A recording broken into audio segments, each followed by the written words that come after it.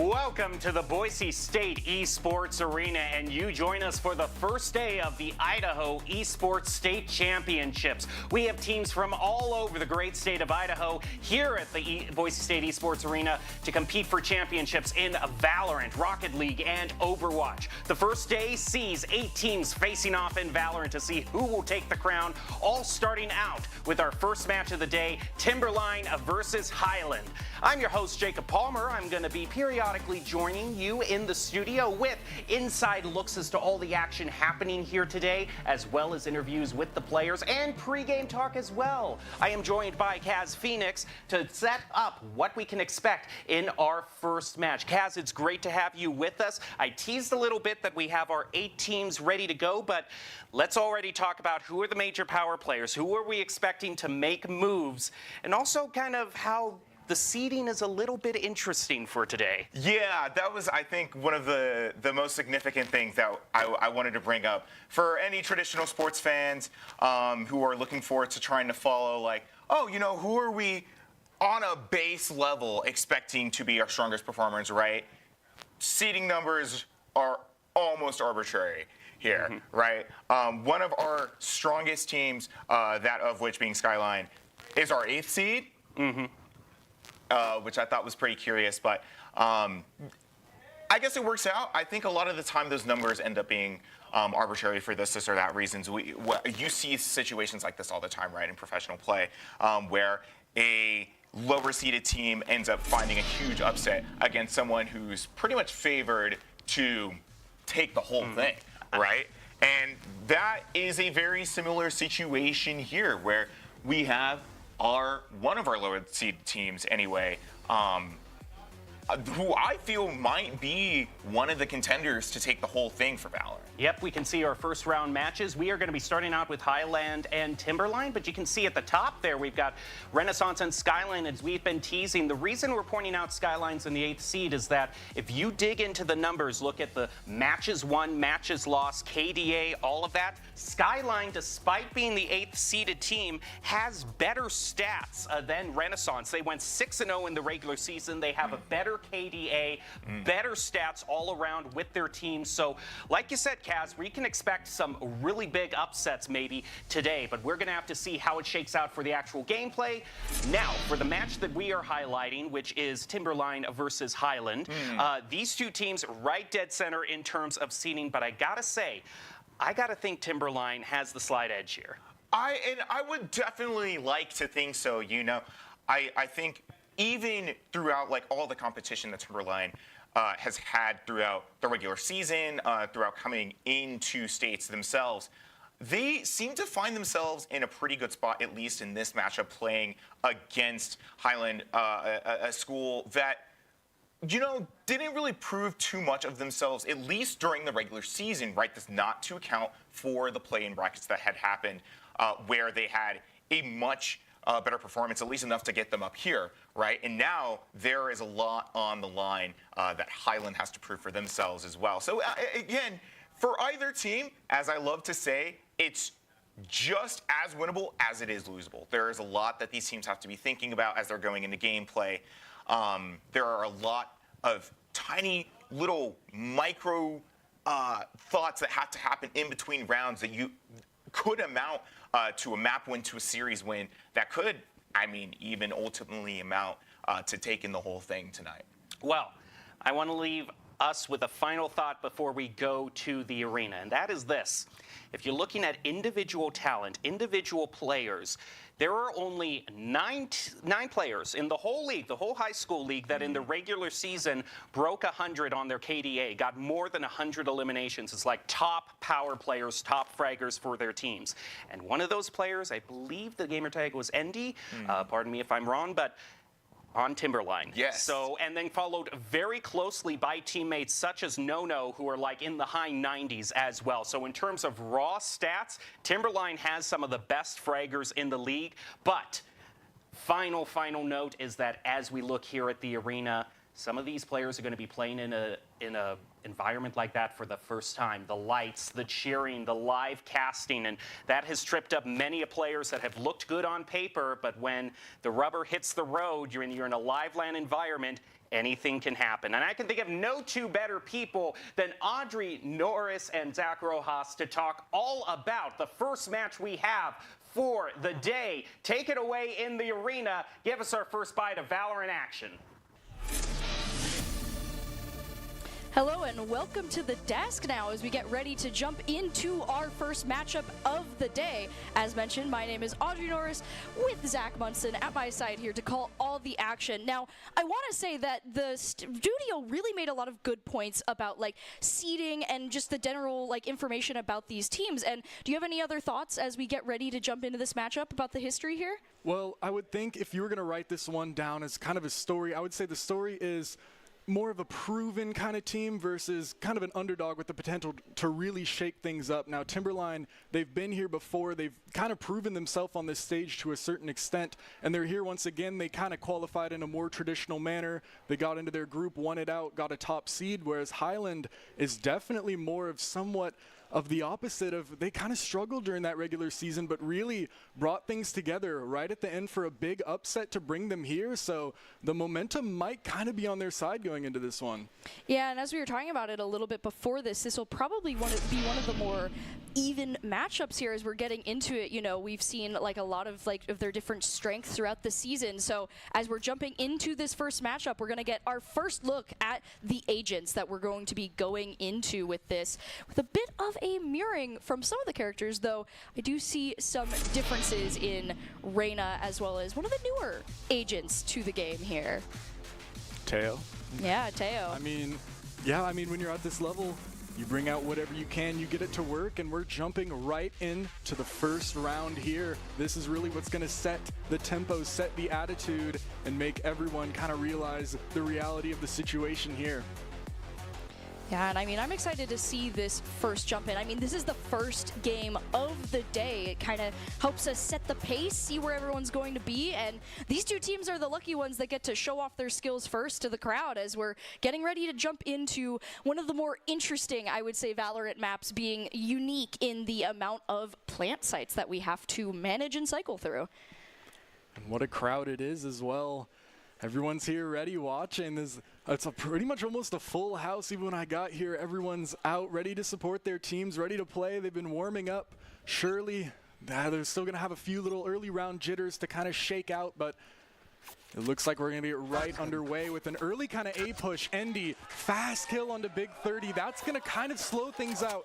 Already the crowd is kind of feeling it. Crunchy Taco already taken so low. Kaiser exploring, sees Eagle, but gets a little afraid. That's scary peek with such low HP, but Crunchy is okay with taking that. Exploring again onto some dude. Through the blind, the dash is short, but the Cloudburst is there to save in time. Yeah, Kaiser pushing down A long now a little bit more, regaining some of that momentum now that another player for Highland is down. They're going to have to rotate around and look for another option here, but they have to be careful. Cypher has laid traps on this side. Silver Bagel knows the name of the game. Trap is triggered and is able to back up a little bit here. They know where they want to go, but can Crunchy Taco find an opportunity for their team? The rest of them waiting with the spike. Red moving into assist. Crunchy Taco taking out last player standing. The back and forth is going to end with Highland with one player and Timberline able to clear out the attackers. Emotions are already high, and I'd just like to point out, look at the discipline there from Silver Bagel, knowing that they're all rushing and just deciding to bide their time and wait that out, wait for the support to come in, and they're able to secure that pistol round early off a nice 3K by Endy. Really showing up after that shout out by Jacob. They decided to really come out to play today so far. Yeah, I think any Cypher player wants to know when to push and when to hold. And I mean, that is the name of the game with the character. So great moves there from Timberline. And as well from Highland there, being able to take a pretty rough situation on A and bring it back to C. They were able to get on site. Now they just need to get the plant clear. And they're going to go in a lot faster here. Pushing C up, C long immediately. The firefight's going through the Cypher cage, creating some visibility issues, but they're able to get some room. Yoru sending out the decoy here, but do they know that No-No is right around the corner? They're going to have to be careful. They are able to get past it with the plant, but Timberline is waiting to see what they're going to choose to do and not going to try and prevent them from getting this here. They're letting the time tick though. willing to regroup. Here comes the utility. Everybody's hit by the paranoia. Andy is able to eat off of it. Oh my God! Way down, and everyone gets deleted from the site as Timberline reclaims without losing a single player.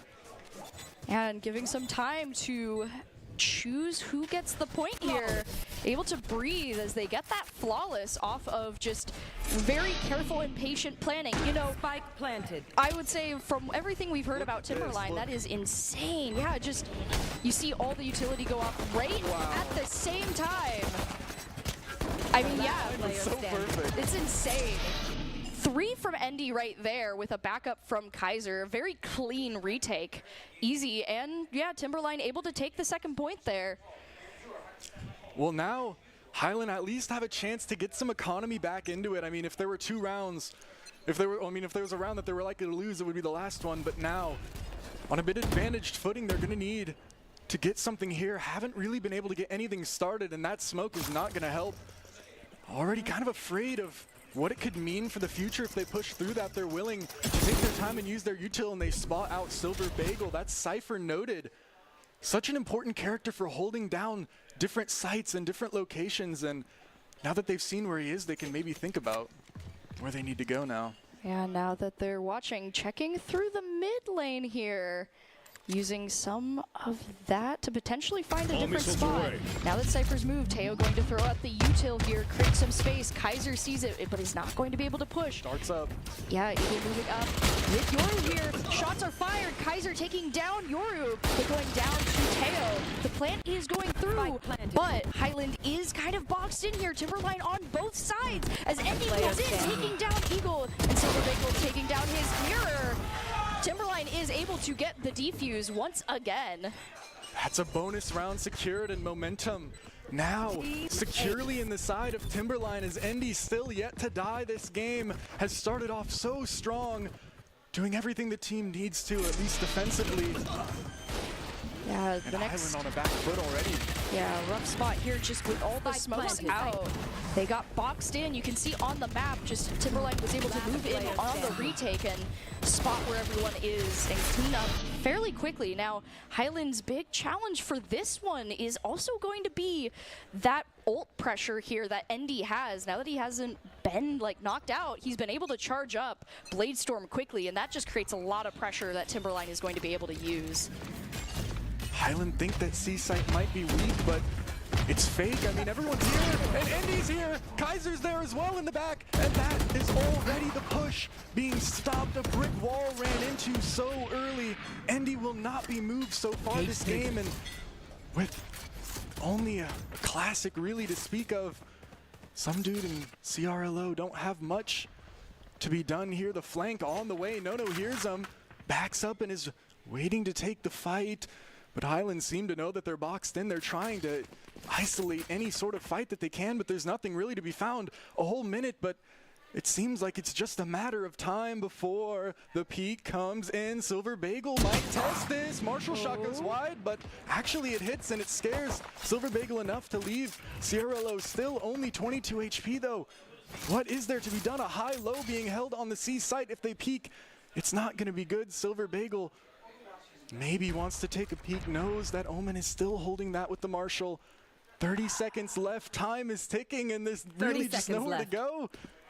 It seems inevitable at some point. And it's Nono with the big flash as well. Endy, 3 more, 10, 0, and 0 to start this game off. Timberline has just been able to keep up the momentum round to round here. Highland just kind of getting stuck on the wall right now of the defense that Timberline has been able to put up. And, you know, looking at the loadouts, it's like, the eco shows right now where we're at, and Highland just needs to find that one break point right now to be able to get onto site and hold. This is so smart from Timberline too. They've changed their setup. So Highland off, knowing Endy was on C. They want to go to the other site, but now Endy's there alongside Kaiser. Almost gets caught, but not quite. Dart is going to note pretty much everybody, and the reinforcements are already here. There's 3 on site. To Highland stop to consider this possibility. Maybe if the drone sees anything, but it gets shut down too fast. Now the rest of the team is pushing in. It's so deep. CRLO just pushes lashes out already and is caught away from the rest of their team. No, good shot, picking that one up. The rest of the team wants to slow down. Actually, Big 30 just goes in straight up, but Endy shuts that right down and remaining. through the smoke. Oh, wow. Now 1v4. Great read from there. Some dude now not boxed in just yet, but not a lot of options. The choice to push or the choice to move is kind of Cypher's big question right now. He has the safety of the tripwires, but as Lem is slowly closing in, any peek could be dangerous, and he knows that, backing off here. Now going to have to rotate around, check the hallways. 30 seconds left. Just back off. With 30 seconds, there's not a lot to do, but Timberline also knows that he is most likely rotating here and are going to follow. Just how much they push up will be the question. Some dude does see them. Well, does see that they might be there. The location is revealed. 10 seconds Look who left. it is too.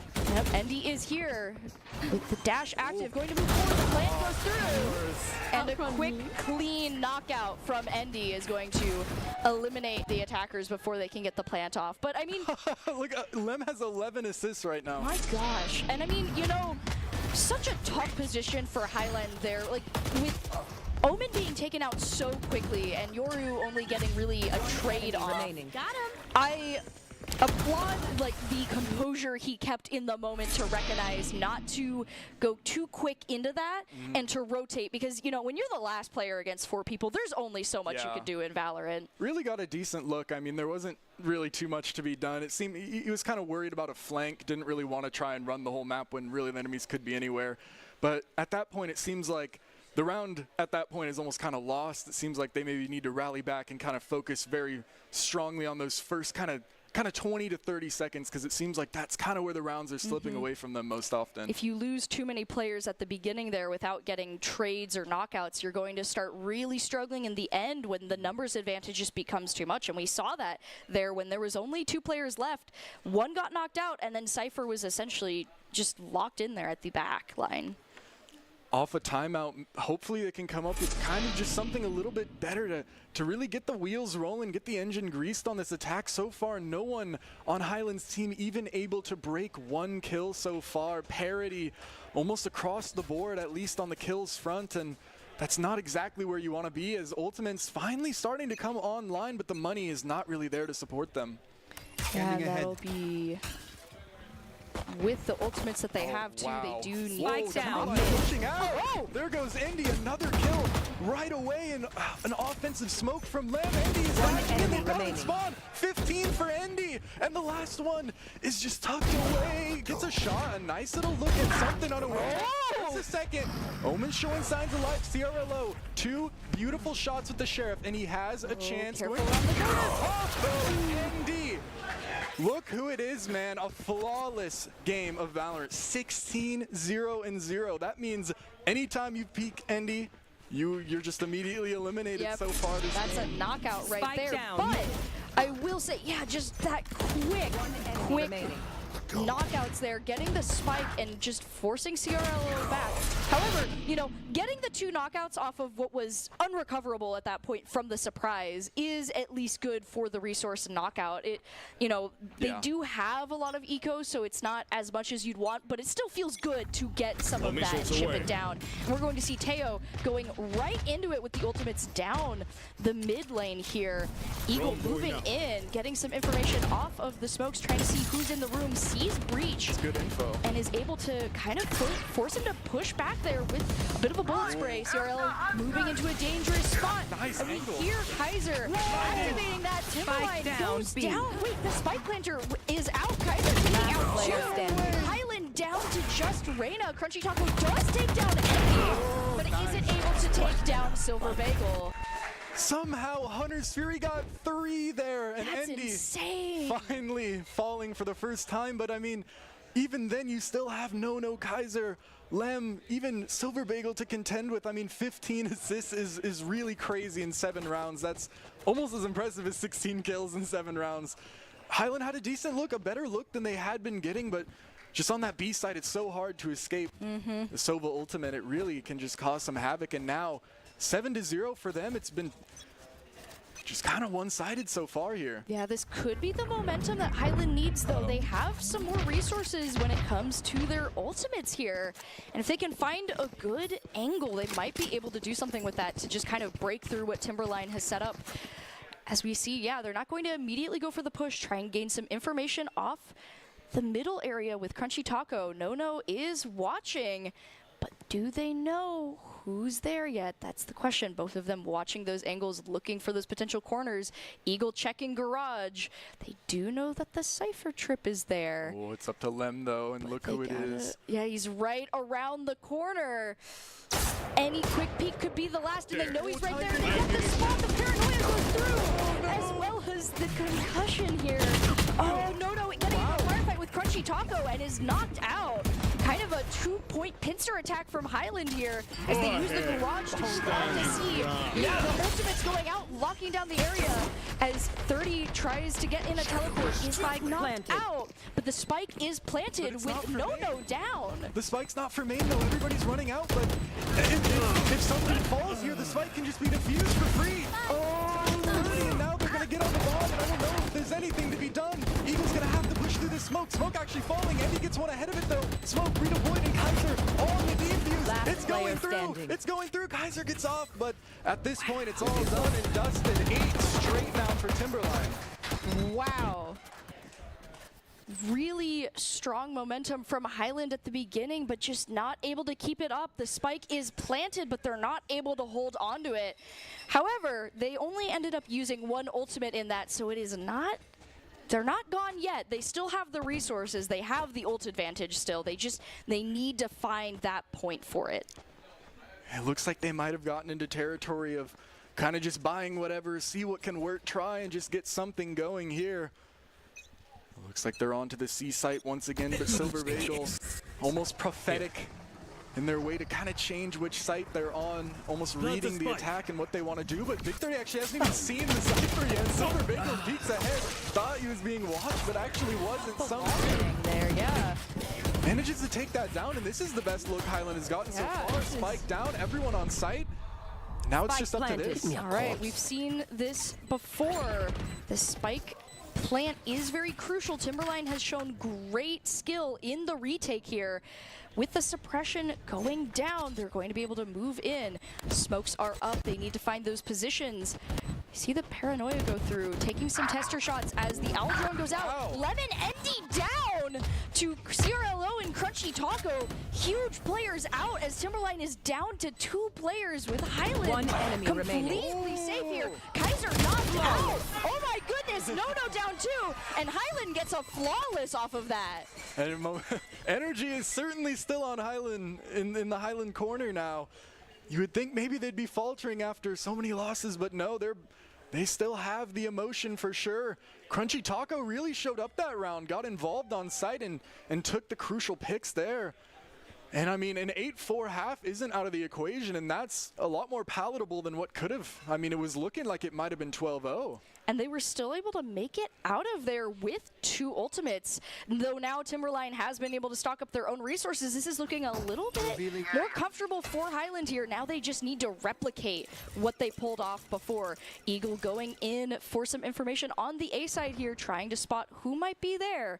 As the rest of the team is looking at their other options. They sold it. Be a feint. They are able to confuse Timberline. They're trying to decide, are they going B or A? Highland just needs to capitalize on this moment before Endy and the rest of them get back, but they might not do it here. Hesitant. They need to move. If they don't, they're not going to, and they commit. They're going to go through Crunchy Taco, going through the garage. Oh, the rest of them move up. Endy is there, but Endy is not able to make anything of it. No, trying to catch someone off guard in the garage, but the spike is planted. Now they just need to hold the line here. They move back. They know where the spike is, so they're trying to create some room where they can just get the hallway. But Timberline has some really strong ultimate potential here. Endy does get caught off guard, but they aren't able to get any picks off of it. Now they just got to use the util here. Endy taking down Eagle, but Zero takes down both Endy and Lem. 2 down. Kaiser taking down some dude. The back and forth here. One Still enemy remaining. even. Last With player now standing. down to the last player on both sides. The Cypher neural threat is going through. He knows exactly where Crunchy Taco is. He's going to go for the defuse. Catches Crunchy Taco off guard. No, but no time. But there's no time, and Highland is still able to recover with the spike detonation.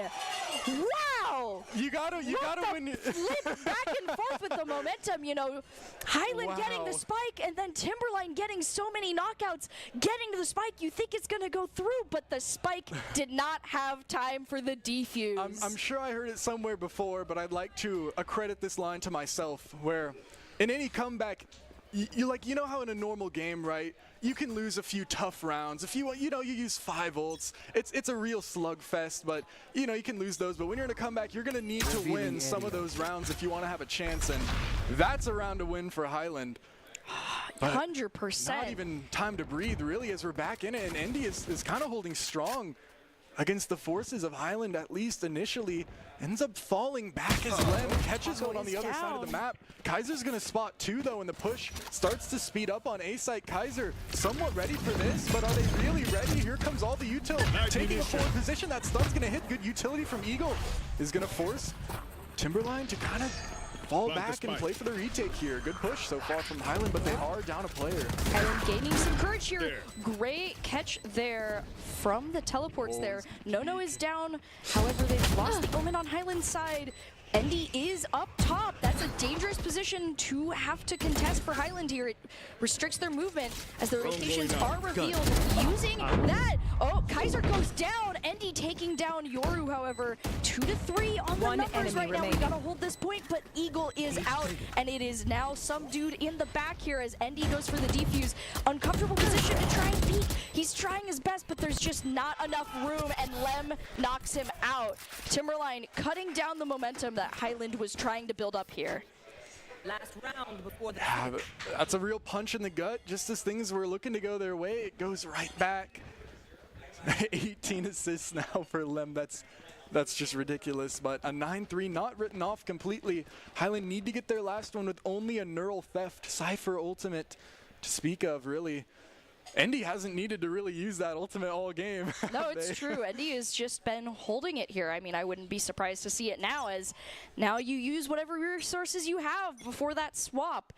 And so we'll probably see a pretty explosive round here. So now we get ready to decide. Cover going down on C-side here. It's going to start wide. Nono getting caught on the wallbang there from CRLO.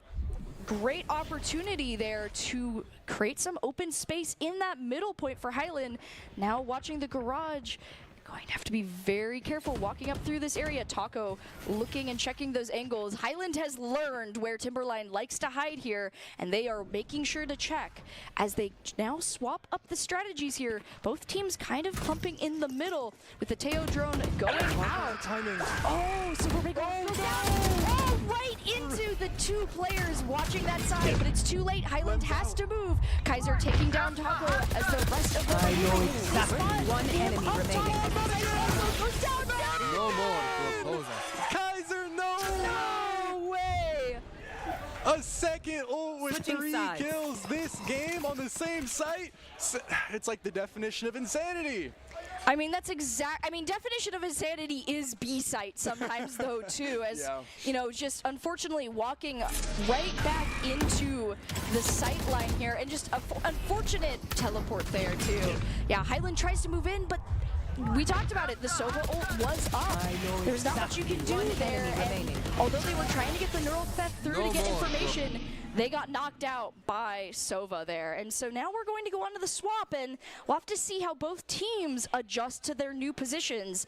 With the way that Highland's been playing, we'll have to see, maybe, every time you have a Cypher on side, they are a strong defender. So we'll have to see if this is maybe more Highland strength where they can hold down the line as well as Timberline has been. If anything, I mean, Timberline's shown it's possible to get almost rounds ran up on the defense. It's up to some dude though. This trip could possibly be jumped if Endy decides to. Just decides to shoot it.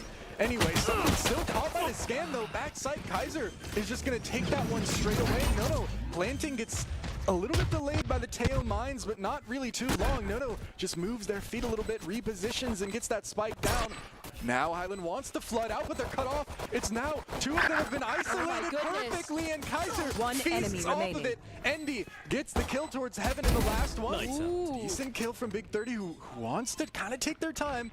They have a bit of time to work with and low health bars on the side of Timberline if they want to try and win this one. And of course, they have to, but through the smoke, it's a double hold. Which side do they pitch? Timing is crazy though. But can't be found. Lem, perfect angle to support their teammate, and now 11-2. And one thing I just kind of want to note is, while Lem has so many assists, I mean, just an insane number 20 is more than you'd normally see. That also kind of speaks to Highland's playstyle, is the only way you're really getting that many assists on Omen as well as the Paranoia is if they're running through smokes, right? Right, yeah. So Highland could possibly just be getting a little hung up in this utility kind of mental sort of battle that Timberline has really been excelling in. Yeah, and you know, I think that as we're easing into the defense, right, that was like our first taste of like how this is going to go, and we can see Timberline is really choosing that quick, fast play that Highland was kind of second guessing themselves on in the attack side. And so I think it'll be interesting to see if they are able to band together and recognize some of those like watch points that Timberline was using against them to try and shut them down, because Highland's big thing right now is getting caught off guard and getting singled out here. Now, I don't have a specific stat or a number for this, but I feel like generally in 5v5, when all your team is able to communicate, you're all firing together, I think defense is probably a little bit easier in general. So kind of proving that you're able to get those attack rounds and kind of do it the hard way when it's a little easier to coordinate on defense. It's easier to kind of get rounds. If Timberline can show that they're really ready to kind of show their offensive strategy, I mean, they could be a real force to be reckoned with in this tournament. 11-2 start so far. 21 for Endy is just insane. Yeah, though they have such a strong, like there are a couple players that are their big fraggers at this point, so they're going to have to be careful. We've seen Highland take it down when Endy is knocked out, but that is not happening today as some dude goes down and C point is secured by Timberline. Highland having to rotate around here to try and look for their spot. Teo bringing out the drone, looking for anything, does see where a couple people are, and it's going to give them some information, but how they act on it is key here.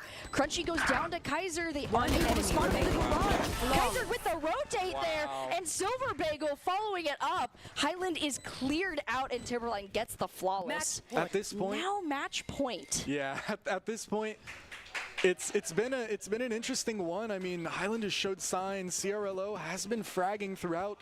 The rest of the team hasn't really been able to get into it at the same kind of degree. And at this point, it's kind of learning lessons right now to take with you kind of into the next map, because since it's a best of 3, they do have a chance to kind of rein things back and get things maybe to a bit of a more even level on a map that they might favor. Yeah, like it is. The first matchup is always a very interesting show as Crunchy Taco goes for that quick elimination. Garage is a firefight already as they have to back off here. Great kicks from Crunchy Taco getting a second one before being knocked out here. However, Endy is going to follow it up, knocking down some dude with 3-3 here. Spike planted. Out as Spike gets planted. Once again, using the drone to get some ideas. But Highland needs to be careful as the sightlines are being watched. Paranoia going out. Does not find anyone immediately. Highland thinking about their strategy here. Eagle looking at Garage. The guns they have, they need to be careful, but they can't waste too much time on the spike. Kaiser takes out CRLO down to 2 players. Eagle gets the surprise attack, but Endy follows it up now with just Big 30 here. He is able to spot Endy. Endy is down, but there is minimal health in his pool here as he watches go for the teleport and is knocked out. With that, Timberline is able to get the 13-2 win for this best of 3. And I mean, in about as convincing fashion as you could ask for. Rounds-wise and, I mean, gameplay-wise, they look strong. Jacob's player of choice to shout out, of course, really turned up and proved everybody right. So great performance from ND 24, as well as 5 first bloods can't really be understated. And while Highland, they definitely put up a fight on certain rounds, they were just not really able to get ahead. Yeah, and with that, we're kind of getting to the conclusion of this first matchup, getting a taste of what's going on as we get ready to, continue to watch some other stuff and check in with the studio and see how everything is going. Welcome back to the studio as we are here for our post-game analysis. I'm Jacob Palmer, joined by Nathaniel Hackney and Kaz Phoenix to go over the match we just saw. And I don't like to toot my own horn so much. Oh, what the heck, I'm going to blow the horn.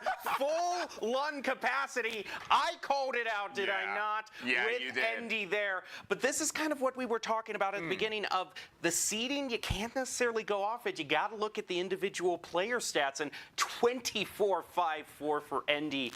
It almost seemed to me, correct me if I'm wrong, you two, but it almost seemed to me like a lot, both of the teams in a way kind of put all their trust in the duelist. ND, if you know your duelist is going to be, top fragger, putting them on a jet is going to make the team's life miserable. But in the same way, Highland putting their main duelist on the Reyna, a Reyna isn't going to give too much to your team unless she's getting eliminations here and there. So it seemed like both of them went all in on the duelist play, but ND really just was the first and last word in that match. Yeah, I know you said it at the beginning of the show about how, Andy, one of the top 9 players to break 100 kills throughout the regular season. But I think it maybe, today's performance is just like more of an anomaly. It'll be a tougher competition going into the next map or the rest of the series. But ND for sure has proven that was not for no reason. They have a very strong, solid place on this team. They have a very solid reason for having Timberline here. And I think all across the board, the entire roster, but especially ND did an excellent job at showing that. But as we talked about ND's frag, something I was also talking about during the map, was Lem's assist. Those are typically not numbers that you see from a controller player. 21 assists is, I think, anything above like 15 is already something to behold as a spectacle. But something that was brought up during broadcast that I thought was pretty interesting is the discipline of Highland that was brought up kind of indirectly. For a controller player to have that many assists, that has to mean that the team is consistently running into their util, either getting sprayed down through smokes or just blind running through smokes or getting hit by paranoia, which had to mean, I guess by implication, that Highland's discipline about site executions, about the way that they wanted to go about certain plays, was not as great as it probably could have been. Now, Nathaniel, I have to ask, we're bringing up the concept of discipline here. What are those things you need to be reminding yourself? Those little things of, the thing that comes to mind, crosshair placement is the one I'm always reminding myself when I'm playing Valorant. But if you're trying to play as cleanly as possible, what are those little things you need to be reminding yourself in your head to play cleanly in Valorant? I would say the main thing you need to be thinking about is that it's a team game. So you have to trust your teammates. Like, the reason why Omen was able to get so many assists is because the Jet fully trusted. And the reason why so many rounds were won is because the first blood was given because the utility was hit, and the Jet trusted it was landing and then hit the headshot. That's really what this game comes down to a lot of the time. Yeah, you could see Timberline was working cohesively as a team, not just in terms of the players, but also the relationship between players and their coaches. Timberline has a great coach in Doc Haskell Ascalite in Damio playing right now. Apple of Doc's eye, is really bringing the full hurt to the other team and the passion too. Damio being a former collegiate player, was always one of the loudest people, to celebrate with the team in terms of yelling. And you heard that culture has gone full-throated onto Timberline. You could hear more than half of the shouting in the arena was from them every time they won a round. We could hear it all the way from the studio. Like the passion from that team, the energy, is very obvious, very apparent, and something that is very important to just overall having a fun time here. Now, as we look here at what is next for these two teams, Lotus, the other three-site stage in Valorant, is coming up for us. Nathaniel, what are these teams going to want to be looking for in terms of success on Lotus? Lotus comes down to a lot of the time playing defaults and baiting out utility, because the sites have these choke points that are very easy to hold if you have utility up, but elsewise the defenders can't rotate in time, and then the attacker's able to get on pretty easily. Which kind of goes back to what we were talking about this utility and needing to respect it, or else the controller, you know, he's just going to keep getting all the assists that he's already been getting. And not only to mention as well, when you're talking about utility usage, especially on, I think, the map where it is the most important on Lotus, we're going back into that territory of respecting utility. Right, I feel like that's something Highland was struggling with, particularly throughout most of Haven, was just, we're going to try and push through the smoke, which is obviously not something that was working out.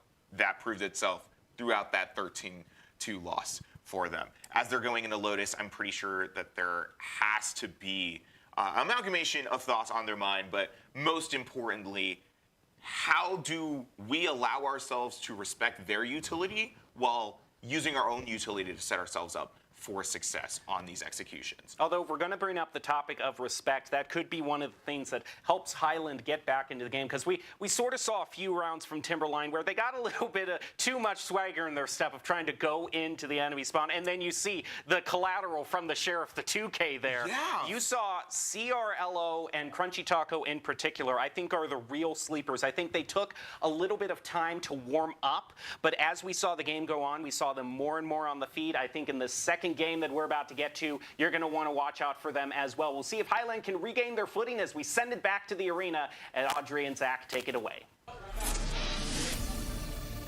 Yeah, all right. Getting ready for this next matchup. And as mentioned, it will be on Lotus, the other three-site map.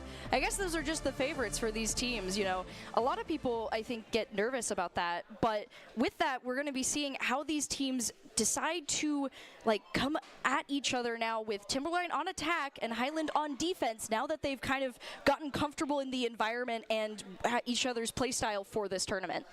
Well, Lotus for sure as well it's definitely one of those maps, as Nathaniel was saying, where baiting that utility is so important, and really you have to be so coordinated and just ready to kind of play off of your teammates and understand just what's being used and what's not being used. A very kind of high level sort of map, and Timberline has been showing that high level sort of utility, and they really have in the past. I'm a Bora alum, and Timberline actually smacked my team on Lotus, and they looked good. So I know that they're definitely a team to be feared. And Highland, I mean, they're on the back foot for sure, but with a switch of scenery, it definitely could look a little better, and they were on defense first as well. And, you know, we mentioned momentum last time, right? Like, momentum is so important in Valorant. It can really change the pacing. And when you're going up against a team who has won so many rounds off of you, and you've only gotten a couple, it really can shake your mentality. So coming in at a fresh slate, fresh area, just can really help with that. And, you know, you mentioned, you know, that you faced Timberline before on, you know, Lotus. But the other interesting thing for Timberline is that this is almost a completely new team from when they've actually come to this tournament previously. So, you know, they're coming back, but it's a set of fresh faces as well. So a lot of fresh experiences for this tournament, especially for the first game of the season, like for the tournament. We've done plenty of games this season. And I also think, like, starting out strong is possibly the most important thing they could do today. Obviously, closing strong is very important as well, but especially given how the bracket works, if you win this first game, you're in contention for top 4. But if you lose, you're no longer in contention for top 4. So this first matchup is very, very important. And Timberline being able to really just shake off those initial nerves and really just set the tempo is just a great look for them coming into this second map here on Lotus. Yeah, and as we're getting ready to load in, once again, we're going to see where the agent picks go. You know, a little bit of a mix-up here for both teams, as you would expect on a new map, and some more of the new agents popping in. You know, we see Vice as well as good old... ISO. ISO, yeah. There we go. I was staring at him. I was like, I know you're. You got I was like, lost in his eyes. I got lost in his eyes. Yeah, you know. Hey, oh, the start of a day, I guess. As you know, hey, I like all the agents. I think they've got great designs. ISO's really cool though. His ultimate is a very fun one. I think it is Fun going to be. for sure. It's a fun to watch one, and with the way that Big 30 was playing, I think that'll be a fun thing to watch out for in this matchup as well. Now they haven't fully locked in on this side, but looks like Endy is debating another one of the fast characters here in Neon, which with what, we were mentioning up on Studio, where if you want that high fragger, you put him on Jet. Neon has potential for that as well with just the way that you can play them if you are playing smart, but Cirilo might be swapping to the Jet for this match as well. Or maybe just wanted to use all that possible agent select time to talk about their plan, because this is an important one. I mean, if you win this, you're onto the upper bracket. Contention for top 4 looking very strong. Whereas if you lose, it's down to the consolation. And Highland on the back foot, they have a chance now to kind of set the record straight. And it's going to be interesting for sure. I mean, Timberline picked pretty much a full composition of characters that all want to go in really quick. Whereas it seems like Highland is maybe more of a, you want to take individual fights with ISO and Jet. So the pace of this one is definitely going to be taken into question. It's going to be interesting to find out how it gets played. Yeah, and now we're getting ready to see where all of these players go. With the swap on attack and defense, Timberline did show us a little bit of how they can choose to play. So we'll have to see if that continues on this match. And now with Highland, they get a little bit more room to breathe in the defense area. So we'll get to see maybe if that is a comfort zone. Goodness, look at this though. They're lined up outside B. Interesting. Highland is playing off-site B. They're playing in Link. So Timberline quickly takes B here. Highland is already going to be in a retake situation this close, but there might just be a fight already. Kaiser and Nono Kaiser looking at someone down there. 2 fights simultaneously. Wow. It's even trades. Endy, Silver Bagel get one apiece as well as Eagle getting his. Silver Bagel a little bit low down B main. There's still another fight to be taken on A. This whole map has been kind of split, but it is a 2v3. If Timberline can quickly regroup on A, they have the numbers advantage. And Nono's just running in quickly, and they take it fast. Kaiser on to Eagle. That's now a 3v1, and the site is clear. Concealment. Some dude only just has to run over and maybe get a chance at a clutch. Yeah, Spike goes down here. Spike planted. And with that, the amount of players on the field for a spike plant is interesting, as we're going to be seeing how some dude handles this retake. This is a very uncomfortable position to be in. And I mean, they have a comfortable sight line for this area too, so as he has to sneak in. I mean, this A site is a very interesting site too for Lotus, as we see him come around the corner. Cypher Cage goes up, tries to go for it, but Breach is right there. The util just all the way out. Cypher has to back up, but he is able to take down Bagel. And he gets Kaiser! There's one player left. He might be able to get the knockout. He goes around the corner, but it's not enough. No shuts him down. Still though, wow, I was not expecting the double knockout. Kicking and screaming to the very end there, and that's a good sign if you're Highland. Although you did lose the round, losing that close, it shows. I mean, it's a lot different than a flawless, and some dude almost able to piece together the puzzle, but yeah, I mean, getting stampeded on. A good thing for the player, like even if you don't win the round, the fact that they did knock out all of Timberline is great just for helping a little bit with the eco. It feels, it gives them a little room. They don't get those survival bonuses. But we're going to have to be careful here. We do see 4 marshals. Oh my goodness, this is a 4 marshals, and they're set up ready here, but if Timberline isn't going to do anything, it's peek without using utility, so Cirilo has to get straight out, and Big 30 is getting chased as well. Yeah, already having to move back, use some util to create some space. Right there. Watching that sightline, Silver Bagel knows not to peek immediately. Right there. There as we're going to get the util out there from Eagle as well. Kaiser's already. Wow. Creating some smokes. I mean, yeah, they're just prepping site here as Lem goes for the plant. No knockouts yet, but ISO will want to be careful. Big 30 pretty low on health. And, you know, this is just another one of those spots that you got to be careful in, as Sky using some information there and just getting ready for the fight. It's anticipation as Endy starts it off. The trades back and forth as Highland is down to their last member. Crunchy Taco down, and Timberline able to get out of the fight with minimal scrapes and a knockout there. I like to mention as well how well Timberline played that mid-round. It was Endy and Nono. They were the one, or Endy and Lem were the ones in A-Link, and just off their own util, it was a 2v3. They did the Sky Flash, the Neon slid in, then Sky traded Neon. It was a great sequence there, and really wrapped that one up nicely and kind of just showed the kind of teamwork that this Timberline squad is working with. Yeah, oh, look at we're getting a little bit of a swap up now. You know, adjusting of the strategies here from Highland, you know, recognizing that maybe all of the ranged weapons isn't going to work with Timberline choosing such a fast pace. They reduce it. Might be looking for those corner knockouts with, I mean, you know, when you're dealing with a Neon, not a bad thing. Getting ready for these fights. Once again, A-Site is the potential here, though. They leave the spike and Sky is going to recover it. They've decided to commit to a direction, with two Timberline players checking down the other line. Nono here sees the smoke, content to wait for a little bit for a clear sight, and they just barely see CRLO, but no one gets the knockout here. Oh, this is scary. They've grouped up so much A, but it looks like it's going to be a B split in through the link. They're bursting, but Eagle,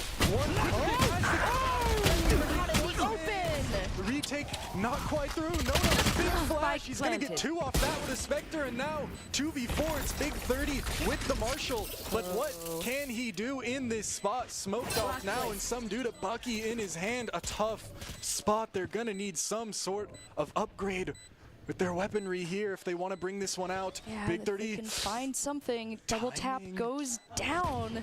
Them doesn't quite see him. Some dude, oh, they know he's got a shotgun now, but I mean, he just has to, he kind of has to go soon. Yeah, he has to go, and he's going to immediately be knocked out by Endy here.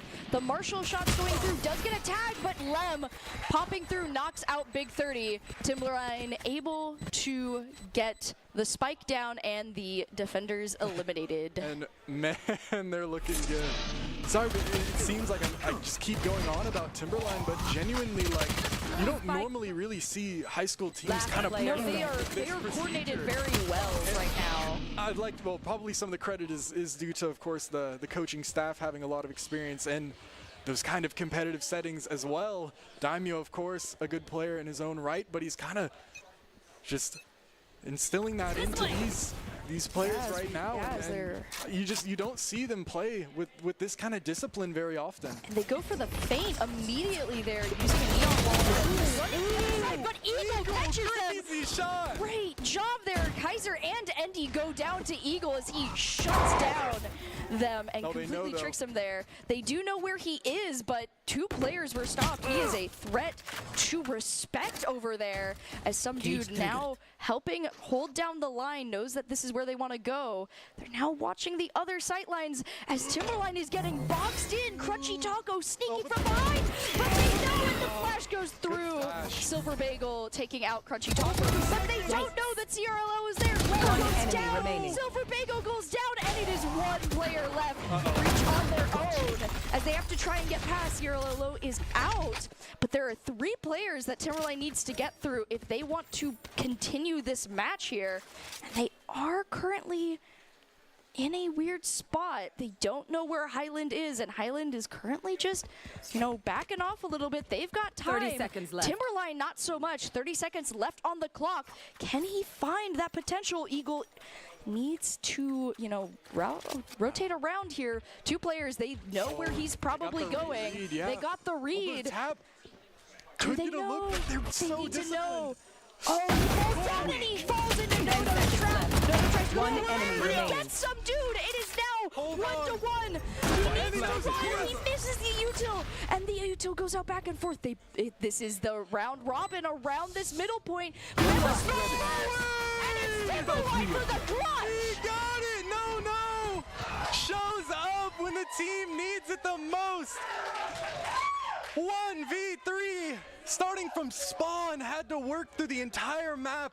It's like a horror Wow. game, but No prevails. Hats off to Nono there, taking away the top spot from Endy, and I mean, well deserved. Look at that shot. And I mean, also great catching off guard from Highland. All that momentum to be cut off is devastating there, but Nono with the clutch just, wow, I know, getting stuck on the line there and then so well played, man. so well played. I mean, just the discipline to not panic and just hold the line is incredible. As we get a quick knockout from Silver Bagel. I've got your trail. Crunchy Taco is gone there. Seeker's So going here, to C. Seekers, yep. Seekers will give Timberline some information around this corner, but, you know, holding it down. They know that the A site is an option, and they're going to move forward. Neon moving fast, taking down Big 30, and Highland needs to react quickly if they want to be able to get into prime spots here, but it's too late. Timberline is on the site. Endy is there, Lem is planting, and they just need to watch these corners here. Eagle is up top, but they don't have as much room to work. Has a gap in the smoke. Able to get second, almost there, but not quite. Somebody now has the big player He standing. just doesn't see. The blind goes through, and Lemon Kaiser clean up. Timberline able to take another win. They didn't even give us time to reset there, just already right out the gate, knocking down Crunchy Taco. And Eagle is hitting some insane shots, and still it's not even enough for a single round yet. Of course, this map is, I mean, just on paper it's a little easier on attack, but I mean, just the way that Timberline's playing, it's... Yeah, they're playing very well. They're Notably, so good. though, looking at the KDAs compared to the last match, though, it is a bit more even. We're seeing a little bit more room with that as, okay, This is getting so right back risky. in it. This is so... Oh! Crosshair play! Spike down. Got the spike carrier immediately there. That's so perfect shot. crazy. Yeah, I respect the back off from Highland as Crunchy Taco gets Silver Bagel and Kaiser. Timberline maybe a little bit too greedy on there, gets knocked out from just some really careful sightlines from Highland. Wow. Seems like they've gotten... that round it looked like they're a little sloppy, but still, They cleaned up. They cleaned up right there. And not now write these two out quite yet. Yeah. 2v5. But Yeah. Endy is moving in quickly. They are pushing into the stack, though. 2 towards Link and 1 towards Stairs. But Endy's in so quick that site has been given Last over. player No standing. trade. though. It's Endy against the world here for Timberline. They do have Spike, but planting right now could be dangerous. Big 30's right there, and they know he's got the double tap. It gives him room. Oh, out of ammo. But he isn't able to do it, so Eagle cleans up, and Highland gets their first point on the board. You know, they actually shut down Timberline faster this time. That is a good point in their favor here. I felt like they were definitely Wow, just that shot. I love that shot so much. Yeah. really ready for the second is really impressive there. I don't know if I'd be ready for a second player there. Very good kind of composure from Crunchy. You know, if Highland can take anything away from that round, just beautiful shot placement and confidence there in their reads. It is exactly what they need to continue to hold down Timberline. Could be a pace change though. Now it's 5 kind of standing towards the C site. They know the site was here, but they want to get straight in. Endy, potential to, kind of got hit a little bit clipped by the breach ult, which manages to slow down this push. And Silver Bagel just gets 2 over it. Just like that, and now Highland down to a 3v5, and Timberline pretty much just reset. They take their positions back in spawn and play this one out with 2 players up and a minute on the clock. There. Rotating around. I mean, Timberline in a very comfortable position with all players on the board. Double tap going to go out from Big 30, trying to create some room over here to shut down the push onto A. He's going to have to deal with the concussion. They don't know though, it is through the Cosmic Divide. Seems like they could be ready for it, but Big 30 has a potential window of timing. he could use to get active. Eagle, quick pick on the no-no, and out goes CRLO. Kaiser, though, on the Eagle, and Big 30 doesn't get anything. CRLO, too, though. 1v2 potential situation, but they're off-site, and Astra has the gravitational well set up, uses it on the first tap. Now, they have to play this a little differently. They've got the late wrap coming in from heaven, but Kaiser has to take. You can't see my face Silver right Bagel now. able to just hold that angle. CRLO can't clear everything. 6 now for Timberline. Yeah, not able to catch that angle there. Highland knocked out. Remaining. Yeah, just checking out the replay. Yeah, CRLO did do a really good job taking down 2 players there, but holding down on their own. It's such a hard spot when you're in a defuse in a 2v1 situation, and we see there, you know, just not much they could do. Timeout coming through, but it's actually on the side of Timberline, which is very interesting, given that, I mean, they are taking kind of the driver's seat, but maybe they're using this as kind of an opportunity to try, like, test out like a set play, or even just take a little mental reset, kind of get things in order. Yeah, and as we are getting ready and they're taking their break, we want to take a quick second to thank ICCU for their continued support of Boise State Esports. Thanks to ICCU, Boise State Esports has won multiple national championships and piled up more than 1,500 wins. ICCU, looking after your daily balance. Visit ICCU.com. Speaking of balance, Highland might be kind of in the dumpster now, and especially after you win a lot in a row like that. And although they're kind of, a lot of the time, if all 5 players survive, you really get that money kind of rolling. And if players are falling a little bit, it's not as strong. But Timberline now, I mean, they've certainly got the credits to work with, but even then, Highland seemed to have taken out some sort of loan, maybe with ICCU. They brought out the operator now. I don't know where they found the money for that. But It looks like they worked together here to bring out the op, and I mean, with how they've done on that sideline, it could be pretty good. We're about to see how that goes as Vice goes to Boot, and Astra is down. Kaiser taken out. CRLO doing a quick back away there, but they still have a dangerous sideline. That is a great lockdown point for Highland. Timberline would be a bit foolhardy to push that too quickly here. However, Endy also gets a trade but is shut down. Lem taking down Crunchy Taco. Although Highland does have that sightline locked down, the other side is taking a bit of a hit here. Eagle just has to live here. It's all up to Eagle, really. If Eagle falls, the rest of Timberline can push onto A and get this down for free. But they don't necessarily know where the Highland positions are. They're a bit scared, but Eagle is looking to get a bit active, and this is scary because if he falls, this is really bad. Sees the kind of contact and maybe realizes he doesn't really want that. Still peeking in, though, it's so scary. He's noted a lot of people. He's certainly calling for the players to come over, but they're holding all the extremities. The flank is even being held. CRLO has a Vandal now instead of that operator. Good peek and nice shot, and now even B's being held. Some dude's One at enemy an remaining. angle. Nice. Lem has to get off. Gets a decent look, and Trades back and forth, though some dude is worse for wear here, but they know where they are. You can get this. Nice. CRLO takes it. Really, really good play, and Highland are now showing a bit of that procedure themselves there. They hold that C and kind of just call Timberline's bluff and walk it up, knowing that they probably won't hold that flank, and ends up paying off well, really. I mean, that's a crazy beat to go for. Respect to CRLO. Great teamwork for Highland there as well. You know, in the shot, in both of these shots, some dude was in a bad position, was revealed, but CRLO was able to back them up, and that's really what's going to be Highland's biggest area here. Is Timberline has a lot of really good individual play, and they work well together, but they can shut down those players if they also get some good team play in, and we're seeing it. It is giving them their opportunities, and now they have the momentum. Wow. We'll have to see how it goes, and so far so good. CRLO taking down Silver Bagel. They're winning their ones now, which could be scary for Timberline. Some dude gets his as well. CRLO gonna be tested, but claims that. Eagle as well. Now Mike is down. On to Endy with the Sheriff. He's vulnerable and suppressed. He doesn't have a lot of room to work with. Going to have to be careful. But they are able to get it. Eagle with the knockout here. And I mean, Timberline was put in such a bad position as soon as Spike was on defender side right there.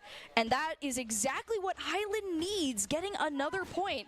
We're starting to see the pendulum swing. They're racking some rounds up, and as I said, on paper, This map is a bit more attack-sided, so they could potentially be even better on attack. But of course, they've got to get these rounds right here, right now. Operator back in Ciarolo's hands at the perfect time, as it looks like he's going to get tested right now. Operator back in the flash and this both stuns. That's going to create a bad spot here. And he able to push up. Oh, but we're not able to see. Eagle is down to the Sheriff here. Sky going to use Seekers, going to create some information for Timberline. Highland being pushed back here. They're going to have to give up some space that they really don't want to, as Nono is able to get the plant. Highland's careful planning is kind of shattered here, though the kill contract is going to go out. Did it connect? It did. It did. Ciarolo takes down Kaiser, and Big 30 is able to get Lem. Swing it back, but Ciarolo's down to Endy. That Blade Storm is out of the way. Orbital 3-3.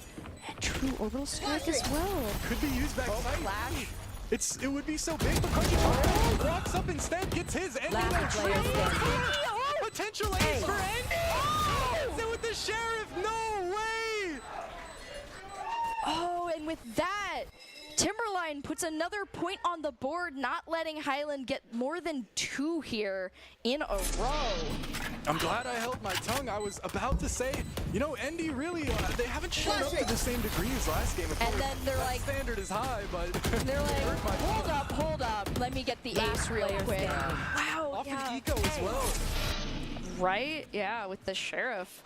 You know, and that's just such an unfortunate moment there for Highland. They had a very strong structure built up, and Timberline ripped it away with the double, like the flash and the concussion there. Like, there's not a lot you can do, and it forced them in such a bad position, and that's exactly what Timberline needs to be able to break through the defense here. Oh. Some dude has to try and hold on. Hit by the trip, taken straight out. Overdrive now, just kind of thrown in the garbage as the rest of the team, though. Highland happy to see that, but they do have the spike plant, so that's going to be a rough retake. Highland has been struggling with those a little bit in the past here, so now we're going to see how they handle it. Timberline backing off, creating those strong sight lines. The longer Highland waits, the harder it's going to be, but they don't want to rush into any util. Crunchy Taco looking for smoke opportunities, create some space for the team. Firefight. There's a firefight in way as Lem takes down Crunchy Taco. First defender down. They're all playing offside. I mean, it's all the gamble here. The gamble of the util. But Silver Bagel trying to go through. Ciarolo down to someone else. Eagle taking down Silver Bagel. Back and forth here. Last player standing, but they can't do anything as the spike explosion goes through. Attackers win, though they are all down. Last round in the half. Money. Not an issue, though, if it's the last round before the swap, though. For Timberline, it was okay for them to do something like that, and Eagle is left with nothing, really. No credits, has to kind of decide on what they want to purchase. It was so weird, time got too low, and it ended up just being they committed all the hard there, yeah. Comes through at once, and time ran out. Last player standing. Yeah, biggest issue with trying to get any spike defense is that util that can be thrown out, and I mean, with both Breach, Astra, Vice, I mean, all Timberline's team has that. And, oh, the op on Endy, I didn't even see that. Big 30 knocked out by an op on Neon here. Trying to contest on that side. Crunchy Taco barely squeaking by from that, you know, brush with the one shot. To be exploring on the B side for sure. Yeah, and now Timberline not immediately moving up, looking for an opportunity. They're going to go for the rotate, see if Highland has moved away, though Cypher is not going to give up a site so easily this time, as Highland correctly guesses the rotation here. Though the Astral is going to go down, creating some just more space for Timberline.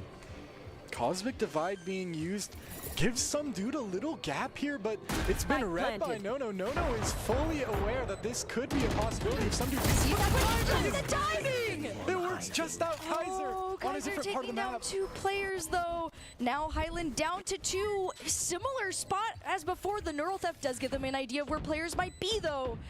Oh, they know where Lem is. Lem peeks out, but jumps out for the heal. Cypher Cage going to be good. The defuse goes out, but do they see where everyone is? The util going down. The Oracle as well. Wallbang for Lem on the Crunchy Taco, and Kaiser going to knock out some dude. Timberline able to bring it 9-3. Switching sides. But it's not as convincing as last game for sure. I mean, scoreline-wise, it's only a round difference.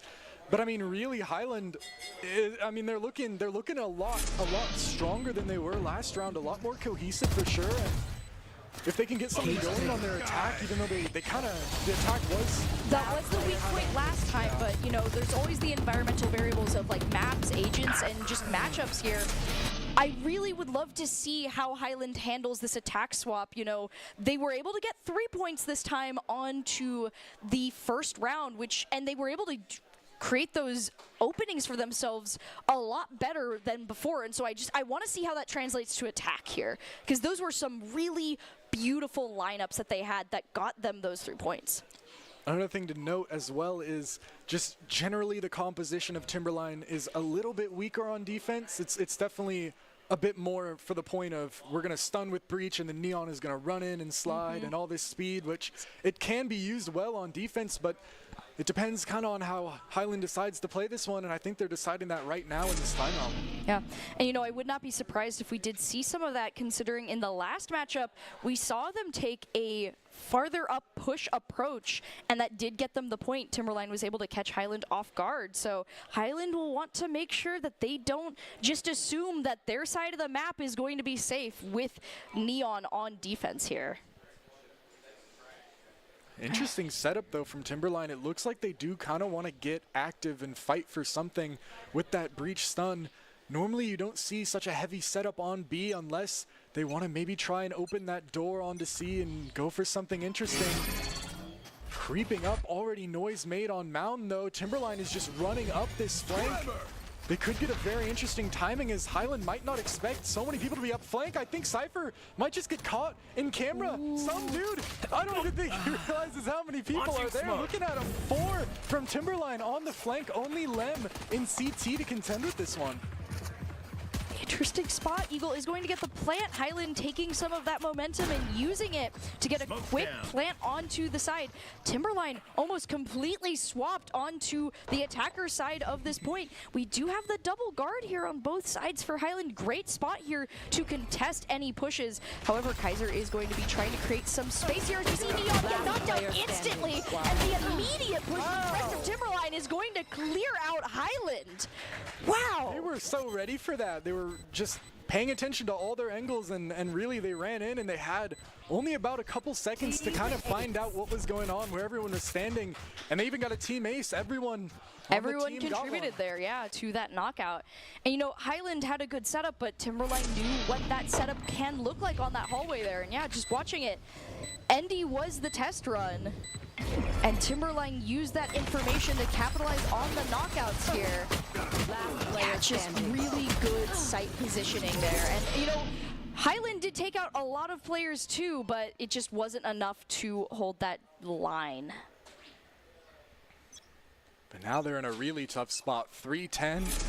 After losing Pistol is always difficult. You don't know how much you really want to spend on inventory, on weapons, on anything. You don't know if you're going to want to keep saving. This round is always such a rough one for the losers, you know, giving away, like having a free point here could be so bad, but Kaiser, wow, that's a lot of just shut right down by Kaiser. Silver Bagel as well. Wow, down to the smoke zero below. Actually gets one and gets out somehow, but yeah, quick peek and runaway to get that spike, but Kaiser's right there. And Cielo is just not able to get the positioning up. With the spike down, it's just Cypher here. And Timberline is in such a comfortable position. They're just right in front of the spike. Some dude, I mean, 50 seconds to work with is a decent amount of time, but still, it's almost like a game of capture the flag where everyone is camping the flag. You know, I mean, how do you get in there? Yeah, how do you capture the flag when everyone is standing on said flag, right? Yeah. We see just a very slow rotate from some dude. Best opportunities here might be some picks. If even, I mean, they are locked down on the sight lines here. They can see, and they have like plenty of options. As yep, no going to just quickly knock out some dude as the attackers are eliminated here. Now 3-11. I always love when you say that because it sounds like you're like writing them off. Like, I know. I feel bad every time. I'm like, some dude, you know, but hey, he's been putting in some work, you know. Like, his Cypher play's been great, but some dude, just some dude. It's a good name. I know. It makes me feel bad as a caster because I feel like I'm writing him off every time. I'm like, oh. Highland still can't be written off, though. I mean, yeah, 311 is not great, but it's not impossible. They did save, so they do have the money to buy full guns coming into this one. And they're only on to 2 players here from Timberline holding this site. It's a decent look, but it is a Vise and an Astra, but the spray right through the tree is going to get Silver Bagel out of here immediately. And Kaiser has to just kind of fall back, doesn't really want to contend with this one all by themselves. And they're going to regroup for the It manages to get one, but traded out instantly. Still, I mean, that gun can't be given over too easily, so. I mean, yeah, Timberline, ultimately, with everything that happened there, Timberline went down, lost 3 people. And with the spike down, Highland has created some zone. Sky trying to gain some information here, but they're going to get caught off guard by Crunchy Taco, and it's now just down to Lem. But hey, some dude got Lem, you know? Some dude got him. Just some dude got him, yeah. They looked strong on that run again. I think once they have those rifles, they're kind of able to play a bit more at their pace for sure. It gives them a bit more confidence when they've got them in their hands, but it's still a long road back up the mountain. Try and win this one out. The back is against the wall. They need to get this one or the series is over. Timberline aren't going to make it easy this round. They want to fight for A. They've got the stun, they've got the neon, and it could be a bloodbath here. In comes the stun. Andy actually manages to get clipped by it, though, slowing down the pace. The rest of them following in, but Highland just not really liking what they've seen so far, deciding to run back onto C, but it could be somewhat of a trap. There's still 2 standing strong. It's Kaiser as well as all the Vise utility, and there goes Kaiser and Silver Bagel holding strong. But actually, Big 30's crept in. They're blind. Can he close out? Just about, but he's Oh, great teamwork. Eagle and Big 30 able to take down 2 players together. Yeah, good spot for Highland as they're going to be able to get that plant. Timberline has to rotate around so they're able to get through and now get some util out as well. Ooh, that's a big spot, but Big 30 goes down. However, Andy can't just move up immediately and gets knocked out by Eagle. 2-2 once again. Try to those stands back and forth. Wow! It's just Lem! No way it's that! All right, come on! 1v1 with Lem and some dude tap on to the spike. Cage goes up. Lem staking. Some dude gets it just about.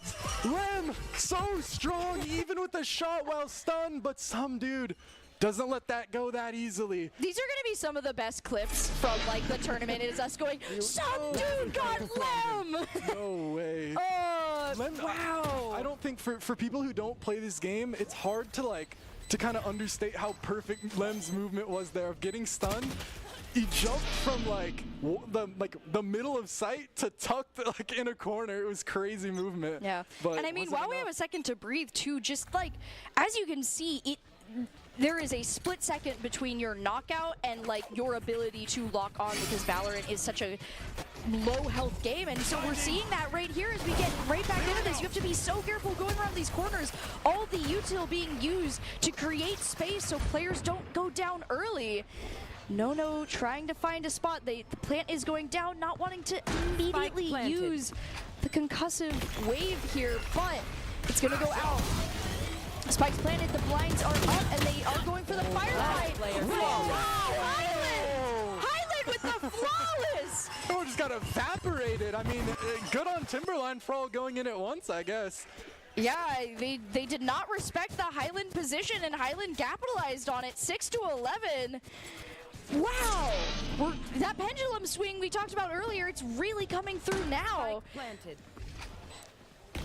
Just, yeah, I mean, they get the concussion off and the blinds go through, and that just ends up being what Highland needed there. It just threw off Timberline. They weren't able to get the knockouts they wanted.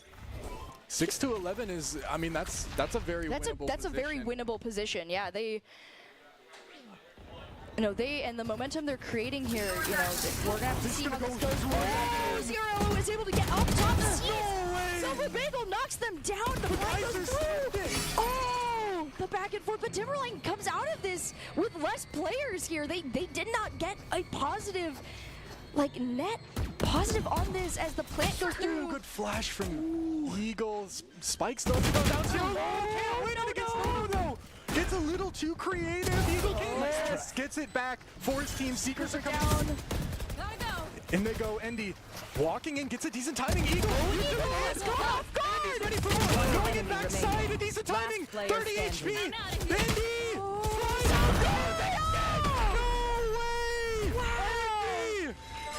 Endy able to pull it off with the defuse, bringing it to match point. Oh my goodness. Highland is fighting hard, tooth and nail for every point here, and they are now put in that final last stand position here. Eagle getting caught off guard, Endy able to slide up here. Wow. Oh, look at this again, the slide. Oh, let's go. Yeah. 6-12 there, All right, Highland. this is it for Highland here. They need to keep that momentum. They rallied. They need to just hold on to it. Timberline is trying to knock them off their last stand. They're on the hill, but they need to stand strong. They need to not let that last match shake them as we go into it now. Pushing up farther, Timberline on the A side, but no one is there. Highland going once again for C. It has been treating them well so far. They try to find. They don't see Kaiser and Silver Bagel as they're able to clear out 3 players. And that is a flawless win. Kaiser taking it for Timberline as the best of 3 goes to Timberline here. And they look great. They look so good. I mean, Highland even didn't look bad at all. They look strong, and Timberline their overall team play and coordination was very admirable. So honestly, just a wonderful back and forth for this second match. Congratulations to Timberline here, but also well done from Highland holding strong till the very end. They did not let it shake them. They certainly didn't, and overall, I mean, I think whoever faces either of these teams next is going to be rough. They're in for something. They're in for something, 100%. Especially Highland only really seems to be ramping up and getting better as the games go on. Timberline just seemed maybe a little bit warmer, more ready to go, but yeah, Timberline had that precision. They were very surgical about how they played, but Highland is warming up, so don't count them out yet. Both of these teams have, I think, a lot of great matches in the future here. I'm excited to see where this goes. What a great opening match for the tournament here. What a tone setter. Yeah, no, I mean, the next team's on stream. You know, you've got some big shoes to fill for just how explosive and exciting these last matchups were here. I have a feeling they will, though. We've got some good ones today. I think so, too. Yeah, no. So, you know, this isn't the last of it. We're going to see how this continues forward, and you know, yeah, I mean, a lot of wonderful warm-up, a lot of back and forth, and a lot of reads that just went well. I need to know what the bright minds at our studio have to say about that, because there was kind of a lot going on there, I won't even lie. Yeah, I'm curious to see what studio's thoughts are, so let's see what they thought going over to them. Alrighty, welcome back. Well, Timberline takes the crown 2-0, but we saw a really admirable rally coming out by Highland. Eagle especially, who was really kind of matching, you know, the top, was in a battle for top fragging position in his KDA. There was just such a huge improvement there from Highland. What do you think ultimately, Nathaniel and Kaz here, what do you think ultimately led to that much closer match, that rally we saw from Highland? I think I have a lot more to say. That is probably going to take a little bit longer to get out. So I'm going to be nice. I'll give you the talking piece of it anyway. Okay. Well, I think a lot of the reason why the rounds were, why it was a closer victory was a lot of the rounds came down to just people getting kills. And when you're coin flipping fights like that, it ends up just being like, well, it's obviously going to be closer because if you're doing more 50-50 trades, then, you know, obviously the rounds will eventually kind of even out. Of course, of course. I think something I was kind of hoping for out of Lotus, at least for Highland, is a little bit more correction on a lot of the things that we saw go wrong on Haven. And we did, as to why we didn't see another 13-2. I think overall, Highland was, in fact, kind of warming up, getting a lot stronger as the maps continued to go on, especially as we got into Lotus. I think Eagle in particular, as we kind of pointed out, bringing a lot more of the hero plays that we were seeing coming out of CRLO and Crunchy Taco, who still had plenty of presence throughout Lotus as well. Obviously, it is also significant for us to point out that Haven was not Highland's map pick, and obviously probably was just not as comfortable as a time for them as it could have been, as it should have been. Once they were getting to Lotus, even if it did seem like a bit of a struggle in the first half, when we were seeing even the tiniest sliver of a comeback through these rounds that were allowing them to find more and more momentum, more and more energy to bring deeper into the map. I think that is where we're seeing the true spirit of Highland. Again, this is a team that came in not from regular seasons, but from play-ins, and I think that alone goes to show that this is not a team that is going to drop the ball at the blink of an eye. They are reliable when it seems like things are down. So even if this is the end of that top 4 qualification, there's still a lot of future for Highland in this bracket. All right, well, we take a look at the bracket here, and we were kind of also just given a nod to the Renaissance Skyline because Skyline had such good stats going into this despite being 8th seed, but I don't know, maybe that was just regular season. We might be seeing a washed Skyline here, which might be good news for Highland going into this next match here. But as for Timberline, they congrats on their win. Now they got to go up against 1st seed. Have fun. That's just how these sorts of tournaments go. But overall, things getting ever more, the drama is building as we move on. Well, and mind you, not even to completely forget, maybe I was a little bit off by saying that the seeding was not that important. Because we also look at first round between Renaissance and Skyline, 2 teams that were kind of expected to perform pretty well. Skyline, at least, looked really strong on paper. And from what I'm seeing on a different piece of paper, maybe things might be turning out a little bit differently than we were expecting here at the studio. Skyline was one of the teams that went perfect in their regular season. They went 6-0, and their KDA was one of the best of the teams. I mean, if you add up their kills and assists, they were over 600 in the regular season there. I mean, one of the leading teams. But in the postseason, all of that is just kind of falling apart, which we gave a nod to earlier. Nathaniel, you've been in this arena many times before. I mean, it's just such a completely different game than when you're playing at home. Yeah, no, I think a lot of it comes down to like the mental, because you can kind of get into your head, and I think especially when you win the early rounds, the momentum kind of builds, and then you're able to really just play better. I don't know, it's just how it works. No, that's important to mention. It was mentioned at the desk. We're obviously mentioning here. But momentum, obviously, being able to find those rounds over and over not just helps with your mental, but also helps with certain things that you're noticing throughout rounds. Even if you are consistently winning rounds, there are things that you can take note of that will allow you to win more rounds. Obviously, like, if you're finding that momentum, the goal is really just to carry it as far as humanly possible. Even if you lose a couple rounds, that momentum doesn't end with just one round loss, mind you. And I think that's important not only for Highland, but for every team participating in the event today. It is not over until a victory or a defeat symbol is on your screen.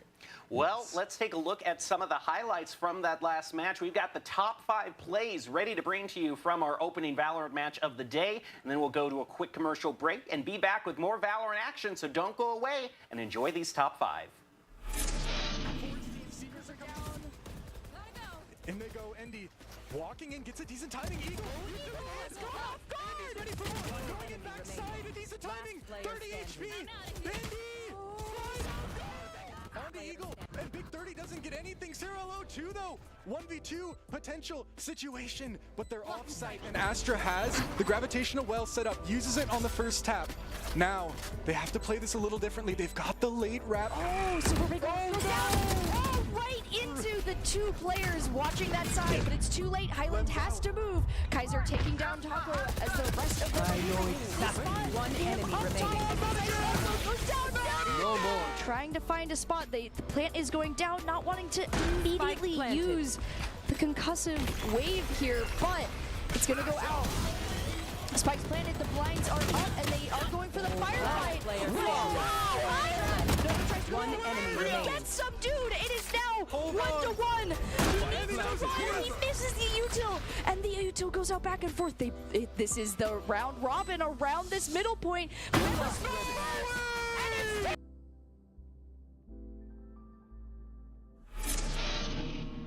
Home is where you hang your hat, snuggle up, hide out. Home is when you're with the ones you love. It isn't just a place, it's a state of mind. At Idaho Central Credit Union, our home is Idaho. We grew up here, and we're proud to help more Idahoans with their home loan than any other financial institution. Idaho Central Credit Union. We believe home is where you... Scott Matlock, underrated recruit, has built himself into one of the best defensive players in the Mountain West. What would you do if you couldn't fail? Would you see every setback as a catalyst to keep going? This is the innovator's mindset, because innovation demands daring.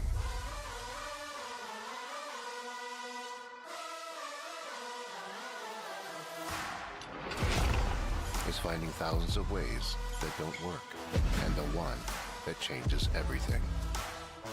It's when your unrelenting spirit sees the world's needs and says, I will create something better. So, what will you do? Will you let your genius run wild? Give yourself the space to be great? Set your sights on something even bigger, because we know changing the world doesn't happen by chance. It comes out of the blue.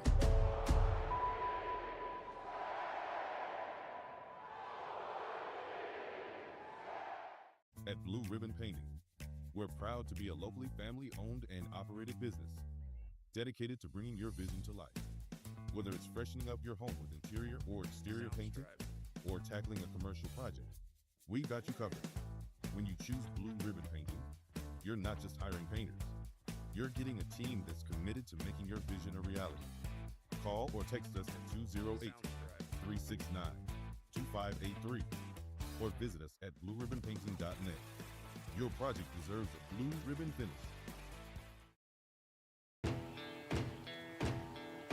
Growing up in Idaho, we have certain rules we live by.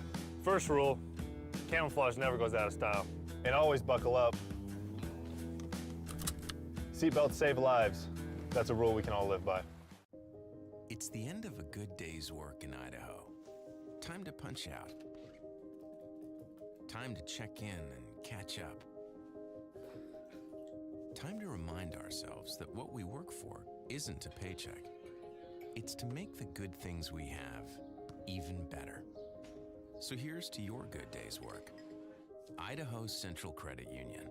We believe money is a thing. It's not everything.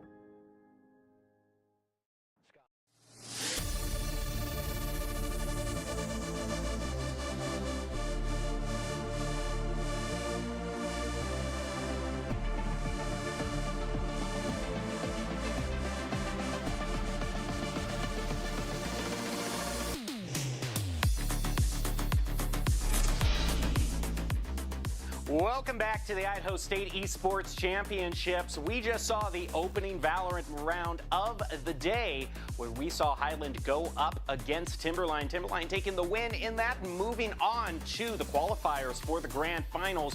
While we wait for the second round to start, though, we want to remind everybody that just because we're showcasing Valorant, Overwatch, and Rocket League on stream, that is not the only games being played in the championship, and it certainly isn't. The match we just saw isn't the last word for Highland, because we have got their Apex squad right here who finished second place overall in the tournament. Will be taking home some hardware for their school. Great to have you three with us. Let's just start by introducing yourselves, just your gamer tags, and how'd you got on the Apex team? Okay, so My name was Dryer on the Apex team because I kept switching my name all season. And I was like, you know what, I gotta stick with one. So I finally like stuck to one. So my name was Dryer. I was the one that like kind of got the Apex team started because I was like, I've been really into the game since like 2019. So I was really wanting that Apex team to get started up. Mine is E-Man Strong, but I mainly go by E-Man. I joined probably my sophomore year, and I just was walking down one day, and I'm like, oh, I should probably join, and that was like 2 weeks before state. Mine is Ticecraft, and I also joined around the same time he did, except I joined the day of state last year. So that's my story. All right, tell us a little bit about what it was like in the arena, obviously cheering on for your teammates, Highland, up there on stage. One of you actually was up there on stage, standing behind them as the coach, and even though you weren't playing, tell us about how that was, because I understand it was pretty nerve-wracking being up there just with all the spectacle of it. Yeah, so it was pretty nerve-wracking. It was quite scary, but I got it under control. I handled myself, and I think it was pretty good. Like coaching, I kind of helped them, and they kind of guided themselves too. They're really well-formed team, so they worked very well, even without coaching. All right, I gotta ask this though. We gotta have the backstory onto this because we commented on it about halfway through the game, and then 1 minute after we in the studio commented on it here, Zach and Audrey on the desk also commented on it. The gamer tag of some dude. How was that name chosen? Because we had the running joke that if that wasn't his gamer tag, it feels like we're just kind of writing off that play. You know, some dude now moving up, you know, going to try to retake the spike. How did that game? Do you have any inside information on how that gamer tag came about? I do not have any insight on how his gamer tag came about. It was just I met him, so we played a fall season, and I met him then because I played for Valorant for fall season, but Apex was like my main game. So I played for the Valorant fall season, and I met him then, and he didn't really tell me how he got his gamer tag. He just ran by the name Some Dude, so we just always called him Dude. So yeah. we were just. Well, what's he like behind the gamer tag as a teammate? He's actually a really good leader. He helps lead a lot. Him and Eagle lead very well together. They work very well, and they honestly like formed the team very well around their own play styles. Now, tell us a little bit about the team dynamic that you three share. Obviously, finishing, taking home, being on the pedestal, second place for Apex. You know, finishing really high overall in the championship. What do you think worked out for you three? You know, from all you three in the tournament. So I was definitely like a fragger. I was chasing the solos. I'm not gonna lie. I chased every single person I saw. It was bad, but it was also good. Like I know I had a good support on my side because Tice over there, best support you can get out there. But it was pretty good. Like we just had a very well formed team comp. We ran very well together. We took fourth in state last year, so we knew how to play. We knew how to work together, and we just reformed our skills to work around this year. Like you said, I was the support. We practiced not as much as we should have, but it was still luckily enough. Which you got the trophy, okay? You practiced enough. You got the just don't. Definitely enough that it worked, and I think I definitely looked towards my team even while playing. Like I kind of like waited for their signals to kind of heal them or whatever they needed. So I definitely took support as the support from them. And even though Junior was the main IGL, I think everyone was able to make their own calls, like, hey, take that house. And then we just all kind of moved there. We all just played to our best abilities, and we just always tried to stick together as a team. If Junior was pushing someone, we were about like 10 feet behind, but we were still chasing him as well. And we were just able to play position really well. Well, I also got to compliment, you had a great cheering squad also for Highland as well that really didn't falter throughout the whole game. You know, every time Highland was able to get their footing, you were there cheering them on as well. Tell us a little bit about the experience of just coming down to the arena in general, the whole program. For some students, I know this is their first time in a facility like this. What's it been like? It's just been a lot of fun, just like... Even though we were losing, I'm just like glued to my seat, seeing who's going to win the round. And if they won the round, I'm like, we just won the entire thing. Yeah. Pack it up, let's go home. Give us our trophy. Quite nerve-wracking, but it's also a very fun experience, so. I think the facilities here was like a great experience overall because this is my last year being able to like actually take part, but the facilities was amazing. I'm so glad like I actually made the trip to come up here and come with the like both of the teams, just because it's been a great experience. Like just seeing like what the effort actually is to get kids into esports and how much effort the state is actually making on making esports a like recognized thing. And you mentioned, I mean, your final year studying. I mean, you know, we're at a university. What are your plans, you know, going forward? Are you wanting to continue on playing Apex or even Valorant? What are your plans going forward? So there's no collegiate scene for Apex right now. So it's kind of a struggle right there because I can't really play collegiate level. So I've been looking into Overwatch. I've been looking into like casting a little bit. I've been looking into just a couple different things just to see what would work best with my own like style of how I go and how I work. So I've been looking around. All right. Yeah, well, I wish you the best of luck. You two, where do you sit in your journey? And already, are you making plans for being outside of high school? Yeah, we get to do this for one more year. The struggle's been just trying to find a third.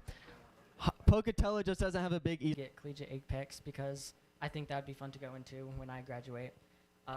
But if not, I think I'm also probably thinking about going to casting. Oh, okay. We got 3 casters here. You know, production, I don't know if you could bring up just a replay or something like that, but I mean, if you're so eager, you know, we could just throw you in the fire right now, bring up a replay, and have you cast on top of that if you're so confident. We're gonna steal your job. Hey, you know what? We'll see. You know what? I'm always up for a little bit of competition. I never shy away from that. But hey, I like the get up and go attitude and the congratulations for all of you here on Apex. Now, even though the Valorant team lost that round, the structure of the tournament means they're going to keep moving on. So if you're to give a little pep talk to your teammates, to to help finish the tournament strong, come back in these next few rounds, what are you gonna give to them? I personally would tell them to stay focused up. Yeah, you got that loss on your shoulders, but keep your head high. There's always that next game, that next round. Like you can win no matter what. Like you shouldn't get down off of one loss. There's people that take hundreds of losses and then they get that one big win in their life. Like you just got to put that effort in and just keep your heads high. Yeah, I like that. That's just take that to the bank, really. So I also just got to really give another compliment to the design of your jerseys. We always like to, point out what team is being the best bling, to your. You've got a really nice logo and just jerseys as well on top of that. Was that just a great moment to have? What was the moment like first putting on that jersey and like you're competing for your actual school that you're going to? It was great. Just like putting it on, I'm like, I gained some skill. I had a little bit more confident in it. And just whenever we'd play, it would just be there. And I'm like, yeah, I'm part of this team. All right. Well, thank you so much for joining us for this conversation. Congratulations on your finish in Apex. And we are going to be taking a little bit of a break and then getting right back to the Valorant action in round 2. Don't go away because we're going to start knowing who's going to be going into the grand finals very shortly. Here, shots are fired. Kaiser taking down Yoru, but going down to Teo. The plant is going through, but Highland is kind of boxed in here. Timberline on both sides as Endy moves in, taking down Eagle, and Silverbeagle taking down his mirror. Knows that Omen is still holding that with the Marshall. 30 seconds left. Time is ticking, and there's really just nowhere to go. It seems inevitable at some point. And it's no. With the big flash as well. Endy, they're going to get on the bomb. I don't know if there's anything to be done. Eagle's going to have to push through this smoke. Smoke actually falling. Endy gets one ahead of it, though. Smoke redeployed, and Kaiser on the defuse. It's going through. It's going through. Kaiser gets off, but at this point, it's all done and dusted. 8. However, 2 to 3 on the numbers right now. We got to hold this point, but Eagle is out, and it is now some dude in the back here as Endy goes for the defuse. Uncomfortable position to try and peek. He's trying his best, but there's just not enough room, and Lem knocks in as Sky using some information there, and yeah, just getting ready for the fight. It's anticipation as Endy starts it off. The trades back and forth as Highland is down to their last member. Crunchy Taco down, and Timberline able to he's got the double tap and gives him some dude gets his as well. Sierra Low gonna be tested, remaining, but claims that Eagle as well. Now Spike is down. On to Endy with the Sheriff. Oh, and he's vulnerable and suppressed. He doesn't have a lot of room to work with. Going to have to be careful. Defender down. they're all playing offside. I mean, it's all This part of the gamble here. The gamble. But Silver Bagel trying to go through. Zero down to someone else. Eagle taking down Silver Bagel. Back and forth here. Last player stands. Might be though. Oh, they know where Lem is. Lem peeks out, but He jumps out for the heal. Cypher Cage going to be good. The defuse goes out, but do they see where everyone is? The util going down. The Orbital as well. Wallbang for Lem on the Crunchy Taco, and the attacker side of this point. We do have the double guard here on both sides for Highland. Great spot here to contest any pushes. However, Kaiser is going to be trying to create some space here. You see Neon get knocked out instantly, and the immediate push from the rest of Timber. Such a rough one for the losers, you know, giving away, like having a free point here could be so bad, but Kaiser, wow, that's a lot of just shut right down by Kaiser. Silver Bagel as well. Wow, down to the smoke. Sends it back for his team. Secrets are coming down. In they go. Endy walking in, gets a decent timing. Eagle. Let's go off guard. Endy's ready for more. Going in backside, a decent timing. 30 HP. Endy. On the Eagle, and Big 30 doesn't get anything. Sarah Low 2 though. 1v2 potential situation, but they're offsite, and Astra has the gravitational well set up, uses it on the first tap. Now, they have to play this a little differently. They've got the late wrap. Oh, Super Big goes down. Oh, right into the two players watching that side, but it's too late. Highland has to move. Kaiser taking down Taco as the rest of the One enemy remaining. Goes down. No more. Trying to find a spot. The plant is going down, not wanting to immediately use the concussive wave here, but it's going to go out. Spike's planted, the blinds are up, and they are going for the firefight. One enemy remaining. Gets some dude. It is now 1-1. He needs to run. He misses the util, and the util goes out back and forth. This is the round robin around this middle point. It's the end of a good day's work in Idaho. Time to punch out. Time to check in and catch up. Time to remind ourselves that what we work for isn't a paycheck. It's to make the good things we have even better. So here's to your good day's work. Idaho Central Credit Union. We believe money is a thing. It's not everything. At Blue Ribbon Painting, we're proud to be a locally family-owned and operated business dedicated to bringing your vision to life. Whether it's freshening up your home with interior or exterior painting or tackling a commercial project, we've got you covered. When you choose Blue Ribbon Painting, you're not just hiring painters. You're getting a team that's committed to making your vision a reality. Call or text us at 208-369-2583 or visit us at blueribbonpainting.net. Your project deserves a blue ribbon finish. Scott Matlock, underrated recruit, has built himself into one of the best defensive players in the Mountain West. What would you do if you couldn't fail? Would you see every setback as a catalyst to keep going? This is the innovator's mindset, because innovation demands daring.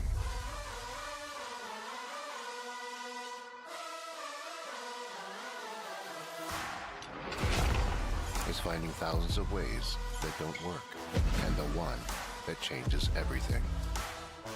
It's when your unrelenting spirit sees the world's needs and says, I will create something better. So, what will you do? Will you let your genius run wild? Give yourself the space to be great? Set your sights on something even bigger, because we know changing the world doesn't happen by chance. It comes out of the blue.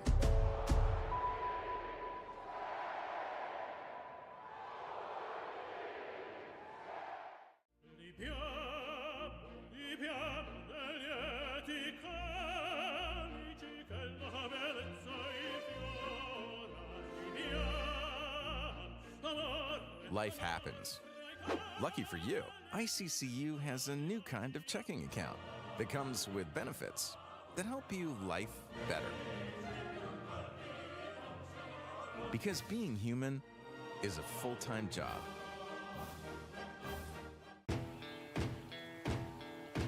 Growing up in Idaho, we have certain rules we live by. First rule, camouflage never goes out of style. And always buckle up. Seatbelts save lives. That's a rule we can all live by.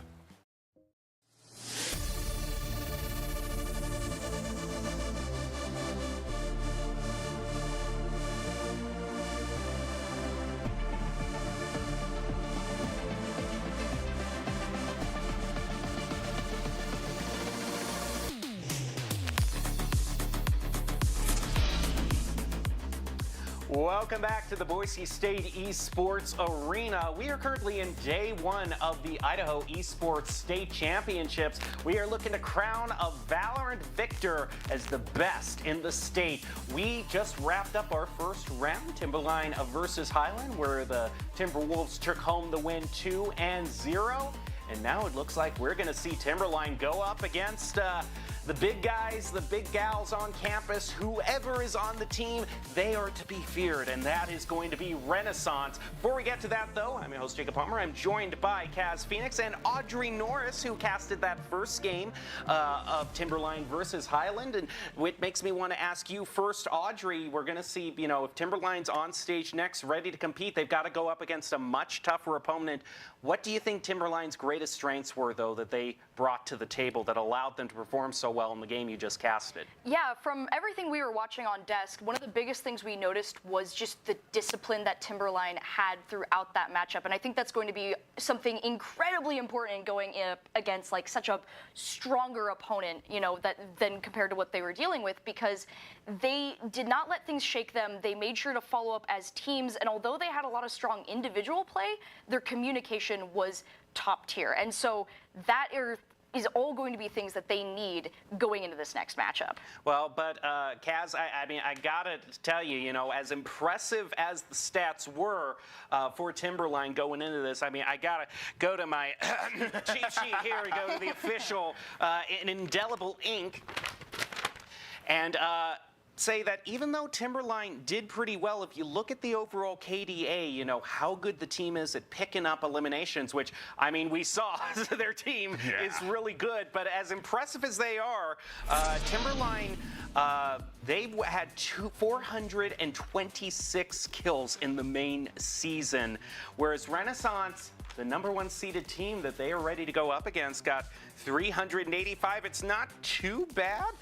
They have an impressive KD spread, strong performers, especially in frag efficiency.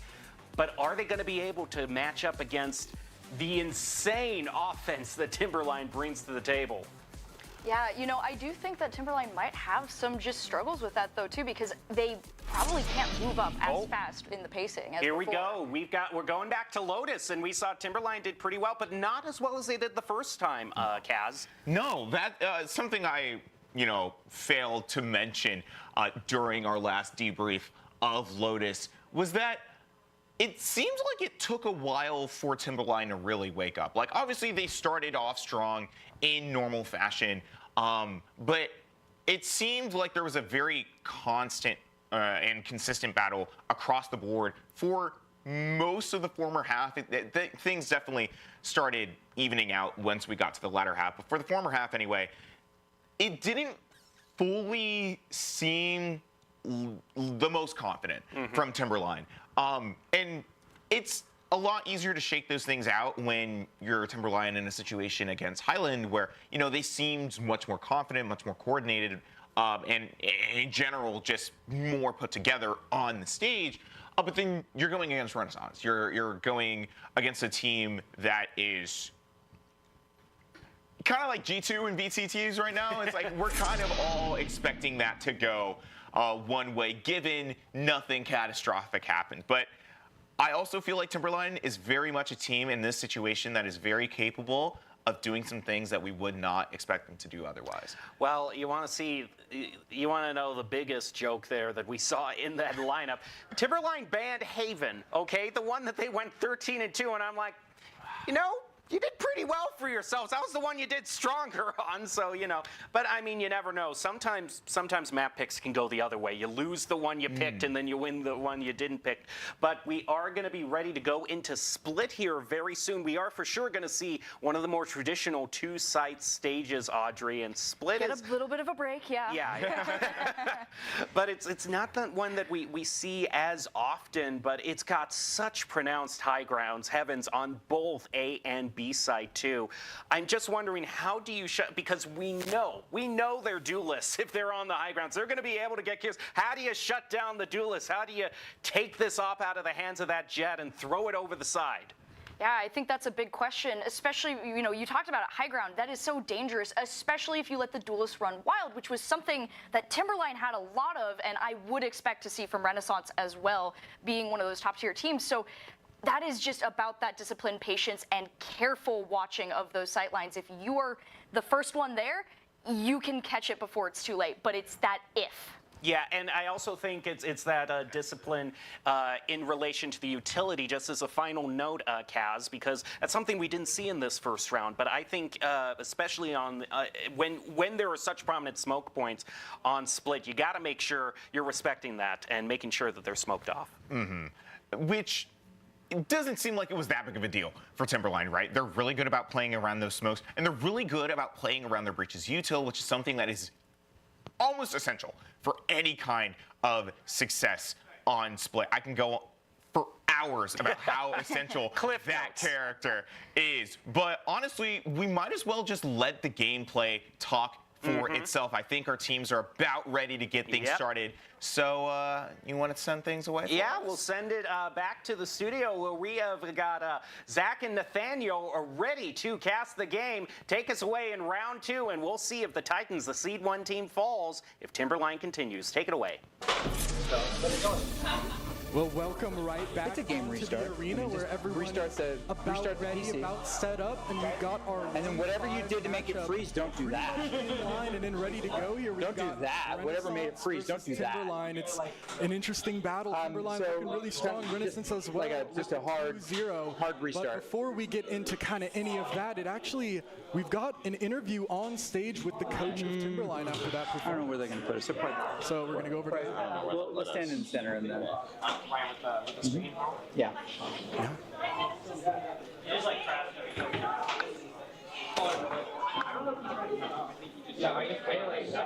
looks like they're I'll talk to you after the event.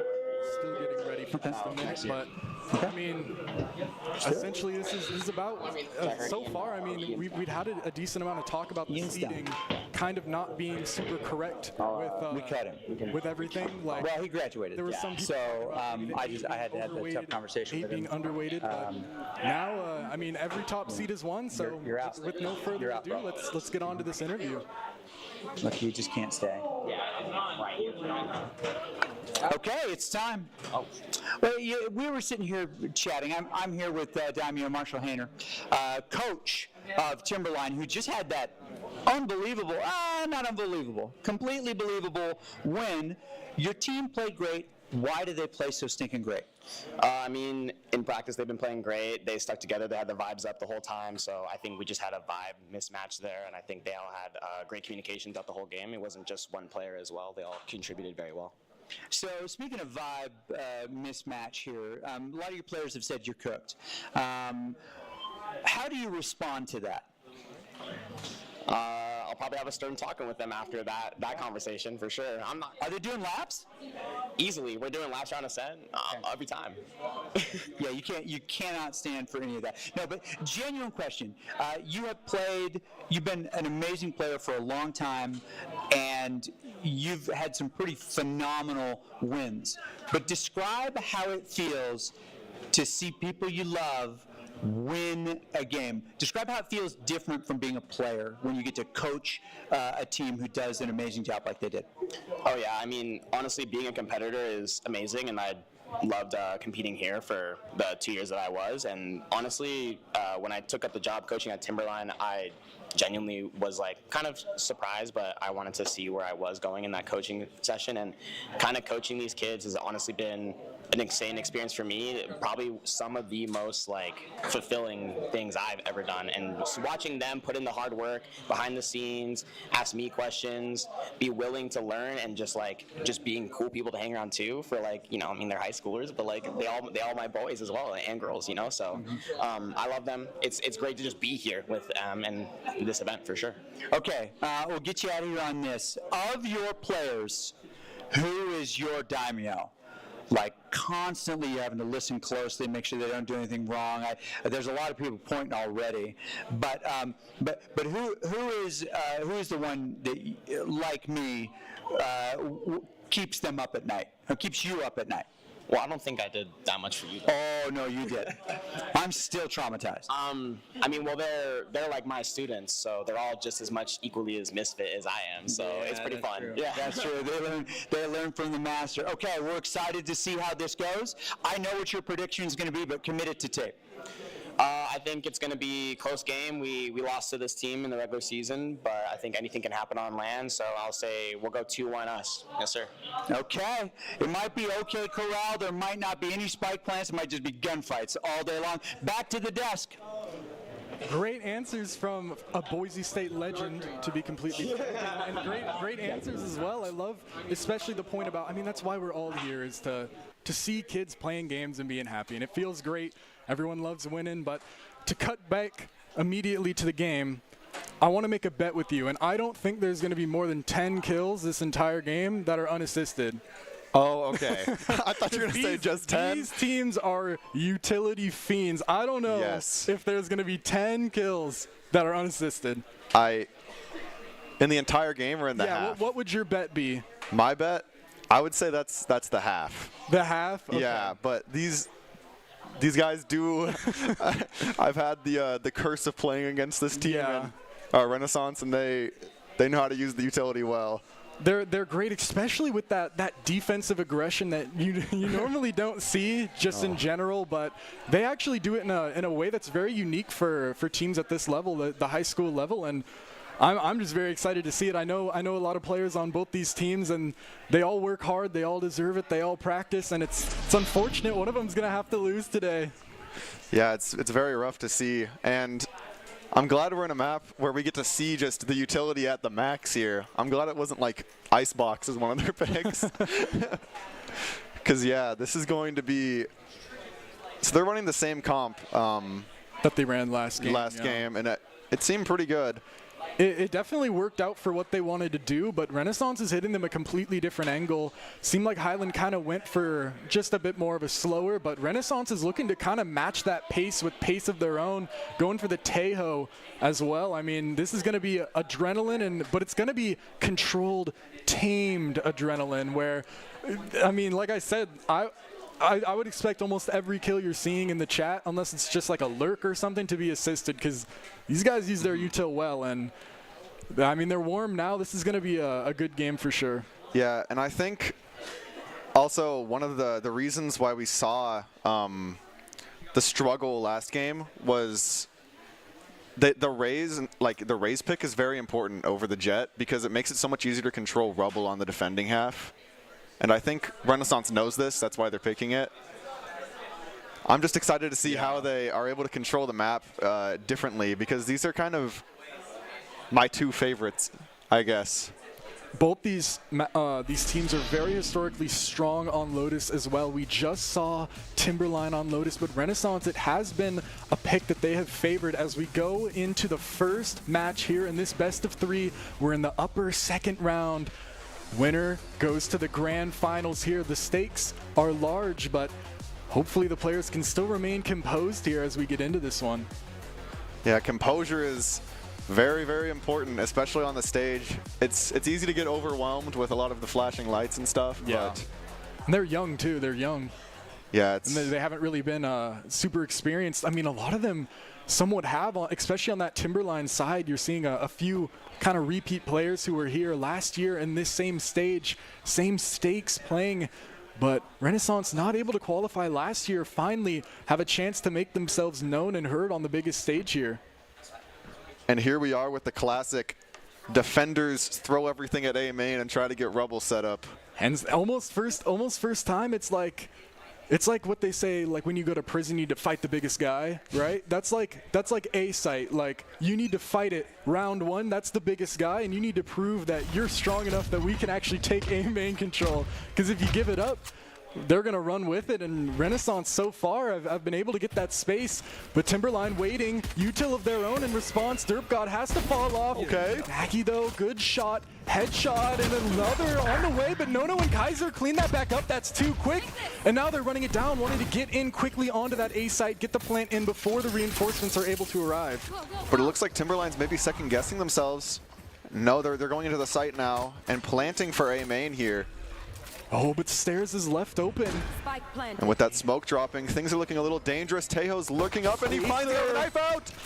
Not able to land the shot, but neither is Silver Bagel. Also can't hit the shot just about. Hyoma gets that one onto Nono. Good shot from them as well. But Spike still needs to be dealt with. Gravity Well is out. Endy pushing through. Actually gets taken down, but a quick trade out, but it's just one left. Kaiser, 1v2 in the smoke. Wave isn't quite looking. 2 bullets, and woo, nice right click. Right onto Kaiser is going to clean out that pistol round in the favor of Renaissance. I think maybe Timberline was respecting Renaissance too much. They thought that rotate was already in, and that just wasn't the case. That little delay caused them to not be able to hold the site like they needed to. But at the end of the day, like I said, they did hold up on that A, which makes it more of kind of a valuable option. They've shown that you can't just hold it with those 3. You're going to need to play differently. So Timberline might, or Renaissance might have to kind of change that setup. Even though Timberline lost that one, they're still looking decent into the second round, but that's a lot of rifles on the side of Renaissance, and actually just going to push straight towards C here. Hyoma's going to get tested with the Bulldog. Wall has been noted. Players through the smoke, but no shots have been exchanged just yet. Interesting idea to play for the Neon ult. Looks like they're maybe trying to find a strategy with that. Looks like they're going for both orb control here, Timberline is. It's a smart play, but Derpgod's gonna kind of get involved in this one with the Outlaw. That's not ready. Good spot from Nagi. Jump peek, wow, and the double swing didn't work either. Derpgod takes that with the Outlaw, but Lem gets another Kaiser versus Derpgod. Only really a classic. Kaiser's kind of stuck here, goes out and gets caught out. 3 for Derpgod. Wave gets 1 out B, and now it's just onto Lem. Strong in the last series, but only really a classic to play into this one, and a 4K Outlaw for Derpgod, who's certainly getting those ecos. Yeah, I mean, that's what you expect from Renaissance. They're very unforgiving on the defense half, so you cannot expect to get away with an eco round like that. Yeah, they aren't sloppy. They don't really leave anything open for the attack to take. They have to earn it. Yeah, and so thinking you can get away with those double orb plays is a little brazen. Still a good attempt, though, to try and get that up early, especially on a round that's almost a guaranteed loss just from the start based on economy. But once again, the object of affection for Timberline. They want this control, but Renaissance is willing to give so much and almost even a headshot in order to keep this A main control for themselves. Rubble has not been given over. Both teams declaring it a demilitarized zone as now they move on to other parts of the map. But Wave actually manages to spot the rotate and maybe might get a reinforce on C before the push comes in. And as the Razorvine comes up, as well as Sky's dog, it looks like they're not going to find any information off the Trailblazer. Wall's fighting in, and Kennedy finds the shot. Indy gets it, and the trade's not there. The flashback sight's going to hit, but it only really buys just a second. The rest of the team is coming through, and Indy has opened up the site on their own. The rest of the team now, eco purchase. It is a bonus round, and they're looking to funnel in through CT here. Ooh, and an early kill. Derpgod is using that Outlaw very well. Acer not able to get a shot with that Bulldog. It's got to be Lem. Bad timing on the flash in the hand, though. Lem still gets 1. It's a 1v2. It's Nagi. Grabs the Bulldog. Actually upgrades all the way to a Vandal. Here comes the grab while swings out. Catches unaware, but Kaiser adjustment is in place. And Timberline, those vibes they were talking about are still in play here. And they have a big ultimate on the line. The Astral Divide, when placed correctly, is able to win pretty much any round. And especially when you're this coordinated, that wall can come very in handy. Here's the replay. Ooh, good shot. Kaiser just landing those headshots. Look at, ooh, so close. There was definitely an opportunity there if they were able to land that first shot to get that quick little 1v2, but instead, things go the way they're expected to as Timberline pick up that third round. But now, already they're kind of trapped in spawn. There's been early aggression. Rubble's been taken, and with that one-way smoke on C, Timberline haven't really moved an inch quite yet. They don't know really entirely where to go. Instead, really slowing things down and trying to make it clear as which site is the weakest. It might be this B site, only the Teo here to speak of, and he's actually going to get noted. Ahead of it, Endy gets that, but traded back. Wave just before the Cosmic Divide pops is able to get that trade back, so now 4 versus 3 here. And as we wait for the Cosmic Divide to dwindle, it puts Timberline in a worse and worse spot. They're walking up into C mount, triggering the wall, and it looks like Sky has been sheared off. Wow, no, Lem is still living backside though, but Dirt God cleaning out and Wave pushing through. Lem, Sheriff still 1v3 is not impossible, but it's gonna be difficult, especially with that. Ooh, look at that shot, one bullet, not quite. A great shot though to take at least if you're Lem, but Renaissance is going to be more happy that they were able to take the round, and now they've gotten that showstopper online just in time with Timberline getting rifles. So it's actually, they don't have enough for rifles. They're on an interesting buy. They haven't managed the economy perfectly well. And now Renaissance are able to kind of build up a decent pile of credits. And interestingly, Teo is also, oh, never mind. He had an interesting purchase there a little bit. But I think they've sorted it out on the side of Renaissance. Derp God actually realizes that since they're on this eco, they're most likely not going to all have full shield. Decides to go back for the Outlaw. You rarely see someone opt for it this much, but it's worked out really well for him. And the look at A. A is not even a factor anymore. All the players can go rotate to hold the extremities. Because Derp God knows that they're not coming to A. He has it held down with this Outlaw. But B is the site of affection. Timberline want to push this, and they're going to use utility very soon. Renaissance have to hold strong. Here comes the utility. Endy walls up, wants to run out, slowed a little bit. Now out they go. Acer handles it enough though. Enough for Doggy to get one, and Wave tries to get one on the back end, but the Stinger claims that. But the spike has fallen on site. Nagi, an interesting look, a beautiful shot as well. Good crosshair placement on Lem, and just Silver Bagel 21 HP, and all you really have to do is just either wait it out or go for a swing. Opts for the swing and actually gets a great timing, possibly the best timing you could ask for. Creeps forward and almost gets another, but instead it's all Hyoma on the back end. And look at that parity between Renaissance players. I mean, everyone is doing what is needed of them so far, and that's what's led to this 4-1 lead so far. Yeah, and just Renaissance playing such a tight-knit defense, really, and we're seeing a lot of that aggression we were talking about with those A pushes. Those are very important here, especially on this map. This could have been dicey.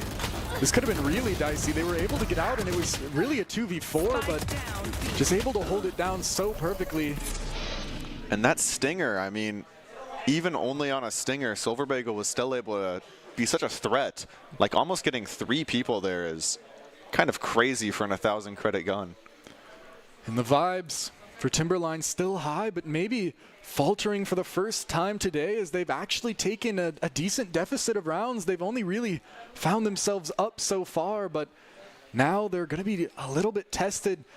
We can see what this coach really has for them, what game plan he can really instill, as it seems like Renaissance seem confident in their abilities, willing to instead get a little dopamine hit, playing some sticks during the timeout. But now we're back into it, and you got to keep this money rolling.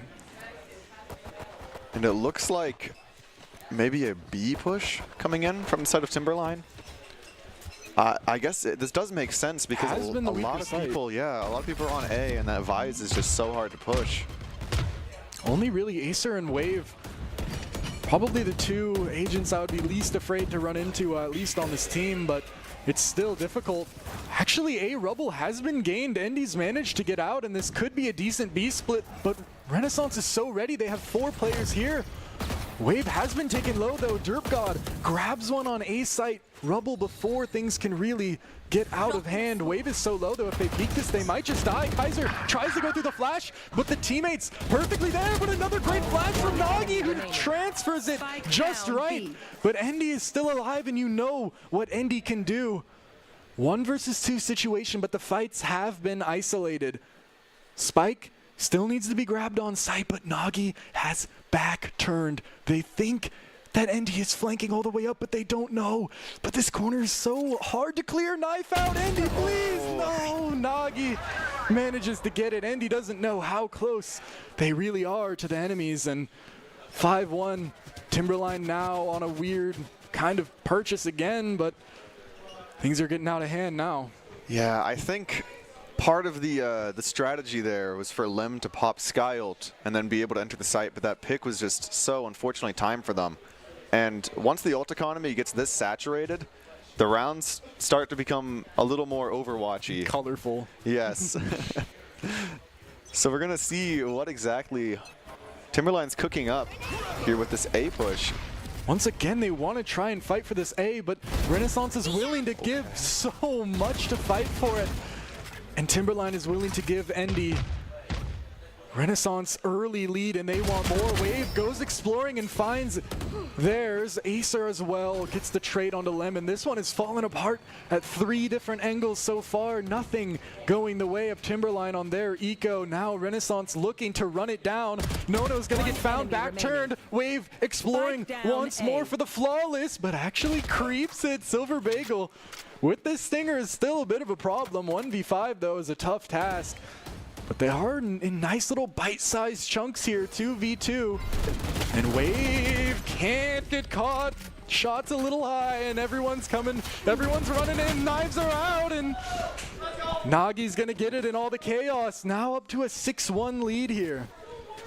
Renaissance has been playing this defense like kind of sharks circling in the water. They go in, and then once they get the numbers, they just leave, just like that.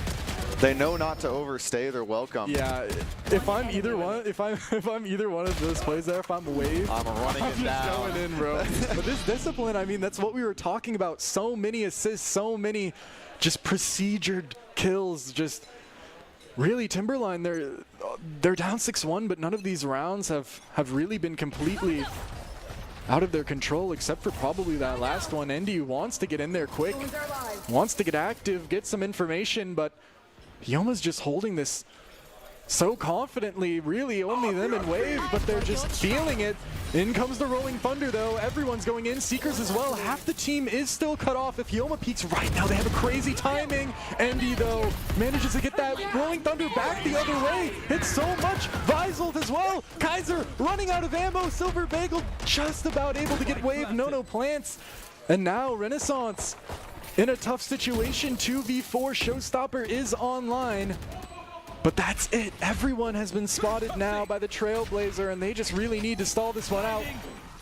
It's just, here come the colors, as we were talking about, all the utility being used now, and a save might just be on the table, as really there isn't much to be done here for Renaissance. Time ticking so low. If they want to take some guns out of the hands of Timberline, they better go in soon, and they're just getting stopped at every angle. Post plant held so strong. They go out finally, but Silver Bagel turns up and gets 3 big picks here. It looks like Renaissance might be the better team at those slow, methodical rounds that Lotus is known for, but once things start getting rambunctious, it seems Timberline kind of thrives off this chaos. Can see that for sure. I mean, just look at this round. Yeah, able to get in, and Endy just likes to run around and be in places where people don't expect, as well as hitting those shots, and just about able to do it. Good ult as well from Acer though. But actually, although it was a decent ult in the round, now they used so much for the retake and they still lost. They used the Rolling Thunder. So it's a tough scene. Hyoma, early peek, actually just about avoids seeing anyone, as the C players actually can now creep up. If Hyoma's not careful, it could certainly be caught here. Maybe not expecting players to be this close, but silence. Smokes are coming through. Hyoma now knows that they're being tested, wants to just fall back and maybe play for this retake, but so much utility means both teams are pretty much cut out of the site. Acer notes the lurk as well, and things have kind of got to reset here. And as we reset, it looks like Timberline's maybe thinking about going towards A site contesting Derp God. He's got the showstopper too. The showstopper here would be absolutely massive. He's so big, but he just peeks without it. Derp God just gets it, but the flash and everyone's there quickly up. Hits Endy in the legs, 30 HP left, but Silver Bagel takes down Wave and Link and makes things a lot easier. Endy is now able to get a little heal going, and Nono with the spike down. Hyoma has a crazy timing. Good shot as well. Could possibly pop the ult if that's what they decide on, but I mean, they have the plant right now. If Lem can get taken down, but Lem holds on. It's a 1v1. Nagi versus Lem. The stun goes through. Here comes the Trailblazer. Trailblazer hitting. Stuns. They know that Nagi's not on the bomb. Flash. Tab comes through. Once again, everything being used. Another perfect flash. Lem playing this so well. And hits the one tap. What a shot. Masterclass from Lem. Just plays with the heartstrings of Nagi there. It's looking like that Visel needed to be popped. A shoulda, woulda, coulda type of situation. And here's the replay of Lem showing us how it's done. The discipline is just so good. Like, never over peeking, really knowing, hearing those sound cues, knowing that Nagi's not holding the spike, and then just the discipline to just hold that hold for the one tab and hit it. Oh, that's aura. Indeed it is. Renaissance on a weird buy now, though. They don't have a lot of money. Timberline could get something going, and Endy wants to right now. They're trying to get in there. But again, it's so difficult to contend with this buy's utility. But Hyoma actually forced off the site. They can go in now if they so please, and they definitely do. But Lem, it's taken half HP just from the Vise Thorns, and no one else can even really get onto site. They're waiting, but with every second, they get more uncertain of where they really want to end, and a good flash out through B is going to cause a fight, but Kaiser takes both. Oh, but Hyoma's willing to use it now, going in with the ult, sees one, quick kill, flick over, but it's not enough. Endy is fast, but Derp God actually 2 nice shots with the Sheriff, and they have time to work with. Health is not there though, 30 HP, and it looks like they're willing to take this gun and save, unless they're going for the world's longest flank, but looks like they're willing to just take this gun and move it on to the next round, especially looking at those credits in the bottom right corner, 450. Things were not exactly looking like the most winnable situation there. Yeah. And as the bomb ticks down, we will watch probably what's the right play to save the gun. Mostly came down to Kaiser getting those big kills on B. And I mean, Kaiser has been really just performing this whole game, keeping their team in it, just locking stuff down, getting those multi-kills whenever it's necessary, and it certainly was necessary that round. Renaissance once again on a weird buy. Seems like they're not completely sure on what they want to do, but one thing I am sure on now is Timberline is starting to get a bit of a run. I think what it's coming down to is Clove on the side of Renaissance, just the character isn't very great compared to the other controllers, and so it makes it hard to stall out these sites and also to not get all of your flashes baited. And here comes out the Tejo drone. Oh, they want to get active. Wave wants to look, and they go. Oh, high low, but then once again another collat on B. Silver Bagel holds it down. Wow. Impressive look from them, and once again, Renaissance down 2 before the main play of the round has even started.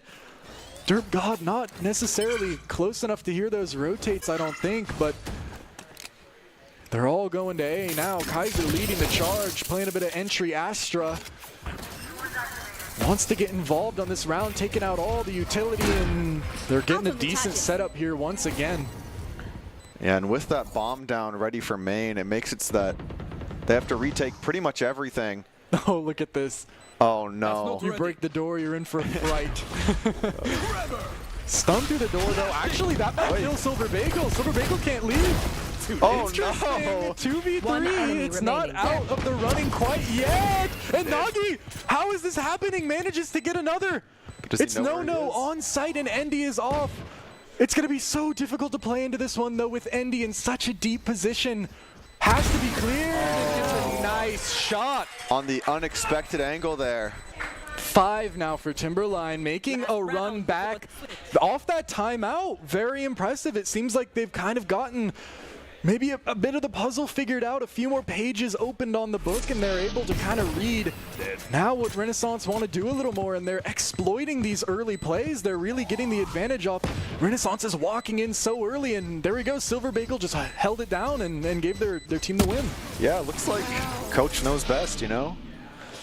And so now as we go into this round, this could decide if it's going to be an even half or a little bit different.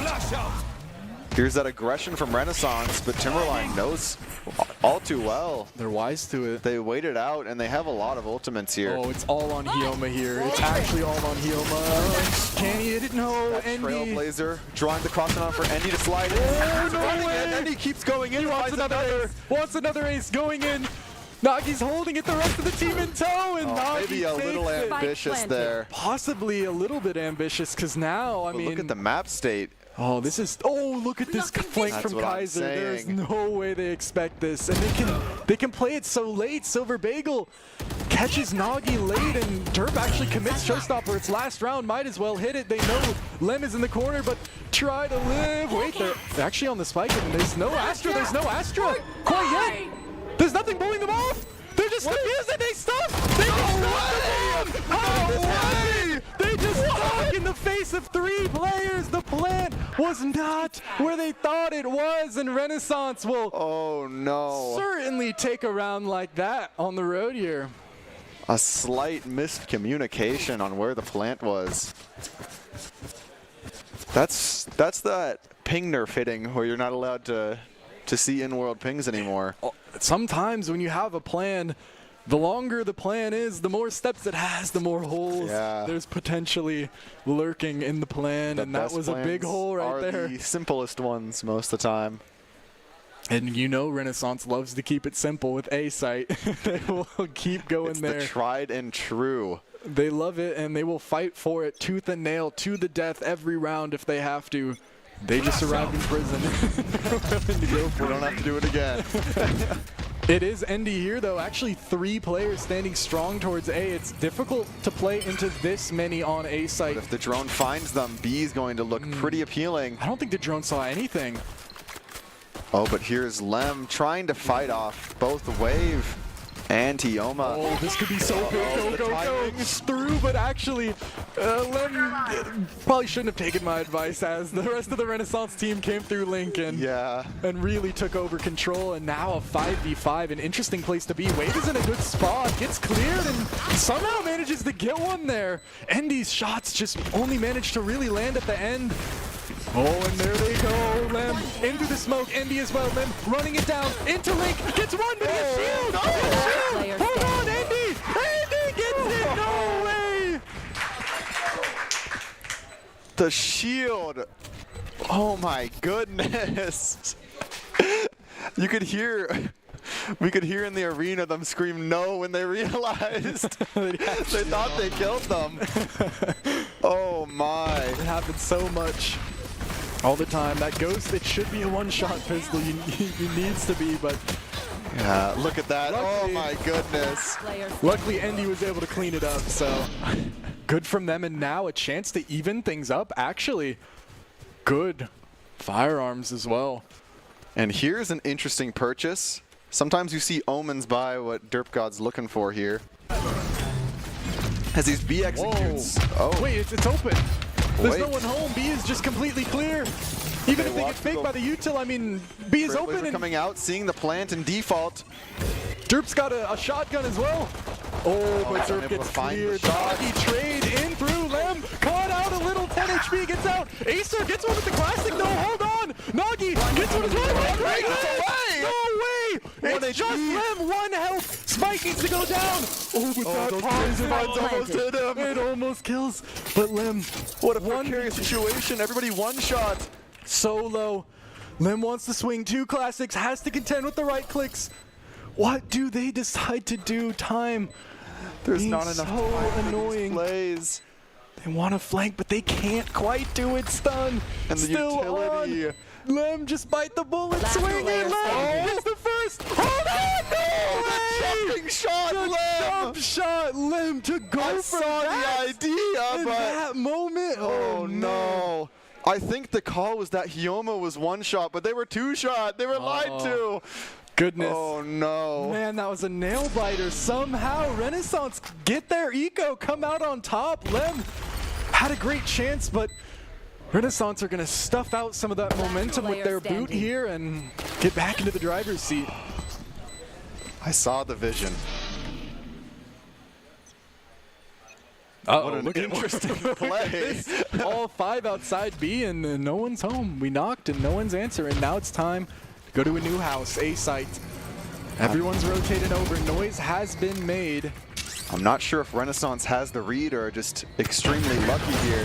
Oh, but Acer could be really big. Oh, Andy already able to find that. That's going to be a That's a rifle. Look at the flank, though, Hyoma. Wait, Hyoma's on the flank. It could be so big. Derp gets 1, and Hyoma in the back as well. Oh, but gets traded Indy with that rifle now that they earned by killing Acer. They've got it. On the side of Timberline. It's looking a little dicey for Renaissance now. But the spike is down, and the judge is holding. Derp God won't be moved. Oh, no! And he moves him! No way! No, picks up the gun. It's a judge jumping up, wants to go for a look. But instead goes for the frenzy. Wave takes him out. Now, just Silver Bagel. And Wave will clear that one up. Oh, Derp God fell for the noob trap. Oh, no. What was it? Holding the angle too close, and then... Yeah. I do it all the time. Yeah, that's the thing with the judges. You always want to stand as close as you can so that you can like react. But then they walk past, and I click on where they were a second ago. Yeah, no. But a good look though, still. Yeah, right idea, just unfortunate execution. I mean, it got traded, so yes. It was a high-low, so it was good enough. Good enough. Right, technically speaking, it was intentional. But now 9-6 Timberline finally have their guns online. This is what they've been looking for. But defense is difficult on Lotus, and they're going to have to work through it. Endy jump spotting. Actually, if he jump spots this badly, ooh, no one was ready for it. Lovely. Oh, hold on. Derp God just takes the fight, and Endy gets that one. That's a kill with no assist. I'll count that. But the rest of the team is now in tow. Actually, Nagi alone on site. The poor Breach is left out, but Hyoma manages to cross to help him out. And Nagi, great shot. Swing onto Endy goes through, and the plant is now coming down. Lamb wants to stop it, but can't find the shot. Wave into the smoke onto Nono, gets that as well. Now only 3 remaining for Timberline. But Lim is in an interesting position. Kaiser versus Wave. And Silver Bagel, they line up, and he takes it. Now just onto Lim. Ooh, good flash, but he's out, and he re-swings. Acer takes it down. Lem is claimed, and the gun round does not go Timberline's way. Instead, Wave on CT there. Oh, that's unright. Insane to win. That is unright. That's the Phantom speaking right there. You don't get that with the Vandal. That's that pure faster Phantom. fire rate right there. I mean, Renaissance is just looking, they're looking great right now. They're looking just in control firmly so far of this game, with Timberline now on a poorer buy. They don't have enough for full guns while Renaissance is rolling in the money. They're the one, they're the greedy elite right now, and Timberline is trying to come up and start something, but it's going to be a difficult road again. 10-6, but the momentum cannot be understated. But we know Timberline, they have the vibes, as and also Coach was saying. It may be a classic Daimyo read here, where he, on this timeout, he tells them, I mean, it looks like he's cooking up a strategy right there, and we saw it last time. Just a little bit of information from Coach was able to get them 5 rounds, so they're not out yet. Yeah, if they get another 5 straight, I mean, they're in the lead. So, I mean, given how the last half played out, very streaky team. Look at the strategy he cooked up. What is Daimyo telling them? Daimyo, get out of their heads. We're miseducating the youth. Oh my goodness. That is just not right. Hey, but if it works. If it works, then never mind. The quad pump strategy. It's like old Fortnite. It is. 5 through now, coming from Renaissance. They want this A site and they want to push, and it's only Kaiser in response. Bucky in hand, fear in heart, has to contend with 5 players. Wave wants to go through, holding in the smoke that actually gets taken out early. Push out into backside, reload. Is actually holding on his way somehow. He gets it. Derp God going in and stares as the position. Wave on a platter for Endy. Spike planted. But now things settle to a 3v3. Silver Bagel is in support. And everyone on the side of Timberline has a Bucky. But they're gonna swing. Hold on! Okay, Endy! No, the gun baited! Hioma though gets the trade perfectly, and if they cross, they're gonna get taken down by the Heaven player maybe. Hioma through the smoke, and it's just onto Silver Bagel with a Bucky. 3 bullets. What can be done? Run through the smoke. Oh, are we hitting those? It's Vise v Vise. 1v1, 86 HP, and it's just Daimyo! You're a wizard, Daimyo! How did you do that? Silver Bagel, what a play! No way! Silver Bagel on these Buckies and Stingers. Like, how is this possible? Oh my goodness. If you play that one 100 times, I'm not guessing Silver Bagel wins that. Oh my goodness. It's like the Doctor Strange. It actually is. Holy timeout. Great job. Yeah, no. I was a doubter and I paid the price, yeah. I apologize. Lots of ults coming up. Silver Bagel after that does not want to change. He's staying on it.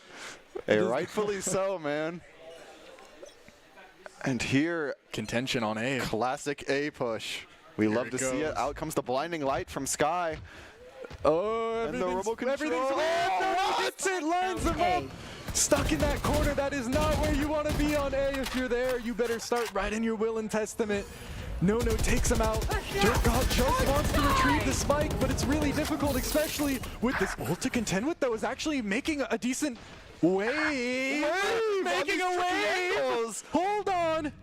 Overhealed now, and this is going to be so annoying to deal with for Timberline. Wave could be literally anywhere in spawn right now. They have no idea, and they have to deal with it. C-Site is now getting pushed as Wave really just plays their life here on B, tries to just find one more player in the back, and it's Silver Bagel. Oh, no. Are they going to get it? Oh, the timing is so crazy. Wave just missed Silver Bagel's leg. Over the here and oh my goodness, no way! No, don't do it again! Oh, the timing! Oh, it would have been unright to find another there. But Nono has 3 kills of their own, and it's still a 2v2. Both players group up. I'm getting flashbacks to the wave round. Hioma hears him. Hioma hears him. Stop! Oh my goodness, there's something in the water at Renaissance. Dude, how are they able to do these? Oh, the 1v2s. The crosshair placement was so good. Oh my God. That's a heartbreaker for Renaissance, followed by a heartbreaker for Timberline too. Insane rounds back to back. And look at this again. I mean it's just right. The spray transfer while stunned, crouch, holding on to like. All right, you're the GOAT. All right. So are we signing them? Coming through B. Derp God finally decides not to use the judge any longer, but this might be bad. They're gonna swing right into everybody on B side here. Let's do the smoke. Check PC. Lem is feeling great. Wave though. Wave on these tricky flanks. Not gonna let teammates get taken out with no trade quite like that, and Wave's getting tested. Everyone's swinging, but Wave gets one as well as Acer. This is the fight right here. Wave, my goodness, Wave! Now A-Side is open. Wave holding it though. Bagel, a judge to deal with. You know what the shotguns can do. No. Off angle for Wave. 4K. Oh my goodness. Wave is going in like a mosquito with like a gun. They go in, they annoy them, and then they just get out. I don't know how this is possible. The absolutely slippery. Everything. I mean, there's no way Renaissance should be winning this round. If you pause right here, the round, if you pause right here, should always win here. Or Timberline, Timberline, sorry. Renaissance should never win there. Renaissance just feeling it, man. Goodness. They came to play. They're on the stage, and they want to show what they're made of. But here comes the 5 ults. There's no round really there's no reason to not use them here. So Timberline, we're going to see something crazy coming up as A main control is taken behind the tree. Oh, God. Oh, my No goodness! way you're hitting that silver bagel! And a chance at another, but Nagi trades it right back through the tree. Wait, how have we gotten this lurk? How have we gotten this lurk?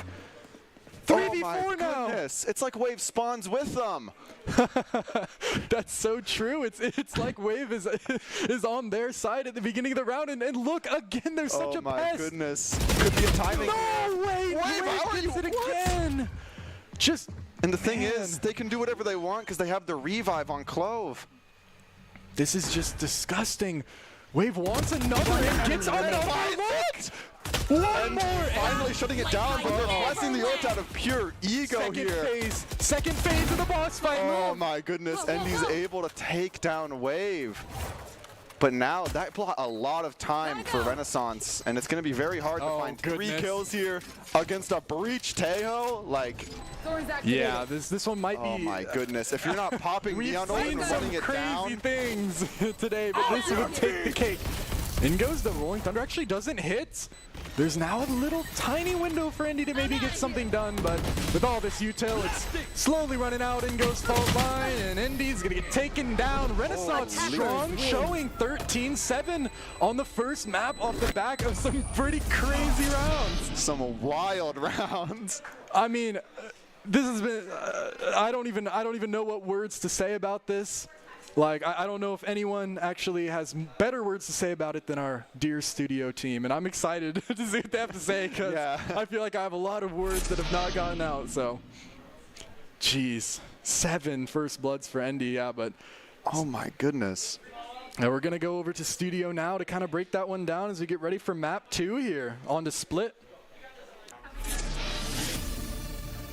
Welcome back to the great Esports State Championship conspiracy of 2025. We had it insinuated that there's something in the water at Renaissance and that there's a mass miseducation of the youth going on right now. I'm here to break it all down, get to the heart of the matter with Kaz and Audrey here. I do have to ask, though, is it truly miseducation? Because the Bucky round kind of came in clutch. Yeah, did win that. No, surely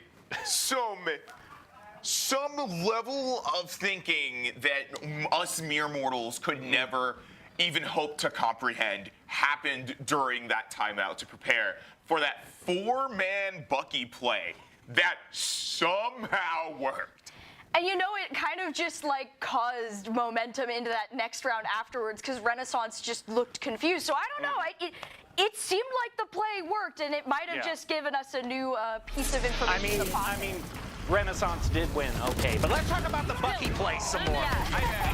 I mean, the shot through the smoke, just the blind shot through the smoke to pick up the 4th elim that was wild, that round. That round 7, that is going down in the books. Well, probably one of the highlights of the whole And then the final pick was the elim around the corner where all 3 of us were like, there's no shot. And then they peek and they managed to get the hit and knockout. I was like, that is absurd. And the timing on the defuse was not expected. It was basically the last second they needed to get it. So I think the entire map just entirely devolved from round 7.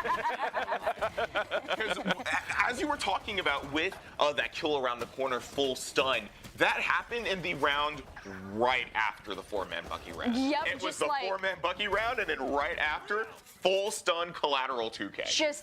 Oh my. And in a world where that should never happen, it does on land, and that is my favorite moment about these on-stage competitions like this, because of course we can go on and on about, you know, how even competitors that these teams are, and not to discredit anybody on stage right now, because this was absolutely, despite that 13-7, it might as well have gone to a triple overtime. Yep. How close the competition was between these two teams.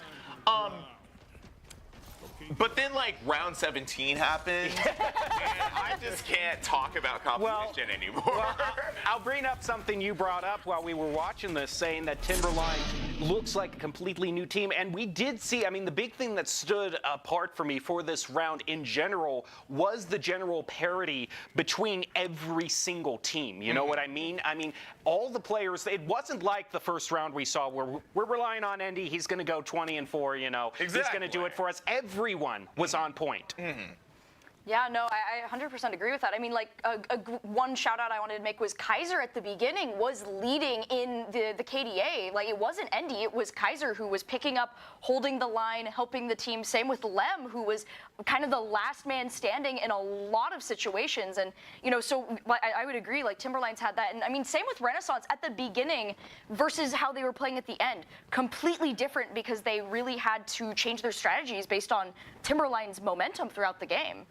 Thing is, I think the ultimate Achilles heel for Timberline, despite the great plays that they had, and the reason also Renaissance won, we got to mention Wave. I mean, he was the clutch, the anchor for the team so many times. Even engagements that we were calling out saying there's no chance here, this is over. He just won every single one-on-one in the latter half of the game.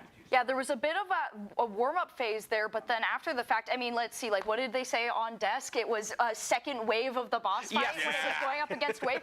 I think that's a great way to describe how that was handled because there was a lot of good moments you mentioned, just catching people off guard, and that's exactly what was helping them get through that there at the end, yeah. I think, for the most part, just off the top of my head, and I'll keep this brief so obviously we can go into our humble ad read. But I think that Ren is relying a little too much on Wave, as we kind of saw in that latter half. And I'm hoping that they don't rely too much on their heroics, because that very much can end up in a situation that Timberline can take advantage of that potentially leads them into a series win. You lean too much on one player, you get stressed, and the best way to relieve that is a massage. Whole Bean Massage, combining the best of the day spa experience with effective therapeutic massages. You can check out their multiple styles and expertise today. Whole Bean Massage, supporting your health and well-being through holistic, personalized body work. They're actually set up here in the arena with a massage station here too for attendees as well. And after that last round, that definitely seems like something that could be on the docket. You took the words right out of my mouth. I was going to say the same thing. I mean, with this being the first matchup, too, now that both of these teams have established where they're at, this second round, I can't even imagine what the second match is going to look like at this point. All bets are off at this point. Well, we do know from the map lineup that we do have, it is going to be on split. We are finally taking a break from the 3-site stages and going back on to the more 2-site stages. And what an exciting map that Split is. Yeah. One of my favorites in the pool, definitely underrated because I know it doesn't have like the greatest reputation in the world, but there are worse maps that have existed in the pool, cough, cough, fracture. And I think what Split allows both of these teams to do really well is showcase, I think, their strongest assets that they had throughout most of Lotus, and that is just full force, face to the wall, just... I'm trying to find a good way to put it, because I think what a lot of these teams are really good at are just strong executes. We saw it once Timberline had the opportunity to play more of their attack half. We saw it when Ren was playing more of their attack half. They're really good about their offensive executions, and Split is a very offensive-sided map. Does that mean I'm going to see one team potentially take a massive lead that snowballs into something bigger later down the line? Possibly. All right. Well, I think we are getting ready. We have got our two casters on stage right now. We've got Nathaniel Hackney and Master Pontificator Zach Munson ready to bring us more nonstop entertainment. Take it away, you two. Welcome back to the arena as we stay here now. And a crazy game. I'm Zach. Of course, I'm joined by Nathaniel, and I was sitting there listening to the studio say their insightful dialogue. I love what they have to say, and I was watching those clips, and I was like, I've watched a lot of Valorant in the past year. This might be like the craziest game I've ever seen. Yeah, like map 1, like single map antics. This is up there in like terms of just pure antics. Yeah, no, there's lots of buffoonery going on. Yeah, and I for one, I really hope it continues. Yeah. But I think that one thing that having a lot of those like weird clutches and crazy insane plays, what that shows is like these players aren't like they're not bad. They're not bad at all. They're good. Like like you'd be hard pressed to find like some high level like immortal players hitting that shot, hitting that play transfer stun. Like these people are ready to play. They're good. Like these high schoolers, they're not to be trifled with, man. Split now. Here we arrive. I mean, Timberline actually pretty much almost the same comp that they just had, and it's looking interesting for sure. So yeah, it's similar comps from both sides actually. Just minus the Vise because Cypher's so incredibly strong on this map, and I like Split is usually a boring map, but I can't say anything now. Going into this. Split actually, I feel like to watch, especially with these compositions that they're bringing to the table, I think we're in for a real treat. Yes. That's so much. I was going to say explosivity talking about Raze. I couldn't even not laugh saying that. But there's so much explosivity with the Raze and the Breach combination. Like the name of the game a lot of time on this map, it's you either got to go really, really slow or really, really fast. And these are two teams that I expect they're probably going to go really fast. I think we know what they're going to do. And usually on Split, you're able to just like, as the defenders, you just go where the attackers aren't. You push out one of the main areas, and then you go, well, if they're not here, then they're the other site, because mid's so hard to push. But I think with how fast these teams have been playing and how just utterly chaotic the rounds have been, we're not going to see that. Like, we're just going to see two people clashing and then round over in 30 seconds. Well, Renaissance 1-0 lead in this best-of-3 series now go to the Split map where they have to contend with Timberline, who did falter for the first time a little bit last game. Weren't able to win that one out, but they had their moments for sure. So energy high as ever going into this one. Timberline, after that first win, looking to maybe make their trip into the finals, get back for last year, whereas Renaissance, a new player to this stage, are looking to make a strong entry right into the grand finals. And here we're seeing just the start of what maybe strategies will be for on this map. We have the attacking side pinging a lot of mid here. Common idea is to split B main and market. And especially if you don't think they're going to be peeking it, because it's a very dangerous angle there on Garage, and it looks like Timberline might just have the read. Actually, no one mid, it looks like, for the side of Renaissance. No one really holding that directly, which could spell disaster later in the round as DerpGod. I mean, he's already doesn't even know if they could be up mid.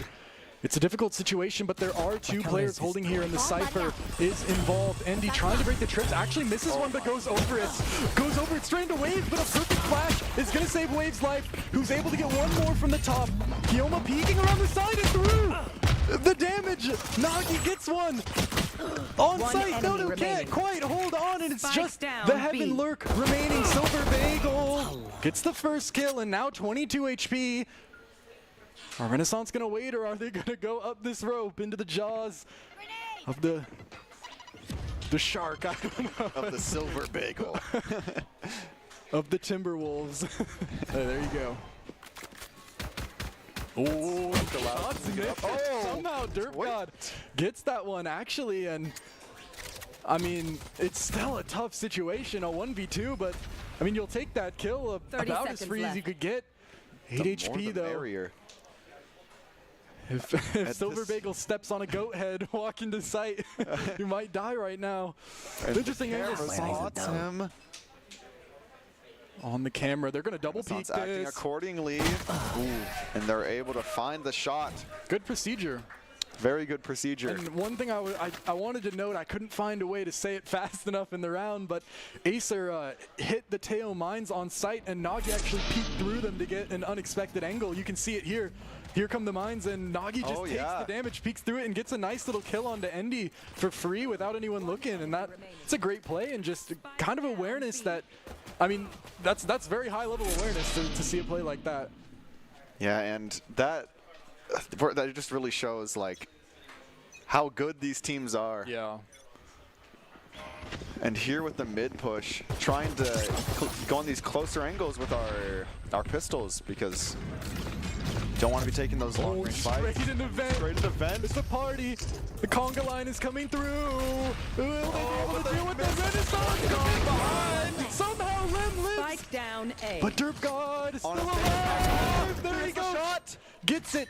Has time to reload still. Spike now gained, and position has been completely fortified. Not much to be found. Hyoma is even ready for this beautiful shot.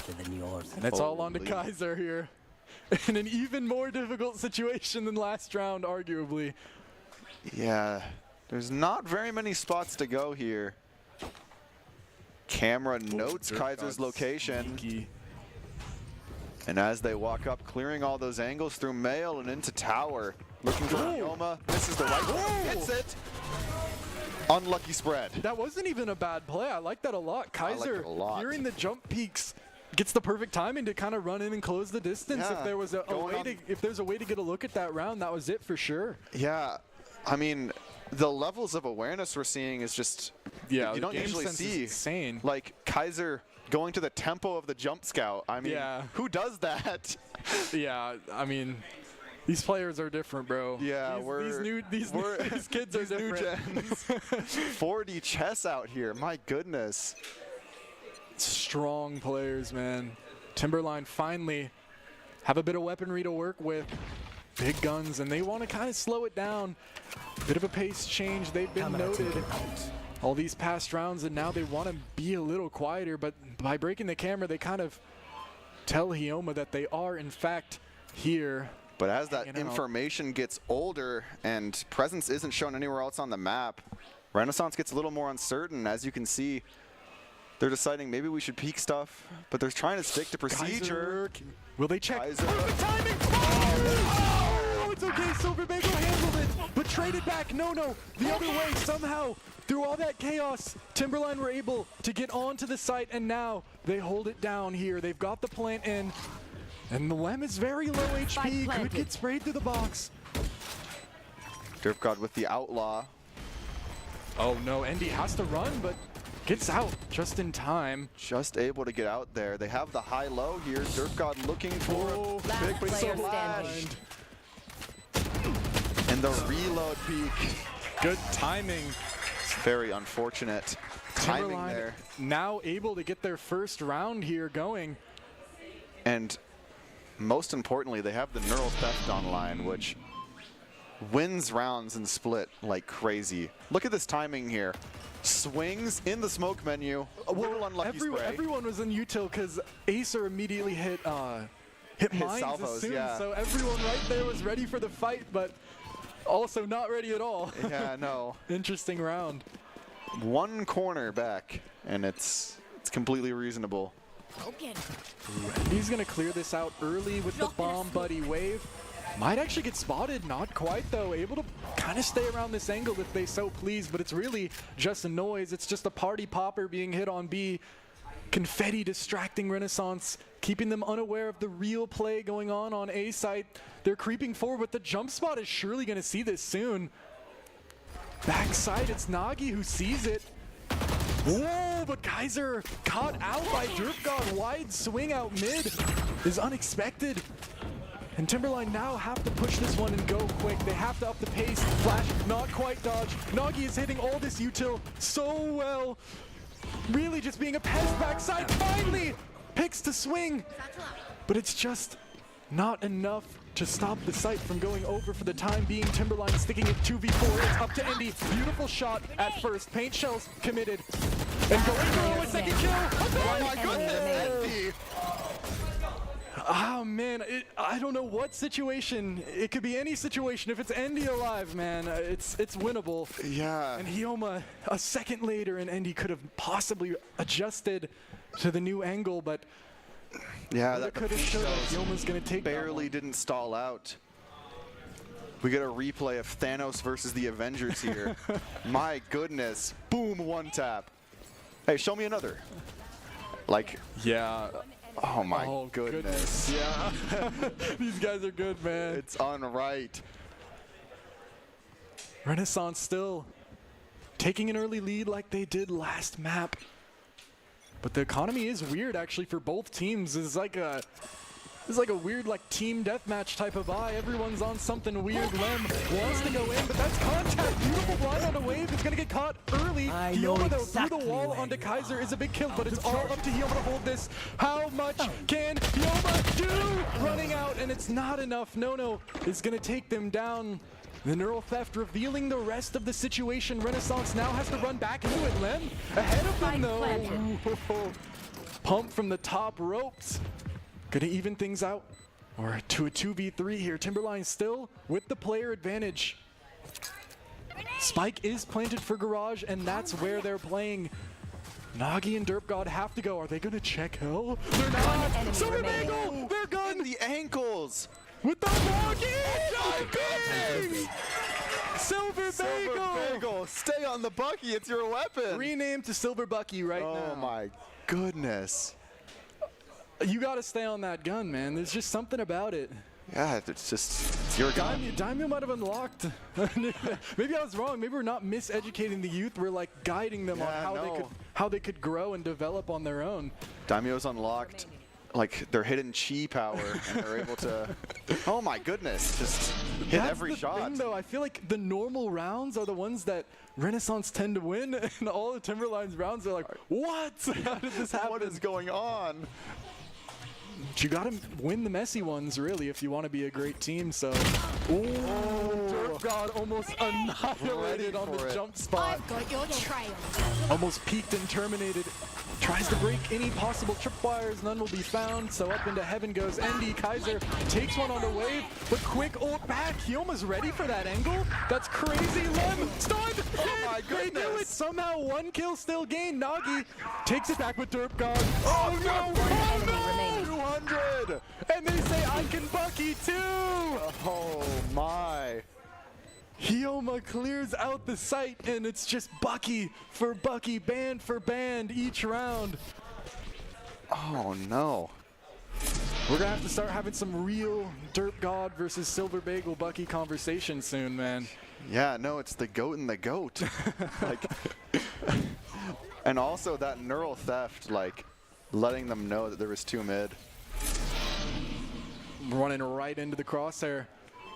Still 4-2. I mean, Timberline being on the attack, really 4 or 5 is like, if you get 4 or 5, you're in good form. So yeah, very defense heavy map. And here Timberline's going for this brazen push here. Showstopper has to be part of the play. Oh, but Nagi's so ready for this. Fault line in hand, prep off any contact, pops it, swings. There's nothing to be found though. Perfect cage, saves everything. And a lot of damage taken, but here comes Why You Run Sky, able to get all of that health back. And we reset and go mid now, grouped up mid. Everyone's standing, but it's actually through sewer, it looks like.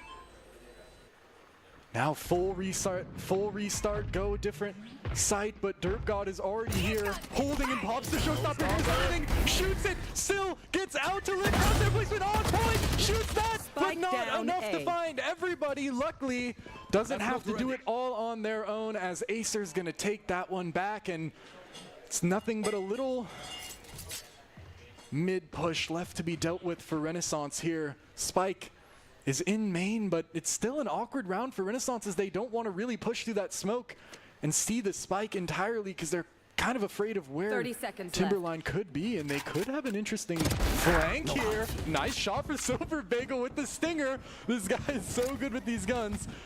I swear they're just more accurate for him. Oh, what an angle though. Nagi can't quite land it. This stun could be really big for Wave. Sets Wave up perfectly, but Kaiser takes to the smoke. 10 seconds. They have to go. They have to push now. Kaiser, such low HP, but the time is so low they can't get the spike down in time. One enemy remaining. And Hyoma holds it down from heaven.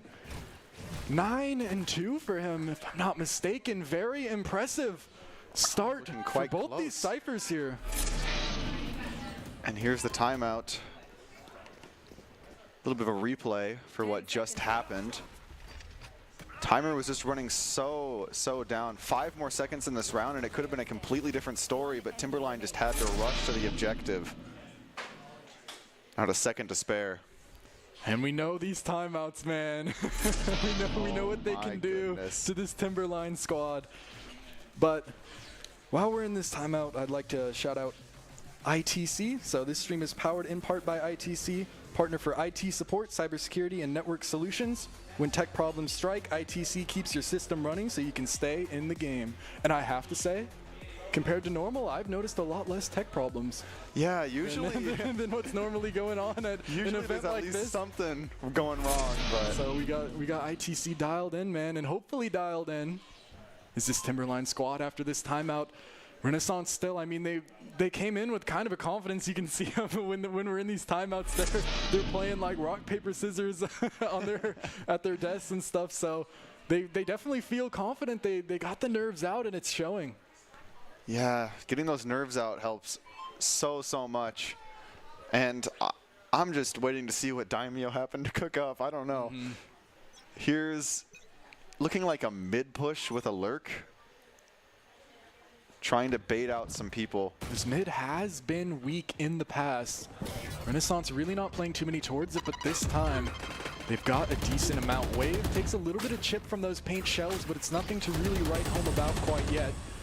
But they are stuck in a really awkward position when this smoke falls. Somehow manages to get one. I think they can get out if they want, or maybe even go in for more.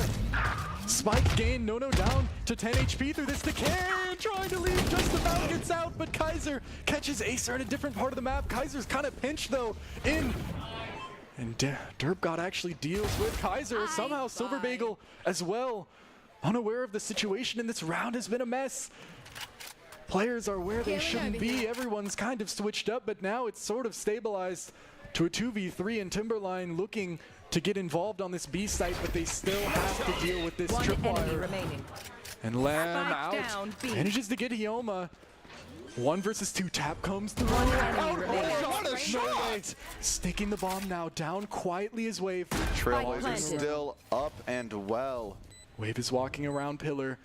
Ring around the rosy. Lem looking heaven, thinks that Wave is still up. Down! Ooh, Wave was ready for that. Just about. What a good play. I mean, yeah. Wave dropped down and realized that Lem is probably wrapping, so if they stay and wait for a while, Lem will eventually walk in, and their thinking was rewarded. A great play from Wave to take Renaissance up to a pretty convincing lead so far in their defense half here. And now, coming to this next round, looks like we're going to be even on the economy, but Timberline does have an advantage with this Cypher ult. The Neural Theft, especially on Split, remember how you were saying you either play really slow or really fast? Well, once you get the pick, you can ult and then just sprint to wherever's not held, because that's kind of how this map works. Yeah, it's like, looking at it, it's one of the smallest, but in reality, when you're actually moving around the map, it's definitely one of the biggest, with how many little tunnels and turns you need to take. A lot of the time, just that information telling them where they are is just so important. Endy has just crept up. No trip, they're just out on site right now. Hyoma really testing fate with that jump spot, is actually just going to have to give up this site. Oh, but an interesting ult. No, I think everyone's able to sneak out of that Armageddon. All the Teo utility used, though, stalls the plant. Wave quick on a noodle, though. That's the spike dropped. Wave gets another somehow. And Lem taken down as well by Hyoma. One enemy Kaiser, remaining. once again, in a situation of 1v4, 1v3. What can they do? Little nervous getting swung by all these people. Managed to take the first, but it's difficult. They're getting ran at. Nagi hears the footsteps and holds an off angle and hits it this time. Few times I think he's powering up. I've seen Nagi do that a lot. He loves to kind of crouch down and hold the headshot angle on an off angle. seen it betray him a few times, but he's powered up now, and he's gonna. It's been working quite a bit those. now. Wave, another big round. Yeah, I feel like Wave kind of just a little bit under the radar. They always find the one or two like crucial picks. They get the kill that matters, I guess, is what I'm getting at. And now Timberline's going for that same strategy where Cypher tries to bait out some utility to make it easier for the rest of the team to be able to push into mid. Teo's drone is going to see nothing, which makes the fake hard. Maybe it's actually just a lurk onto A. But they hear them all. They forced them into vent with these good mines and good stun. Acer is going to spray down, and he gets everything with their page shells. Page shells puts him. Oh, but no, gets that back. Oh, Wave Spike just to down the side mid. though. And able what to a keep tough this one in position check. to push here. Wave able to play in so many different spots, and he jumps up. Silver Bagel able to just land that shot. Oh, that was a good shot, and now with not using the ult, Silver Bagel has an opportunity, knows that the B side is actually open. And maybe soon, Wave might regret holding on to the not dead yet. The Silver Bagel has so much time to operate with here. 50 seconds, mind games are not off the table here.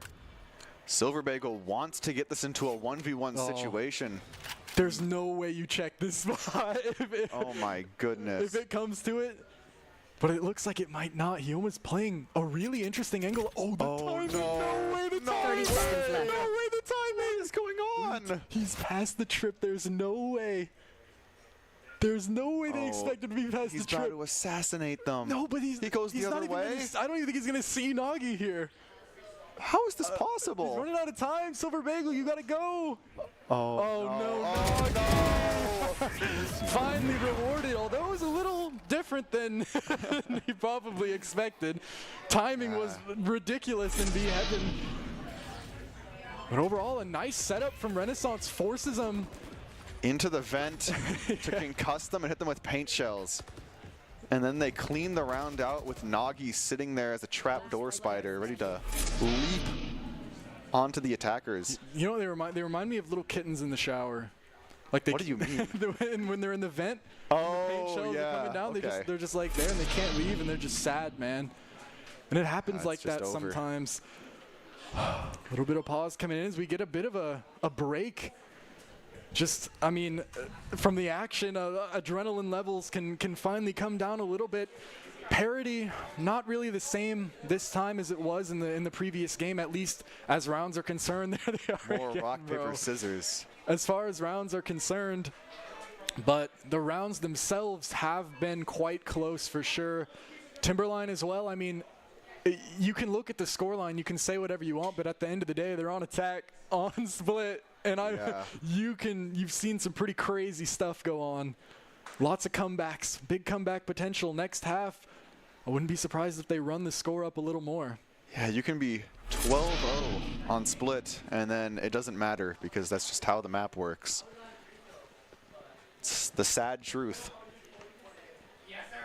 Couple of pings coming out from Timberline. Looks like that's where they're trying to place the Astral Divide. I could see a potential play here. It could be, combining the Showstopper. That would be risky. Derp got on his famous outlaw, man. Outlaw here, holding that angle once more. Endy looking for a tripwire. We can see it, but they can't yet. Hyoma barely dodges that. Actually gets stunned. The paint shells could do some damage, but Hyoma backs their way away into CT. The spike still needs to come down, though. This Cosmic Divide has let them get out, but it's also let Renaissance get a nice little hold. Through the wall goes Wave. Everyone's there. Wave is taking everything, and Hyoma's in support. One enemy remaining. Takes that one as well, and now it's just Kaiser again on low HP Heaven. I've seen this Renaissance before. Is aware, though. They pinged it. They know he's there. Oh, that no. Knife. Oh, that's... It's like a London alley. Okay. Bad news for Timberline. Timberline's ult placement was a little too shallow, as you were kind of getting at there, where, yeah, sure, we get the site for free, but also the enemies are allowed to get on the site for free. We can't shoot them as they come out from Heaven and CT, so sometimes a tough look. Astral ult can be like that. It's very difficult to find the exact spot you want it. And Renaissance, I mean, they didn't even really use anything that round. They've got Neural Theft, they've got Not Dead Yet, and Showstopper online. Out comes the tail drop. God, 3. Can't hit anything. This could be a really big Showstopper. Showstopper coming in. Oh, eliminates Endy and gets ran out on those. Traded. Timberline with a big man advantage here. And with the Rolling Thunder up, it's looking a little bit harder for Renaissance now, but remember, they can't let this one slip. Still has the ults here. Wave out ahead of it. Nono's fast though. Not Dead Yet is going to be decent. Rolling Thunder doesn't actually really land anything. Yoma unhit, and they're trying to avoid the Clove for as long as they can. Once that bar goes down, Clove is done for, and a 9-3 half. Honestly, on split, that's not even that bad. I would say 8-4 is what you expect, so they're not doing too bad. Again, though, Wave back sight, if you saw that, like, he was already looking at the next guy, though. Yeah, he knew he was about to get swung back sight. They were already going to trade. Just very impressive business so far from Renaissance. Able to, I mean, only really a few super close rounds coming from them this whole half. They did what they were supposed to do on defense, and now they've got to close it out on the harder half, but you know that they love the kind of pace that you need to play this map with, and they excel at it. Timberline are in a tough spot here now, facing potential loss of this series and down to play for 3rd and 4th. Well, Renaissance could go to the finals here after not even qualifying last year, but what really matters right now is this round in front of us. And it's a B push over the trip goes Derp God, and in backside trying to find something. Silver Bagel lines up his shot and takes it. 5 versus 3 now. Acer couldn't even grab the spike on the way out. Things are tough, especially with that pick on the, how did Wave even get there, by the way? But second of all, in spawn. But it's going to be on these two to, I mean, they're going to need to get some crazy 1v1s. And that's going to be tough with all these smokes, all this utility. And at the end of the day, they're going to have to parse. These two people holding this, somehow grabs that, but doesn't expect Kaiser on this box. Acer actually grabs the spike and manages to escape, but I mean, what can you really do? 40 seconds. You might have time to rotate, but someone's going to be waiting for you by the time you get there. Acer has to think of next choice very wisely. Hasn't made a lot of noise. Left. I mean, Timberline doesn't quite know. Jump spot doesn't hit. It's going to be Kaiser hits that. Immediately ready for the trade. Acer was ready for that damage taken, but Heaven players ready. Lem, great shot. A difficult one to hit for sure, and that's a must win for Timberline. Yeah, because that buys them basically the next round, and then depending on what Renaissance is thinking economy-wise, it could start to snowball. Derp God's here, trying to challenge Silver Bagel for the title. They've been going at it. The champions have been going blow for blow with this Bucky, man. It's impressive. Silver Bagel is kind of opting against it now. I mean, obviously this round you want to spend as much as you can, but Yoma getting tested early, and Timberline manages to almost get that orb, but really just a little bit too much pressure for them to really want to commit to something like that, and instead fall back. But look at this space Renaissance has gotten. This is incredible. Wave is so far in vent, they probably don't expect this. As well as mid is pretty much just left open now. Lem takes Wave though. That timing could have been big, but now it's not even a factor anymore. And the swing comes through. Somehow the Classics winning out a little bit. It's gonna get traded back, but Derp God is still there. He still has a chance to take this one. Instead, biding the time. Actually, they end up getting B-site for free. They fall off, and Renaissance get that. Now runs in. Acer catches one unaware. Spectre. That's an upgrade. They know that more could possibly be there as well, but now this is weird because Nono has a really late flank while the rest are just on site flat out. The smoke goes, already in it. Somehow, Nagi gets that through the smoke. Acer goes, gets Kaiser, lives, backs out to tell the tale. Silver Bagel, 1 HP. Oh, the shot comes through. transfer. No, can he get it? Just about so does. close. No handles business when they needed him to most, and takes that one in the end. 2 rounds that, again, were extremely necessary for Timberline to get, and now they can kind of build their advantage, especially if they get this next one. Yeah, getting the 3rd round would mean quite a lot for Timberline. Renaissance here now has rifles, most of them. So they should be playing these longer angles like on A site, which is what they seem to be planning to do. Ping on the map indicates likely where they plan to plant the bomb. Looking like they want to play A main after getting the bomb down.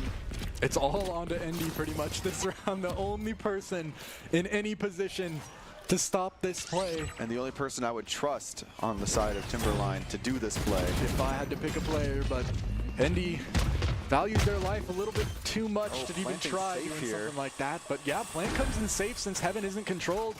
And things could get messy here if Timberline are able to get a few of these players that are playing so far up. They're going to need to re-clear this ramp. The dog sees enough, but Hyoma is so quick. Through again, gets another, and the rest are all there. Actually, Acer has to make it more. Ooh, what a shot! Come on! Oh my goodness! Sun comes through, but the bullets can't find it. Derp God in the back though takes Lem, and it's all on to Endy. Ooh, what a shot! Still has 2 more to contend with. Spike is on site and time is low. I think that's it. I don't think Endy has any more time, but maybe can take a gun out of the hands of one of these Renaissance players here. A messy round, but Renaissance comes out on top in the end. And that's kind of the round you expect Renaissance to win, and now we're going into the first rifle round. The first, the 50-50. But this stun could have costed them the round there. Getting a rifle in the hands of Timberline would have been very good. But Acer held enough time for Duke. The stun as well from Nagi as well. Good support. I mean, everyone being there so quick, like there was some pressure and then immediately the stun comes through, Derp God comes through, everybody's there. The team play is very impressive. Out comes a stun on the Silverbabe could die if they're not paying attention. Lots of utility. Whoa, what is that? Gets out backside somehow. Kaiser looking to play spoiler. No, they get 1, they get 2, but they're out of ammo. No more bullets in the mag. Nagi is gonna put them down for now, but Derp God still looking to get active towards Heaven. Dodges out on the util and plays a little bit safer. Looks for that headshot angle, really feeling good right now, and you know why, but it's Endy. 1v2, this is winnable. Showstopper is on the books. Here it comes, he gets 1 on the Hyoma, but is he ready for the next player? Nagi throws the stun, peeks and catches. Endy unaware. Drawing the weapon out from the paint shells there. I think that Derp God double satchel on the boom buddy was absurd. Living there is just crazy. Yeah, straight up and launched the boom buddy onto like Silverbabe backside. Yeah. Oh my. Wow. And look at this timing here. That gun's still pulling out from both of them. The quicker draw. Really a Wild West game out here with both the Buckies and now really drawing out the guns. That's a perfect like adjective to describe this series as Wild West, man. It's like disciplined Wild West. It's Wild West with a lot of sheriffs. Derp God actually takes a lot of damage from their own team's annihilation there, or Armageddon. Another safe plant here. It's gonna maybe make it harder waves for here Wave. this time. Oh no, there's no way they expect it. Hold your nerve. Hold your nerve. Oh no. Gets there 1, but trading back is unfortunate for what could have been in that situation. A gun now gained for Timberline, who desperately needed something like that in this position. And they even have this late player, Acer, out in the side, waiting to play off his utility. I mean, this setup seems almost infallible. Derp God on to Kaiser as well. Nagi and gets the trade as well onto Lem. 12-5. They know how close they are on stage. Renaissance, they do. 1 game or 1 round away from grand finals on their first showing here at state would be, I mean, extremely impressive. And man, they earned it if they get it. But Timberline still is in a position to possibly stop that from happening. But it's going to be tough again. Just Endy contending with 5 Renaissance this time players. A rifle. But Endy does have a gun now. Let's see who would win. 1 Endy versus 5 sight pushers. He's not the gorilla. Showstopper involved from Derpgod is just going to get the entire site for free. That's pretty much all you really need that ultimate to do. And this time, they plant for open. But it might be bad now that the Astral ult is up. Astral Divide counters that plant a little bit. Oh, good adjustment on the Ioma, but Wave is just as quick. Waiting for one more. Dodges the flash. Oh! Revives? Tell me Wave doesn't ace here. That would be wrong. Wave running in. What a shot from Endy, though. If there's one person who can try this, it's Endy. Sees Acer, goes in, gets the first, but trade is there. Rated. Renaissance takes this 2-0 this series as they move to the grand finals. Timberline, a good showing, but they're down to 3rd and 4th. Overall, good from Timberline in this game, but Renaissance really showing that they're not to be trifled with just yet. I mean, I don't even know what I can say about this better than what our dear studio could possibly say. So I guess once again, we'll send it over to them and get us ready for our next matchup. And this is going to be... Oh, and welcome back to the studio. We are just dying at the we are ready to give our thoughts on this match. We cannot wait. We, being Jacob Palmer, Cass Phoenix, and Audrey Norris, for the match we just saw. You know, honestly, I think that match of what we just saw was like, Timberline had the best ideas. Like, you could see what they were going for, and it was like, you know, they were setting up the great end for a movie. You know, you were waiting for the ultimate payoff, and then Wave just came in and killed everybody. You know, yeah, a big Wave kind of created a pretty dramatic tsunami over the splash, entire server. And that was kind of something that we were talking about in last map, kind of in between this map as well, is that at this point it wasn't even just heroics, especially since we saw a lot of very similar, very SPG, I can keep this, ballsy performances from both Wave and Derpgod. That I'm just not sure Timberline was ready to deal with. Yeah. And even in between the maps, ready to adjust themselves to play into. Yeah, but the thing is that when you're seeing that kind of performance, you're really concerned going forward is the main thing, because, you know, they could possibly go up against, I think it's either Capital or Bishop Kelly that they're going to be going up against. And if there's going to be a team that can check you right at the door and say, nuh-uh, you're not just going to casually walk up to us with the knife like that. It's going to be one of those two teams. Yeah. So it's like, you know, you can have your fun and do your dance. Now, get it out, because you're about to go up against some of the teams where that's just not going to happen. And you know, that's just kind of the name of like the game when it comes to matchups and just momentum. I mean, at the end of the day, like Renaissance got the momentum, and it put them in a very comfortable position, and Timberline just wasn't able to recover. It was kind of night and day, like comfort zones in between these two matches. Between Timberline and Highland, it was something I actually wanted to touch on. Is like, we got to see Timberline and Highland up first and see a very comfortable and composed Timberline. But also something that tends to happen when you're playing on lands and you're playing these bigger events like this is you can start to get a little tired. And I could definitely envision a reality where, at least into Renaissance, they were a little tired towards the end of that. But I'm wondering if we see an inverse going into this next matchup of what I think is Bishop Kelly and Renaissance. It's either Bishop Kelly or Capital. I know that was the other half of the bracket. We have an update right here. Oh, yeah, it's going to be Bishop Kelly versus Renaissance. Oh, my goodness. This is going to be a match of all time. The team that wins is going to be the team that reminds you that they won every minute, you know, for the rest of the week, you know.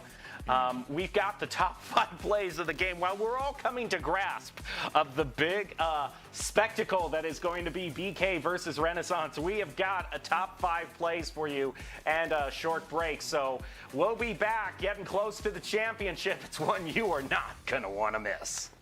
Renaissance get a nice little hold. Through the wall goes Wave. Everyone's there. Wave is taking everything. Down. And Yoma's in support. One enemy remaining. Takes that one as well. And now it's just Kaiser again on low HP Heaven. I've seen this before. 1v1. Nagi versus Lem. The stun goes through. Here comes the Trailblazer. Trailblazer hitting. Stuns. They know that Nagi's not on the bomb. Flash. Tab comes through. Once again, everything being used. Another perfect flash. Lem playing the song through the smoke, and it's just onto Silver Bagel with a Bucky. 3 bullets. What can be done? Run through the smoke. How are we hitting those? It's Vise v Vise. 1v1, 86 HP, and it's just but it's just not enough to stop the site from going over for the time being. Timberline sticking it 2v4. It's up to Endy. Beautiful shot at first. Paint shells committed. And going through a second kill. Oh my goodness! Good adjustment on the Ioma, but Wave is just as quick. Waiting for one more. Dodges the flash. Oh! Revives? Tell me Wave doesn't ace here. That would be wrong. Wave running it.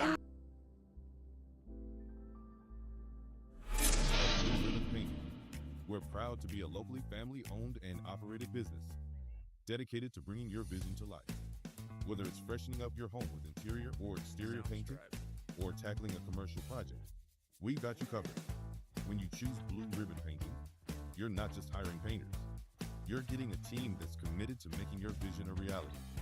Call or text us at 208-369-2583 or visit us at blueribbonpainting.net. Your project deserves a blue ribbon finish. Growing up in Idaho, we have certain rules we live by. First rule, camouflage never goes out of style. And always buckle up. Seatbelts save lives. That's a rule we can all live by. Scott Matlock, underrated recruit, has built himself into one of the best defensive players in the Mountain West. What would you do if you couldn't fail? Would you see every setback as a catalyst to keep going? This is the innovator's mindset, because innovation demands daring.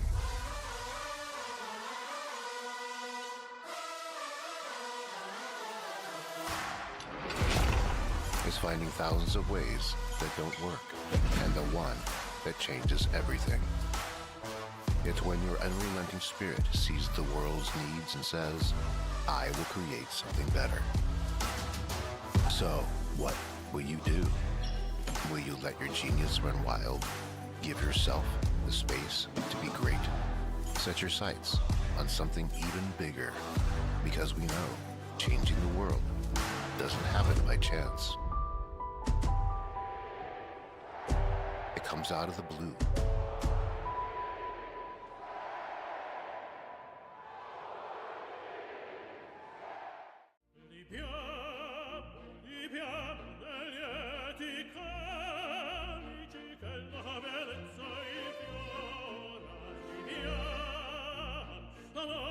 Life happens.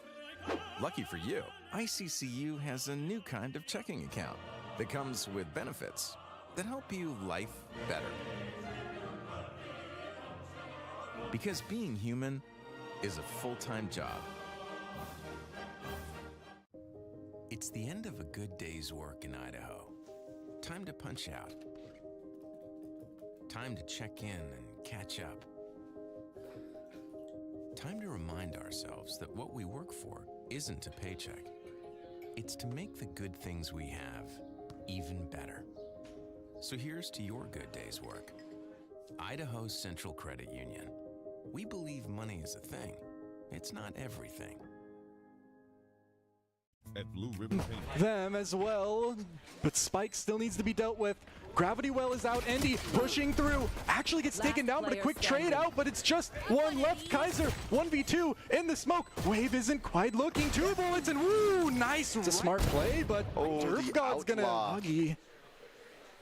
jump peek, really a classic. Kaiser's kind of stuck here. Goes really a classic to play into this one, and fighting in, and Kennedy finds the shot. Bulldog, it's got to be Lem. Bad timing on the flash. Not able to get a shot with that Bulldog. It's got to be Lem. Bad timing on the flash in the hand though. Lem still gets one. It's a 1v2. It's Nagi. Grabs the Bulldog. Actually upgrades all the way to a Vandal. Here comes the grab while swings out. Catches on a backside though, but Dirt God cleaning out and Wave pushing through. Lem. Sheriff still 1v3 is not impossible, but it's going to be difficult, especially with that. Ooh, look at that shot. One bullet, not quite. A great shot, though, to take. Utility very soon. Renaissance have to hold strong. Here comes the utility. Endy walls up, wants to run out. Slowed a little bit. Now out they go. Acer handles it enough, though. Enough for Nagi to get one, and Wave tries to get one on the back end, but Derp God grabs one on A site. Rubble before things can really get out of hand. Wave is so low, though. If they peek this, they might just die. Kaiser tries to go through the flash, but the teammates perfectly there. But another great flash from Nagi, who transfers it just A. But Renaissance is willing to give early lead, and they want more. Wave goes looking to run it down. Nono's gonna get found more for the flawless, but actually creeps it. Everyone's running in, knives are out, and everyone's going in. Seekers as well. Half the team is still cut off. If Yoma peeks right now, they have a crazy timing. Endy, though, manages to get that Rolling Thunder back the other way. Hits so much. Vizolt as well. Kaiser running out of ammo. Silver Bagel just about one. Nagi versus Lem. The stun goes through. Here comes the Trailblazer. Trailblazer hitting. Stuns. They know that Nagi's not on the bomb. Flash. Tab comes through. Once again, everything being used. Another perfect flash. Lem playing the song. Good flash out through B is going to cause a fight, but Kaiser takes both. Oh, but Hyoma's willing to use it now. Going in with the ult. Sees one. Quick kill. Flick over, but it's not enough. Endy is fast, but Dirt. Oh, high low, but that kill. Silver Bagel can't leave. Oh, no. Such a deep position. Has to be cleared. And Nagi, how is this happening? Manages to get another. It's no on site, and Endy is off. It's going to be so difficult to play into this one, though, with Endy in such a deep position. Has to be cleared, and it's a nice shot. It's all on Hyoma here. It's actually all on Hyoma. Can he hit it? No, Endy. Trailblazer drawing the crossing on for Endy to slide in. Oh, no way. Endy keeps going in. He wants another ace. Wants another ace going in. Nagi's holding it, the rest of the team in tow. Manages to get one there. Endy's shots just only managed to really land at the end. Oh, and there they go. Lem into the smoke. Endy as well. Lem running it down. Into Link. Gets one, but shield. Hold on, Endy. Endy get. Oh, but Zerp gets cleared. Nagi trade in through Lem. Caught out a little. 10 HP gets out. Acer gets one with the classic. No, hold on. Nagi gets one as well. No way. It's just Lem. 1 health. Spiking. Not enough. So annoying. Plays. They want to flank, but they can't quite do it. Stun. And the still utility. On. Lem just bite the bullet. Swing it. Lem gets the first. Hold on. No way. Jumping shot. Lem. Derp God won't be moved. Oh, and he moves him. No way. No. Picks up the gun. It's a judge. Jumping up, wants to go for a look. But instead goes for the frenzy. Wave takes him out. Now, just for it. Lovely. Oh, hold on. Derp God just takes versus Wave and Silver Bagel. Oh, good flash, but he's out and he re-swings. And with 5 players, Wave wants to go through, holding in the smoke that actually gets taken out early. Derp God in the backside. Reload. It's actually holding over twice somehow. He gets it. Derp God going in and stares as the position. Wave on a platter for Endy through the smoke, and it's just onto Silver Bagel with a Bucky. 3 bullets. What can be done? Through the smoke. How are we hitting those? It's Vise v Vise. 1v1, 86 HP, and it's just. No way! Don't do it again. Oh, the timing. Oh, it would have been unright to find another there. But Nono has 3 kills of their own, and it's still a 2v2. Both players group up. I'm getting flashbacks to the wave round. Hyoma hears him. Derp God finally decides not to use the judge any longer, but this might be bad. They're gonna swing right into everybody on B side. Lem through the smoke. Check PC. Lem is feeling great. Save Wave's life, who's able to get one more from the top. Hyoma peeking around the side and through. The damage. Nagi gets one. On site, Nono can't quite hold on, and it's just the Heaven Lurk remaining. Silver Bagel gets They're deciding maybe we should peek stuff, but they're trying to stick to procedure. Kaiser. Will they check? Kaiser. Perfect timing! Oh, it's okay. Silver Bagel handled it, but traded back. No. The other way somehow. Through all that chaos, Timberline were able, but it's just not enough to stop the site from going over for the time being. Timberline sticking it 2v4. It's up to Endy. Beautiful shot at first. Paint shells committed. And going through a second kill. Oh my goodness! Spike is planted for Garage, and that's where they're playing. Nagi and Derpgod have to go. Are they going to check Hell? They're not. Silver Bagel! They're gone! The ankles! With the rocket! Back, he almost ready for that angle. That's crazy. Lem stunned. Oh my They goodness. do it. Somehow 1 kill still gained. Nagi takes it back with Derpgod. Oh no! Oh no! 200! And they say I can Bucky too! Be really big for Wave. Sets Wave up perfectly, but Kaiser takes to the smoke. 10 seconds. They have to 10 go. seconds left. They have to push now. Kaiser, such low HP, but the time is so low they can't get the spike down in time. 1 enemy remaining. And sneak out of that Armageddon. All the Teo utility used though, stalls the plant. Wave quick on another though, that's the spike dropped. Wave gets another somehow, and Lem taken down as well by Hioma. 1 enemy Kaiser remaining. once again, but they hear them all. They forced them into vent with these good mines and good stun. Acer is going to spray down, and he gets everything with the paint shells. Paint shells puts him. But no, gets that back. Oh, wait. Renaissance get a nice little hold. Through the wall goes Wave. Everyone's there. Wave is taking everything. Down. And Hioma's in support. 1 enemy remaining. Takes that one as well. And now it's just Kaiser again on low HP Heaven. I've seen this before. Renaissance get that. Now runs in. Acer catches the in. Somehow Nagi gets that. Comes through. Transfer. No. Again gets another. And the rest are all there. Actually, Acer has to make it more.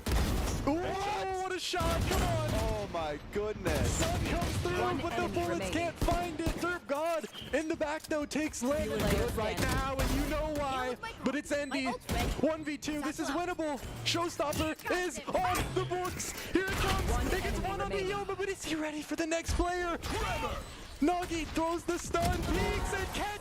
And they even have this late player, Acer, out in the side, waiting to play off his utility. I mean, this setup seems almost infallible. Derpgod on to Kaiser as well. Nagi and gets them good adjustment on the Hioma, but Wave is just as quick.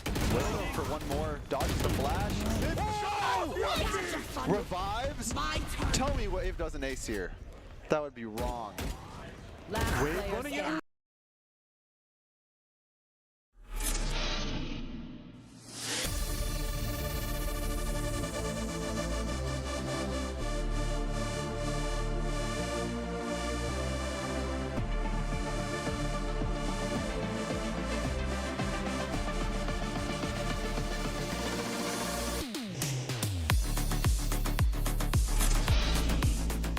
Welcome back to the Boise State Esports Arena. Well, the championships are upon us. We are getting ready to crown a champion in Valorant, and it is some of the top-seeded teams going up against each other. We've got Renaissance versus Bishop Kelly, a match of pure skill versus a match of uncontested confidence, I would say, basically.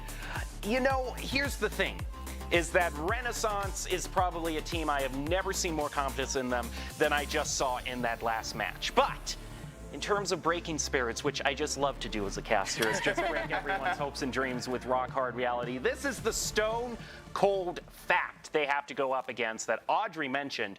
Bishop Kelly is undefeated for the past 2 years. They have been undefeated in this season so far. They just don't lose. They are a very strong team. Though notably, one thing I didn't mention before we jumped on is that this year they've been having more difficult wins than they have in previous years. So if there is an opportunity for Renaissance, this would be the year. It is still a tough hill to climb. If you look at all the rounds that were won and lost during the regular season, Bishop Kelly has the best ratio of won rounds to lost rounds by far. I think 78 to 21. That's more than a 2-to-1 ratio they win, which will take you to undefeated 6-0 victories. Of course, if They want to win, no matter if you're the top seeded team or the lowest seeded team. There are some key points of advice that we encourage people to follow in order to win. Doc's keys to the game in Valorant, and that's going to be to take out your one. A key so important, I will repeat it, take out your one, and then like you've been saying all this time, take out your one and then just head off. You know, you've won, you've done your, and then click heads, don't ego peek the op, diminish their economy and loot and flank efficiently. It's all brought to us by Blue Ribbon Painting, the MVPs of painting with over 90 years of combined experience. They're proud to be Boise's go-to team of local, multi-generational painters who know exactly how to level up your home.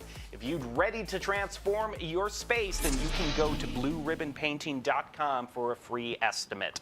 As we're ready to head on into this game, Bishop Kelly is going to be it's not going to be an easy match, and I think as things have gone on, even in the matches that we just saw, like with Renaissance winning against Timberline, a lot of those rounds came down to the final 1v1s, where Wave was the biggest asset for Renaissance. And I think toward the end, we were kind of agreeing that they're leaning on Wave very heavily here. Yeah, and I don't think that's changing. And I obviously, I can't speak for everybody in the arena, but I think that there are a lot of people who definitely don't disagree with me. But we also have to take a look at just what the numbers say.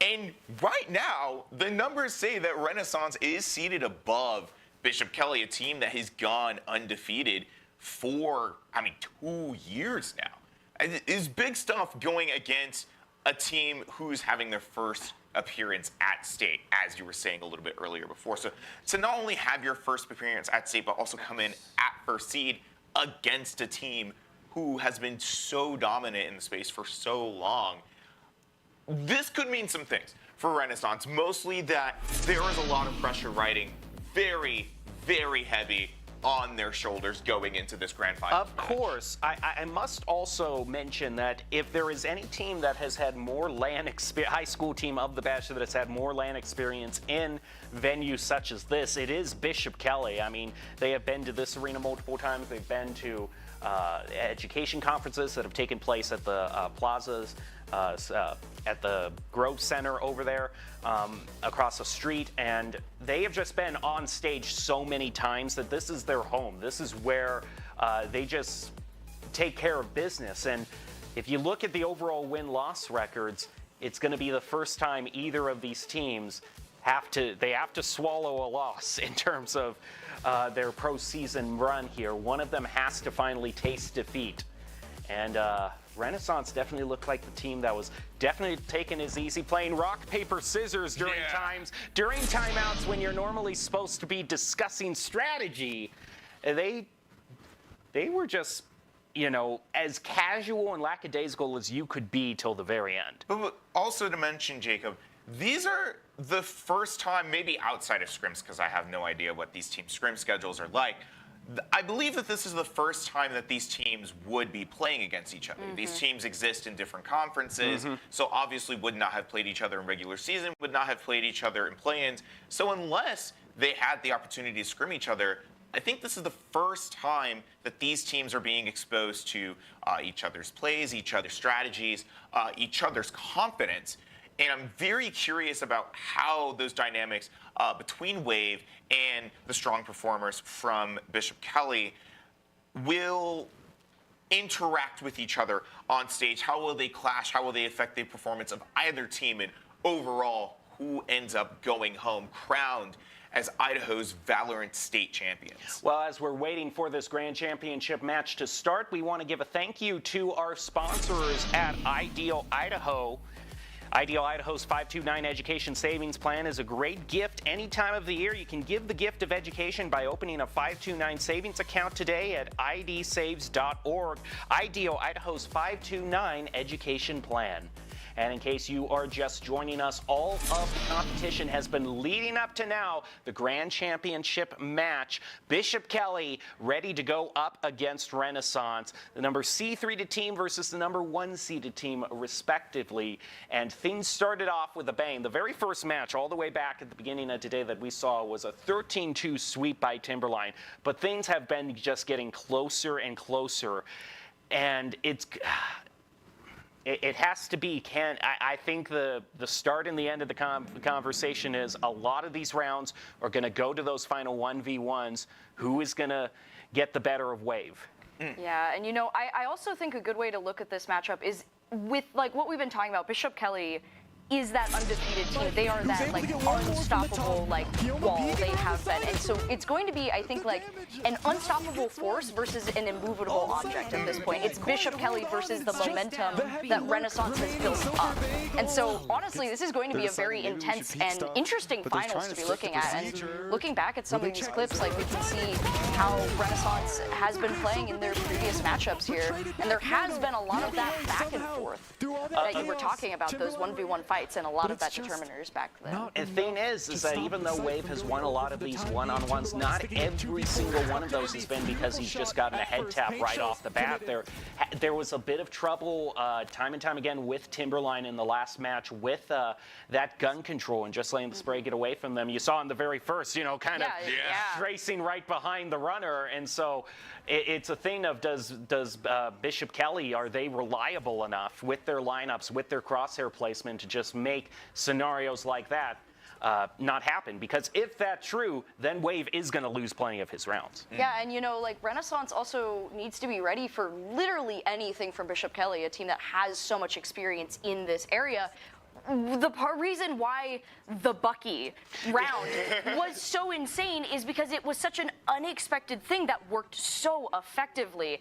And if Renaissance isn't looking out for things, maybe not quite like it, but similar, that's a really easy way to get caught up in everything and then lose to it. The question I thought we wouldn't be asking at the end of but it is the question that we're asking to determine the winner. How's Bishop Kelly's Bucky game? That's really, can they wield that effectively? I mean, there was a suggestion earlier that if we go to game 3, it shouldn't be Swift play, it should just be Bucky play, I wouldn't object to that. I want to put myself on record. I do not object to that idea.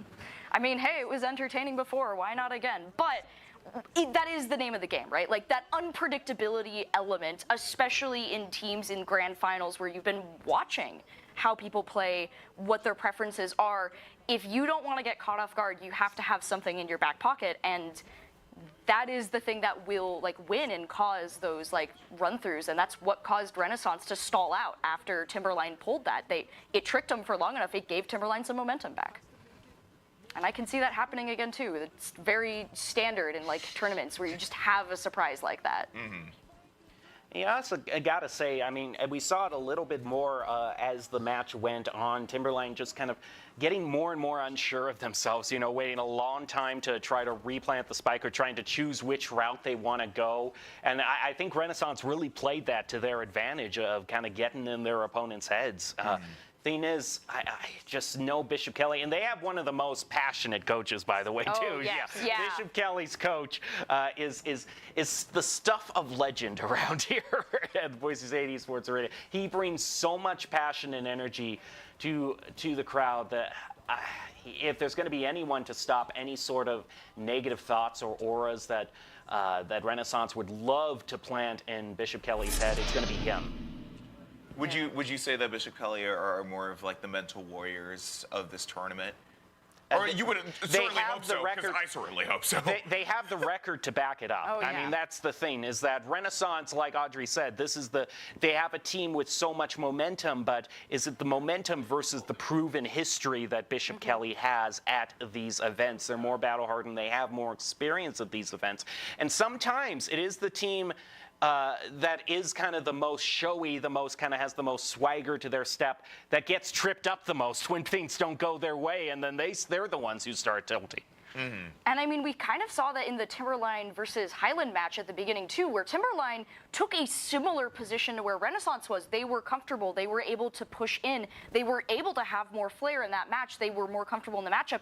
They went into Timberline versus Renaissance, and they were more in Highland's position. So now, honestly, we could see Renaissance go into the position that Timberline was in with Bishop Kelly. It could just be that slow escalation from team to team, and that would not be surprising with how like we said, Bishop Kelly's reputation. It definitely seems like that's the pattern that we've been following between Highland and Timberline or Timberline to Timberline and Renaissance, and now this kind of big moment that everybody's all been waiting for. I wouldn't even call Renaissance an underdog story, but it definitely would mean big things for them as an organization to make such a strong showing as to win a state title in their first presence at a state conference. Even getting to the grand finals is a great showing for a first time here. And, regardless of the outcome of the match, like they're coming from they've done a lot of things. They've been able to show off their skills, and whichever team comes out on top, the other team still made a great presence for themselves. You can see them get in line. Oh yeah, there's Bishop Kelly, the Knights. Also a team that has just always been on top of the jersey game in terms of the equipment. I do enjoy their jersey is very simple, but it's very good. Yeah, it makes a statement there, and you can see them all lined up on the right side of the stage. Now, Renaissance is exactly where they were last time, and I'm sure they're so comfortable they haven't even left their seat all this time. They've just been sitting there playing rock, paper, scissors for the last 20 minutes. But will that be their Achilles heel? We just have to find out. One of the things, though, I want to talk about is the map choices for the last two matches. We've been seeing a flood, a deluge of the 3 site maps. Goodness, yes. We've been seeing Haven and Lotus be the main picks, with the only exception being Split. And even then, Split is very much a map that might as well have a B-side. It's a very weird one comparatively, especially just the site structure itself on that map is very different. So we've gotten a lot of the more strange maps, not normal maps. For those of you who haven't watched Valorant, these are not the standard expectations for maps and how maps plays go. It's kind of interesting for a tournament, if anything. Here's the thing, is that I think there's no better map, and I don't call for the stage often because it's often so overplayed and it's the Valorant stage, but really, I think you got to end a match of egos like this on Ascent. Because it's like so many times it's been played to death. Everyone knows the lineups. Everyone knows the strategies. It lends itself to the most mirror matches, mirror comps that we see. And oftentimes on Ascent, it's just the no excuse map. It's either you show up to play or you don't.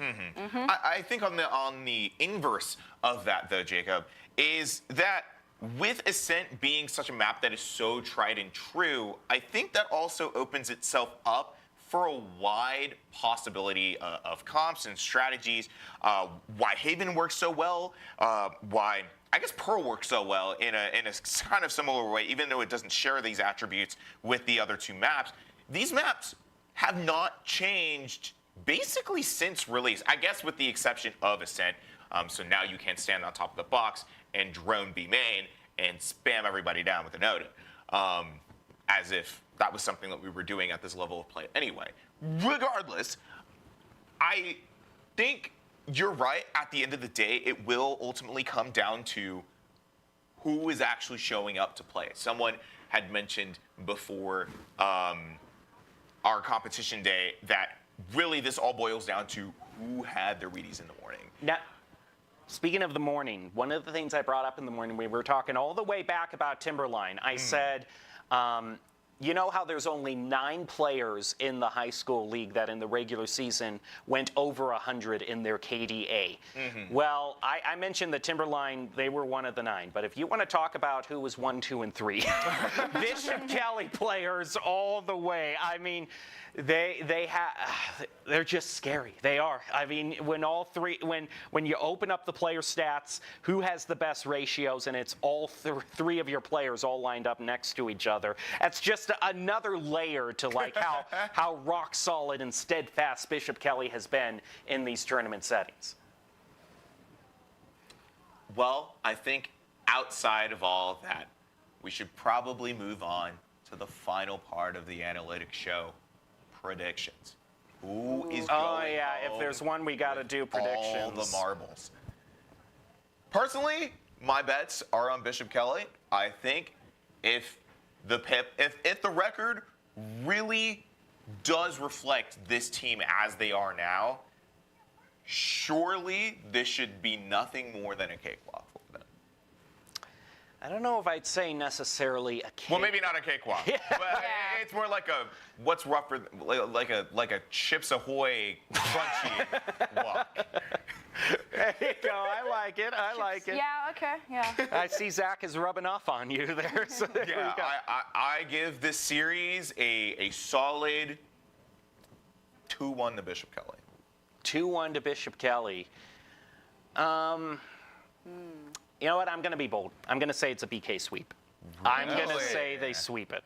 I honestly do. I think, you know, there's a reason in all that, you know, there's ancient sayings, ancient wisdom, you know, the classic saying, pride comes before the fall. Of course. If there was any team that like overdrew themselves from the karma bank, it was Renaissance last round. I mean, they came, they saw, they shot bodies. Really was the story of that game. And sometimes that can be your biggest enemy too, not just in terms of you go into the round overconfident, but if you start to build up a lead, you can be overconfident and lackadaisical. And we saw all the way back at the beginning of today, Highland was a team that, as the match went on, they made an incredible run in the second half on Lotus. And if a team like Highland can, if Highland can do that, they're obviously a very talented team. Bishop Kelly, I know, can do even if things don't get off on their start. You're calling for a little bit of an ego death for Renaissance here. I like it. I like it. Interesting. I mean, you guys have both picked like the Bishop Kelly options, right? Like it's either like the 2-1 or the 2-0. So I don't know. I mean, I feel like Bishop Kelly has a really strong presence here to be able to take it. But I'm just debating if I want to be contrarian or not right now and just say Renaissance so there's someone on the couch gotta here. believe it. Yeah, so I think that, you know, that there also could be that issue for Bishop Kelly. You're talking like ego death, right? Bishop Kelly being the undefeated team could go into this thinking that it could be easy and get their feet swept up from under them. Oh my goodness, so we've got the map choices. And we do have the map. Wow. Look at that. Bring it up in all its glorious. Oh, we're back to Haven and Lotus. My Three-side good old stages. friend. I don't think we've streamed any other maps. No. And Bishop Kelly is attacking first every single time. They're going to be starting off. This is a fun one. You know, when you mentioned Ascent, I was like, you know, I'm really surprised we haven't seen it. And just looking at the picks and bans, I'm like, this is a fun set of choices. But yeah, wow. All right, Haven Lotus split with Bishop Kelly attacking all 3 times. We're gonna run it back. It looks like each and every time. Yeah. All right. Well, you are eating good today, Haven and Lotus fans. We are just lining up another smorgasbord, and our 2 waiters are ready to serve it to you. We've got Zach and Nathaniel ready to go in the arena. So take it away. Let's see more Haven.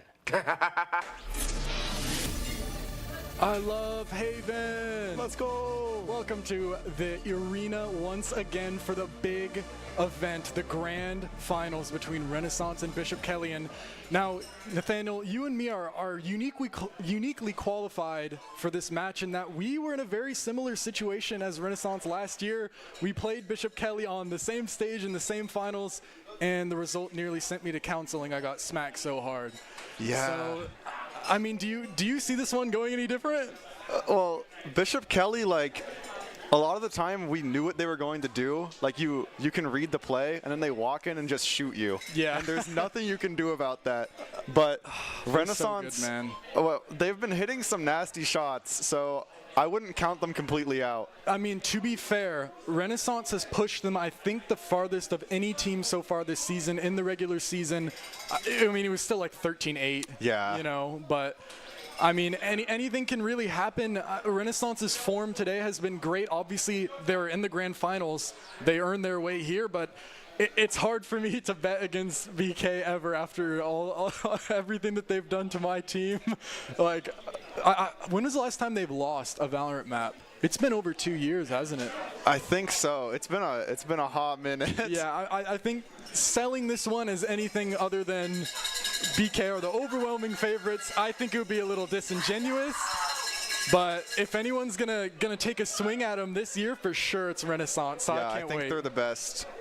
They're the closest like level, I guess, to these guys because they're quite good. The thing is, though, like, I think if I had one ticket, one thing you could bet your hopes on and maybe pull out a victory for Renaissance, you got to disrupt the vibes, man. Because, like, BK have some crazy good vibes, but like we said, they haven't lost the map, you know? So if you put them in that situation, they might be in ground that they've never necessarily treaded before. And a lot of the time, I mean, the mental battle is just as important as the actual the physical one, the one that's on the screen. Yeah, I get what you're getting at. Like, if you haven't lost in 2 years and then all of a sudden it's the finals and, you know, you lose the first map or something, that can definitely throw you off, like, off balance. And I want to say, yeah, Renaissance does have a slight advantage in that they're comfortable in the setup because they've been there, and switching setups around can always throw you off. Another interesting thing to note is we saw these maps, and of course, Studio is not pleased that they're the same that we've been seeing all day. But yeah, it's obvious, it's for a reason in that Renaissance is very comfortable on those, and BK are also, they share like their map pool. If it was a Venn diagram, it's like a circle. Yeah, like they just share all the exact same maps. So both teams should be pretty confident. Hopefully that they're pretty confident in themselves. I mean, they've worked their way all the way up here, so it's going to be an interest. I can't wait. I mean, the whole season's been building towards this. Renaissance in winter games, they were looking for scrim partners. They were walking around the arena asking people if they could set up times to come in and practice. They've been working so hard all year for a chance just like this. And they found themselves here, and as I like to say, someone may have said it before me, but I like to say it too. Okay. I mean, it doesn't matter how much of an underdog you are, you're here and you're going to be in the game, you know? Exactly. If you're talking about a hypothetical, like, oh, would Renaissance beat BK, you know, like, we're here, so I guess it's time to find out. Yeah, I think some lights just went out, but I really do think that just the fact that Renaissance is here really is a testimony to, like, how far they've come and how hard they've been working. Because like you said, during the winter games, like, some people weren't even practicing, and Renaissance was like literally asking every person they stayed for like a scrimmage. 2 hours after they stayed scrimming. It was 2 hours after, and like they've been putting in the work. Yeah, some dedication, and I'd be excited to see just that hard work paying off. But as well, I mean, BK just have like, they just have such mechanical talent that it's hard to overcome that with anything other than your own kind of mechanical talent, right? Because at a certain extent, you can use all the util in the world, all the flashes in the world. Like, eventually you're going to have to take a gunfight. Mm-hmm. And Bishop Kelly has, I mean, they have 5 players on their team that are like Ascendant or higher, you know, which especially for this level, like, Ascendant players are normally the ones that kind of stand out, like Immortals really stand out. And then if you have 5 of them, like, you don't have a weak link. Like Jacob was saying, if you go to the KD of everyone so far in this whole event, it's just BK. It's a Showtime Bakery, Procrastinator, Cold, and Azen, bro. It's, it's every person in a row. And I can't really undersell how like important it is that the mechanics, like, if this was like a football match, it's like everybody being 2 feet taller than you. It's like, it doesn't matter if you work the field really well. Yeah. At the end of the day, like, the mechanics are the core of the game. Yeah, and like, it can possibly be overcame, but like, automatically you have such an advantage just going into it. Yeah. And, I mean, that's not even to undersell Renaissance. They are like all, but very good. Just as well as the way that they play, BK tends to kind of play in a way that accentuates and highlights their mechanics a lot more. They like to just kind of run it in and just take their fights up. Procrastinator Yoru, come back to me in 30 minutes and you're going to know that phrase. So yeah, he's going to just teleport behind them, kill 3, and then we're going to be screaming. Guys, just an absolute menace. It's very impressive to just see such young players who are this good too, because especially, I mean, most of the players on Bishop Kelly, they're like 11th or 10th graders, they're like juniors and sophomores. It's like a dynasty, man. Jeez. It's absolutely absurd. They're good, but the thing is, I think this year, if they're definitely a bit more likely to maybe falter than last year. Renaissance has looked so good, and I mean, 13-9's not shabby. I mean, compared to all of other BK's wins, 13-9's. I mean, it stands out on the page. They definitely can win a map. I'm certain of it. And I think, unfortunately, Renaissance's best map is Lotus, which is also like BK's bread and butter. But I think the name of the game is going to be just defensive holding from Renaissance. We know they're really good on defense. Oh, and yeah. Bishop Kelly is really good on attack. It's like a clash of two titans, man. Like that's kind of, especially with Bishop Kelly starting attack on all 3 maps. Like if their attack is not in form, you've sentenced yourself to playing your weaker half 3 times. But if that's what you're feeling, you're gonna start with an advantage every single game. Yeah, and it's not like they get to choose that they're on attack on every map, because Renaissance also gets to choose, and they chose defense, which really shows that these 2 teams, like, this is what they want. Yeah, they've been. I don't know. I mean, the stage is perfectly set. I couldn't think of a better matchup. I mean, there have been close series, close games tonight, but overall, it was the 2 titans in the finals that probably a good amount of us expected. Kind of the new kids on the block in Renaissance versus, I mean, it feels weird to say kids because, I mean, BK's also, they're all really young too. Like, they're all kids, but they're kind of more proven and they have the hardware, as my friend would say. They have the hardware to show for it. I don't know. Composition-wise, what are you thinking? Because I don't know if we've drafted yet because we had some technical things, but I'm expecting BK to play like a really fast-paced comp. Yeah, I mean, I wouldn't be surprised if we saw like a mirror. Everyone's just feeling kind of the same thing. I just think overall, I mean, back-to-back would be very, very impressive for a championship like this, especially in a scene where so many things can change, right? Kids get old enough to play for high school. They get too old. They can't play for high school anymore. Like, new teams pop up, new teams go away. Like, certain years are stronger, but BK's always just kind of been at the top, and that infrastructure just really hasn't even really been challenged so far, especially or particularly in Valorant. In other games maybe, but they're firmly the #1 for a reason. I think that 3 seed is kind of fake. I would say this is the real, like, this is the real 1v2 seed. This, I would say that's. I'm not surprised it's come to this, and I think anything less than a swift play at the end of all of this will be a disservice to the fans. Yeah, and like you were saying, how like players always change out. I think that really shows like the big advantage that BK has, which is just how good of a coaching infrastructure they have.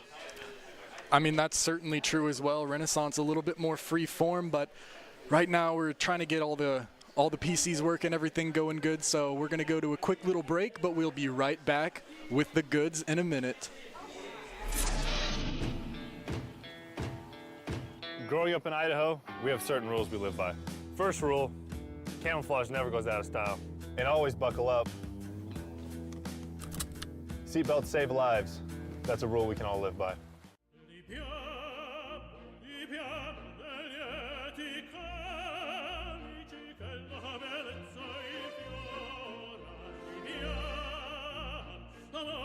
Life happens.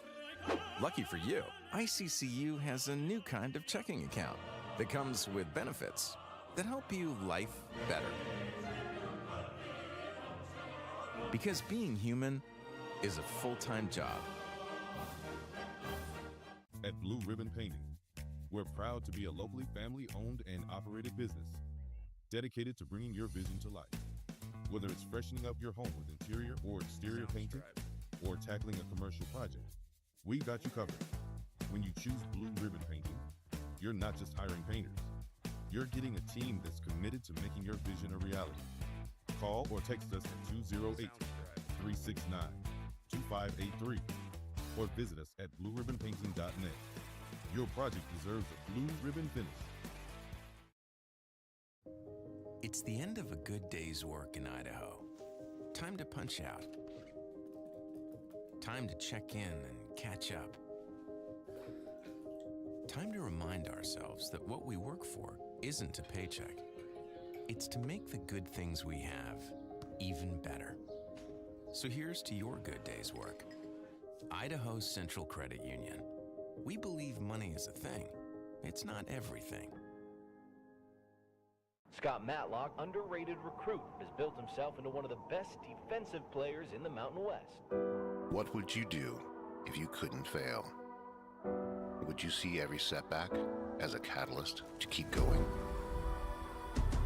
This is the innovator's mindset, because innovation demands daring.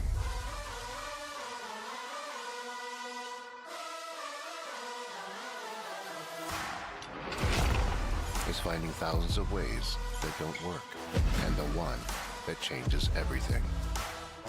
It's when your unrelenting spirit sees the world's needs and says, I will create something better. So, what will you do? Will you let your genius run wild? Give yourself the space to be great?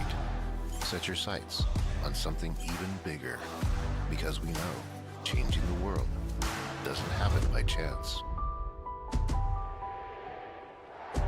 It comes out of the blue.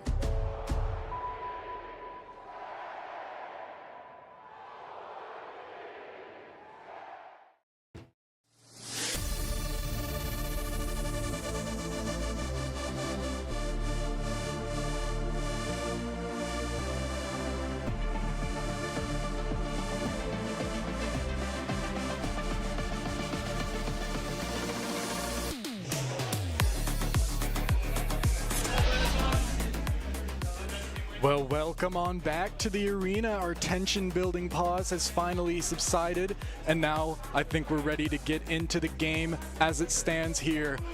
It's been crazy. It's been a crazy day. Energy is rife in the arena, and we got our two teams up here, the 1 seed versus the 3 seed. That's Renaissance versus Bishop Kelly. Everyone's feeling it on the cameras, and they're ready. And geez, I don't know, man. It's gonna be intense, and we've seen some insane games today, but not only I feel like this one's not only going to have insanity, but it's also going to have skill, because, these teams are both, pretty high level, high ascendance. Yeah, they're all, very up there in skill, and I feel like once you get two, people around this level, and you get two teams that are, pretty skilled, that's when the crazy stuff, begins to happen, I think, because, well, everybody knows what's going, so there's 5 steps ahead, pretty much.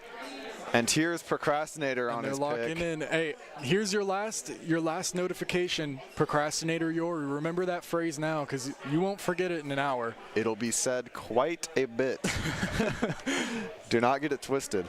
Instead, Renaissance opting for an interesting composition. You don't really see that one very often. I don't know if I've ever seen a Vise on Haven, but they're ready and they're getting into it now as we enter the grand finals of the 2025 state championship for high school Valorant here. Renaissance versus Bishop Kelly High School. And this one's going to be crazy. The clash of the two titans here.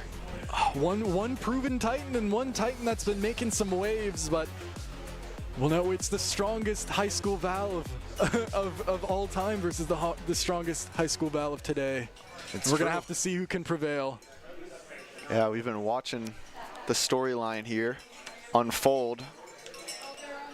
And we're on to Haven. What started us off here feels like so long ago on this map, and now it's going to end us off. Bishop Kelly already kind of posturing to do what they love to. They like to do that heavy push, but Renaissance is ready for it. They've got Nagi already standing with the fault line, and it could be big here if they push off of it as well. And some salvos to follow up the fault line. Oh, Pete coming through fast. Contact taken, and Derp God is lucky to get out with his life, but actually Bakery is as well, taken down to about 1 HP, 1 shot. Owl Drone coming out through sewer, clearing all of it, and Derp God manages to break it. Still no flank really to be spoken of, though. Since there's no flank, Bishop Kelly isn't really pressed for time to make anything happen. They can wait out if they want. Fake teleport comes through backside from Procrastinator, who just kind of wants to spread some misinformation before it seems like the rest of the team are willing to turn tail and just kind of head back towards C here for the time being. And as they walk over to C, they're going to soon realize that the Vise setup is there. It's Hioma. Out comes the Sheer. Oh. It's 2 though, it's 2. They don't expect Showtime. They heard the plant, they thought only 1 was across. Hioma peeks out and Showtime gets the punish for it now. It's planted for CT and everyone goes back, barring one sneaky little Omen. Cold wants to stay in garage, but he's noted and dealt with by Yoichi. Showtime though, still strong. Oh, Procrastinator, look at this flank. There's 1, 2, reloading though, doesn't get any more, but Showtime. And Procrastinator with the full house. Wow. Making a statement. I don't know if you caught that, but the Showtime was able to throw a Cypher Cage to block the Vise flash when entering the round at the site at the very beginning. It's like they already know each other's setups, which is, I mean, I guess this is what you expect. It's a real battle, but one thing to note is a lot of those kills were people being, at least 3 were people not looking at the person shooting them. So it's going to be interesting to see if they can kind of rein in on those timings and make sure to note these corners a little bit more. This round, BK wants to get in B. They want to fill out half their name here, and they're on site. Procrastinator has teleported in with this Bulldog and got decent information. Ooh, nice shot from Hioma onto Cold is nice. An Acer through the smoke as well. Hold on, 4v2 on second round. Bakery takes down Hioma though, and everyone's kind of lined up now for the Spectres to spray. Bakery and Showtime, dynamic duo. Making sure this one doesn't get too far away from them now. And now we're going into the first round where Renaissance is going to have rifles favored to win against Bishop Kelly. But the thing that you got to be careful about, well, here's the replay. You're going to see it, these Spectres. And in the hands of a Yoru, a Spectre like that is able to take out pretty much anybody because you can just teleport behind them. Look at this aim, by the way. Yeah. Able to just completely lock onto the enemies. They're feeling it. I saw him, you could see him on the cameras playing deathmatch, warming up their aim, and man, did it work. Ooh, early peek from Yoichi. Interesting. I mean, Cold practically sees his whole body, both Omens spotting a glimpse of each other's cloak and turning tail, but Cold actually gets that in Showtime. Catches Acer trying to trade Yoichi by himself in garage. Not much really to be done here for Renaissance other than wait and see which site they're going. Dart hitting. Oh, what a sneaky play. Not quite gonna work, but I like the idea now. 1v5 for Hioma. Can it be found? Falls for the clone, and that's 3. Oh, a flawless start for Bishop Kelly, and they came to play today, man. And winning a round like that is so important for BK, because that kind of puts Renaissance into economic ruin. And 7-0 start for Showtime. Yeah, already has the Neural Theft up on round 4. They don't even need it this round because of the weapon advantage, but I mean, it's just looking great for them. And also, not to mention, Cold has been farming these ult orbs. Interesting person to have farming, but I guess could potentially mixing it with Procrastinator could be a clever idea. The stun comes out sewer. Teleports off of the stun. Ooh, Procrastinator is able to hit that one tap on the Derp God. Gun probably barely pulling out there. Cold. And Acer's stuck in a hard place here. He's so good at that, bro. Procrastinator just, I mean, I wouldn't be surprised if he does the exact same thing again. Flash in and just take them down. There he goes. Does it again. And he gets it as well. 3 for him. Hioma, nice shot. Gonna land himself a nice little rifle. Get that rifle. Not without contest. Oh, nice shot from Hioma. Signs of life for sure. Able to get 2 there. Expecting a flawless, honestly, but being able to get 2 there is just, it shows how good Renaissance really is. I think on those earlier rounds, they were kind of getting just out-finessed maybe, and now that they're looking at each other, it really does look more like it's kind of an even matchup. Oh man, and It's just, that's kind of crazy. I mean, that they've taken such kind of an early, like, dominant lead in that way. And it's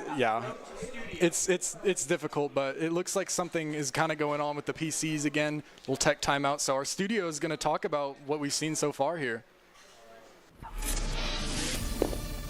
Welcome back to the Boise State Esports studio. We are currently in the midst of our championship match. Bishop Kelly going up against Renaissance, and already Bishop Kelly is making its statement known. I mean, even in a lot of the last games that we saw, especially the Renaissance versus Timberline, things still started off with the standard 2-for-1 trade. You know, the bonus round comes around, they drop, but when you just sweep all 3 bonus round, Bishop Kelly has put all their cards on the table, and also, I got a lot to talk about with them, but first, they're just doing a really good job. Let's just start with the surface level stuff.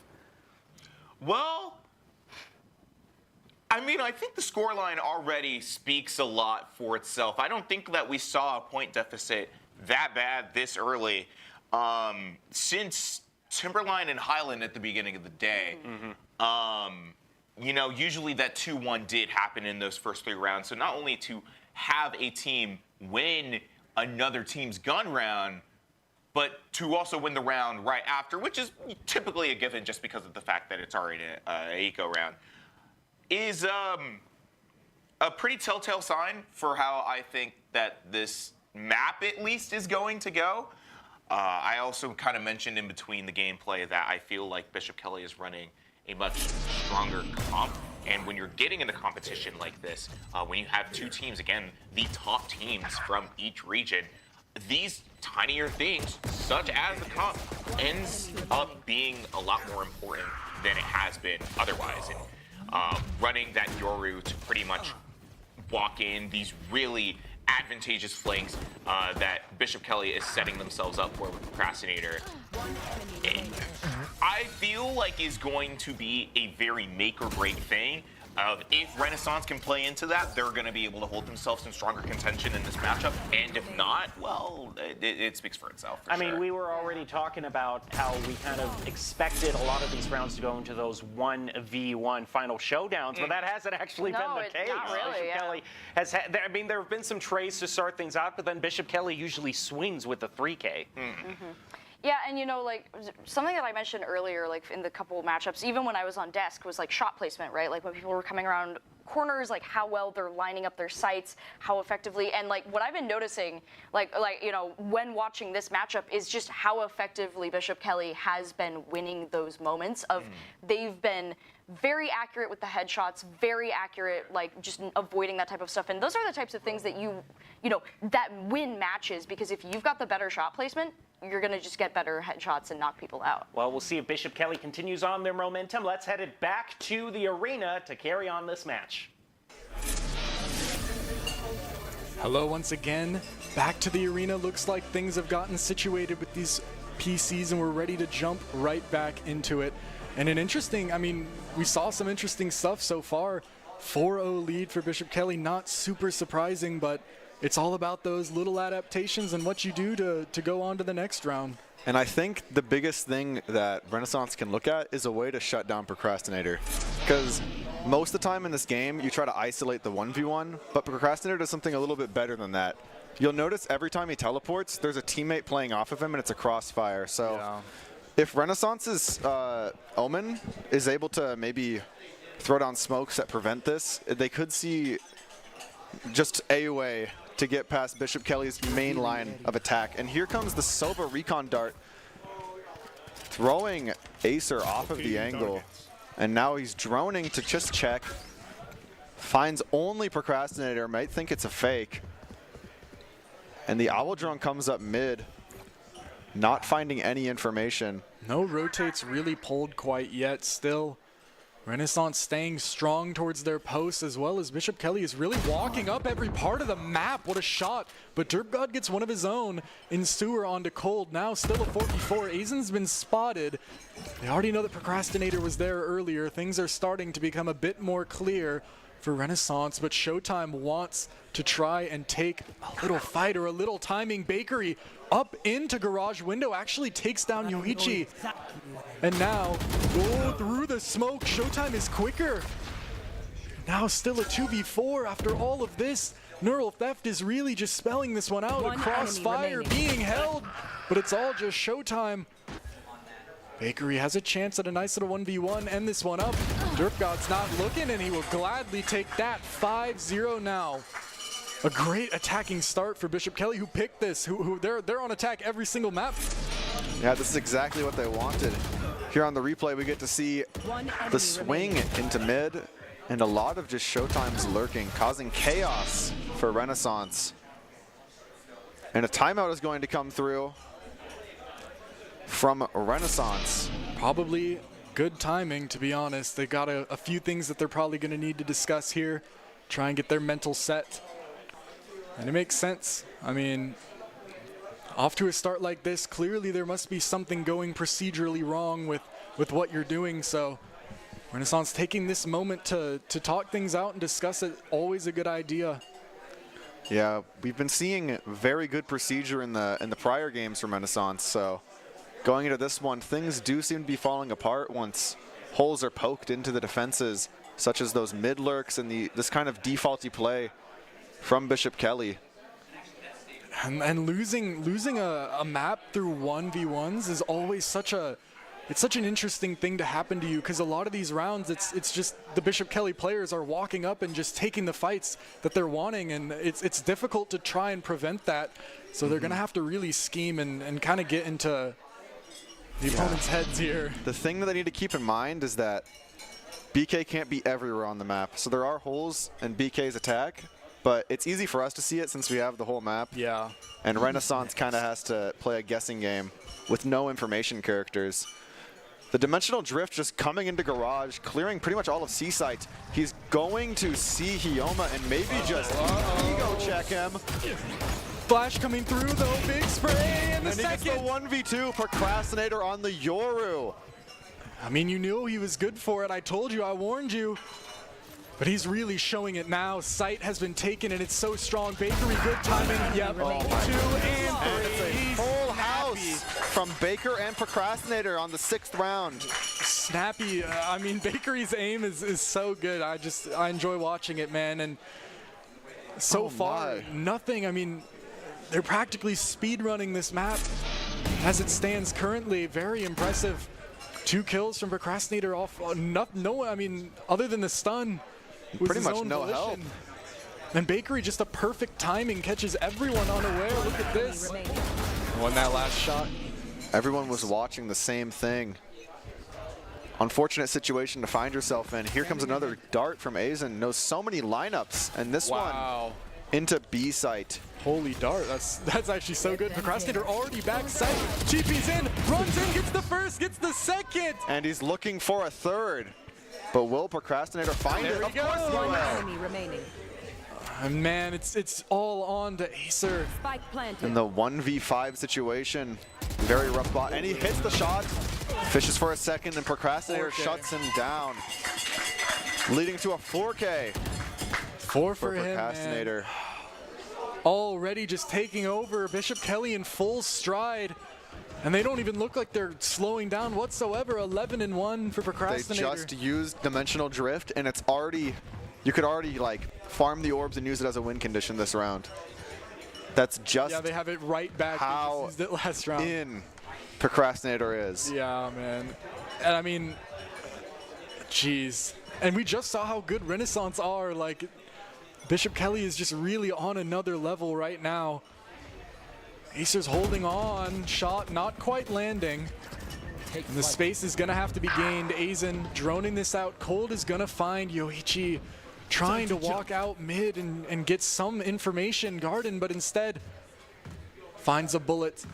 Teleporter now set up backside for Procrastinator. As time passes, that gets more scary and scary to hit, but supporting utility here, and I think Procrastinator's about to hit it. Out he goes, clearing backside. It's pretty much just open for him to take over, and the plant is bound to come down soon. Oh. Out comes the Tejo ult. And it leaves PK in a rough spot, but Aizen's able to find his way out of that graffiti angle, looking for another kill before even planting. My blind is dead. He gets that one back, and he almost actually crept out pretty far, but Showtime just shuts it straight down, and Aizen gets another. Able to dodge that flash. And now, going into the 9th round of the half, this game has been flying by. Bishop Kelly are just pushing the pedal down right now, firmly in the driver's seat. Lots of utility coming out on this replay here. Shows just the coordination of both teams, but unfortunately, when you get to this level of play, it comes down to mechanics a lot of the time. Yeah, then just not missing today. Like we said, something might need to happen, some sort of kick, some punch in the face needs to happen to Bishop Kelly to just kind of, that's what it's going to take to really slow them down here. They've just been so dominant, and they're looking to repeat on the C site. They already gave it up. Renaissance isn't even playing for it. They're playing for the retake. But the site has been given. Procrastinator with the spike is going to get that down, and off site everyone runs. They've got Hunter's Fury. They've got Dimensional Drift. They've got everything that they need. Rolling Thunder could be so good here. If it's hit soon, it's going to hit everybody on the team. And the teleport behind them off of the Rolling Thunder. Teo misses the teleport, doesn't see it. Procrastinator though. Procrastinator getting 2. It's traded back by Isagi. Oh, but Yoichi's trying. Showtime cleans it out in the end. And again, it's procedures within procedures. The procedure there is fall back and use ult, and then within it, it's also I'm gonna TP behind them all. It's yeah, and I don't know if you saw, but he farmed the orb and then planted. So Procrastinator was planning on dimensional drifting out afterwards. One enemy remaining. Didn't even need to. Instead, keeps it handy for a future round. And when you combo dimensional drift with something like Hunter's Fury or an Aftershock, it's just quite broken. And here comes the dimensional drift getting B-side pretty much entirely open. We can see Bishop Kelly charging the fault line up, but they're a little bit early on it. Derpgod trades it right back with a shotgun of his own. You know he loves to use that Bucky, but Renaissance actually winning that fight on C looks to initially make things a little bit easier, but now as Bishop Kelly has gotten so much room into garage here, it's actually a bit complicated. They all cross the wall at the same time, and he almost gets it, but instead it's on to Yoichi, who's going to get revealed, has to peek from the neural theft, and Aizen is quick. A beautiful shot takes him out. Still a 2v2 here. And both of them are going to be able to acquire their rifles and play this post-plant situation, a classic Haven situation here. But Showtime's going to mix it up a little bit. Yeah, Hunter's Fury in from main, but Showtime is going to be walking up garage this whole time. So after the Hunter Fury is done, Showtime can peek and hopefully get whoever's on the spike off. Out comes the Hunter's Fury. It's a little bit off. But Showtime gets taken down, and that was the win condition of the round. Now Acer can just hold on to Aizen and actually take it. Oh my goodness. Acer able to almost single-handedly win that round for them, bringing it back with 3 kills. They read the play really well. The fact that there might be that one player waiting to lurk late. Acer just disposed of Showtime, and that's a way to get the first still. A few more rounds on the half that could be gained here for Renaissance. Really shows that Renaissance can put up a fight here. If the play goes exactly as they think. Here is Acer looking for contact as Derpgod walks up into lobby. Interesting teleport gets caught out. Yoichi wanting to get a little creative. It's not going to work. Desperation play maybe. But I understand why he did something like that in a situation like this. So far behind, you want to get anything you can. Procrastinator trips the wall. Oh, wow, what a shot. Cold with that shot. Living up to the name. The Derpgod still has a chance. if they decide to go towards this A site, Derpgod could get active. He could get a few hiding in this deep corner. Will it be cleared? It does, but what a transfer from Derpgod. Goodness.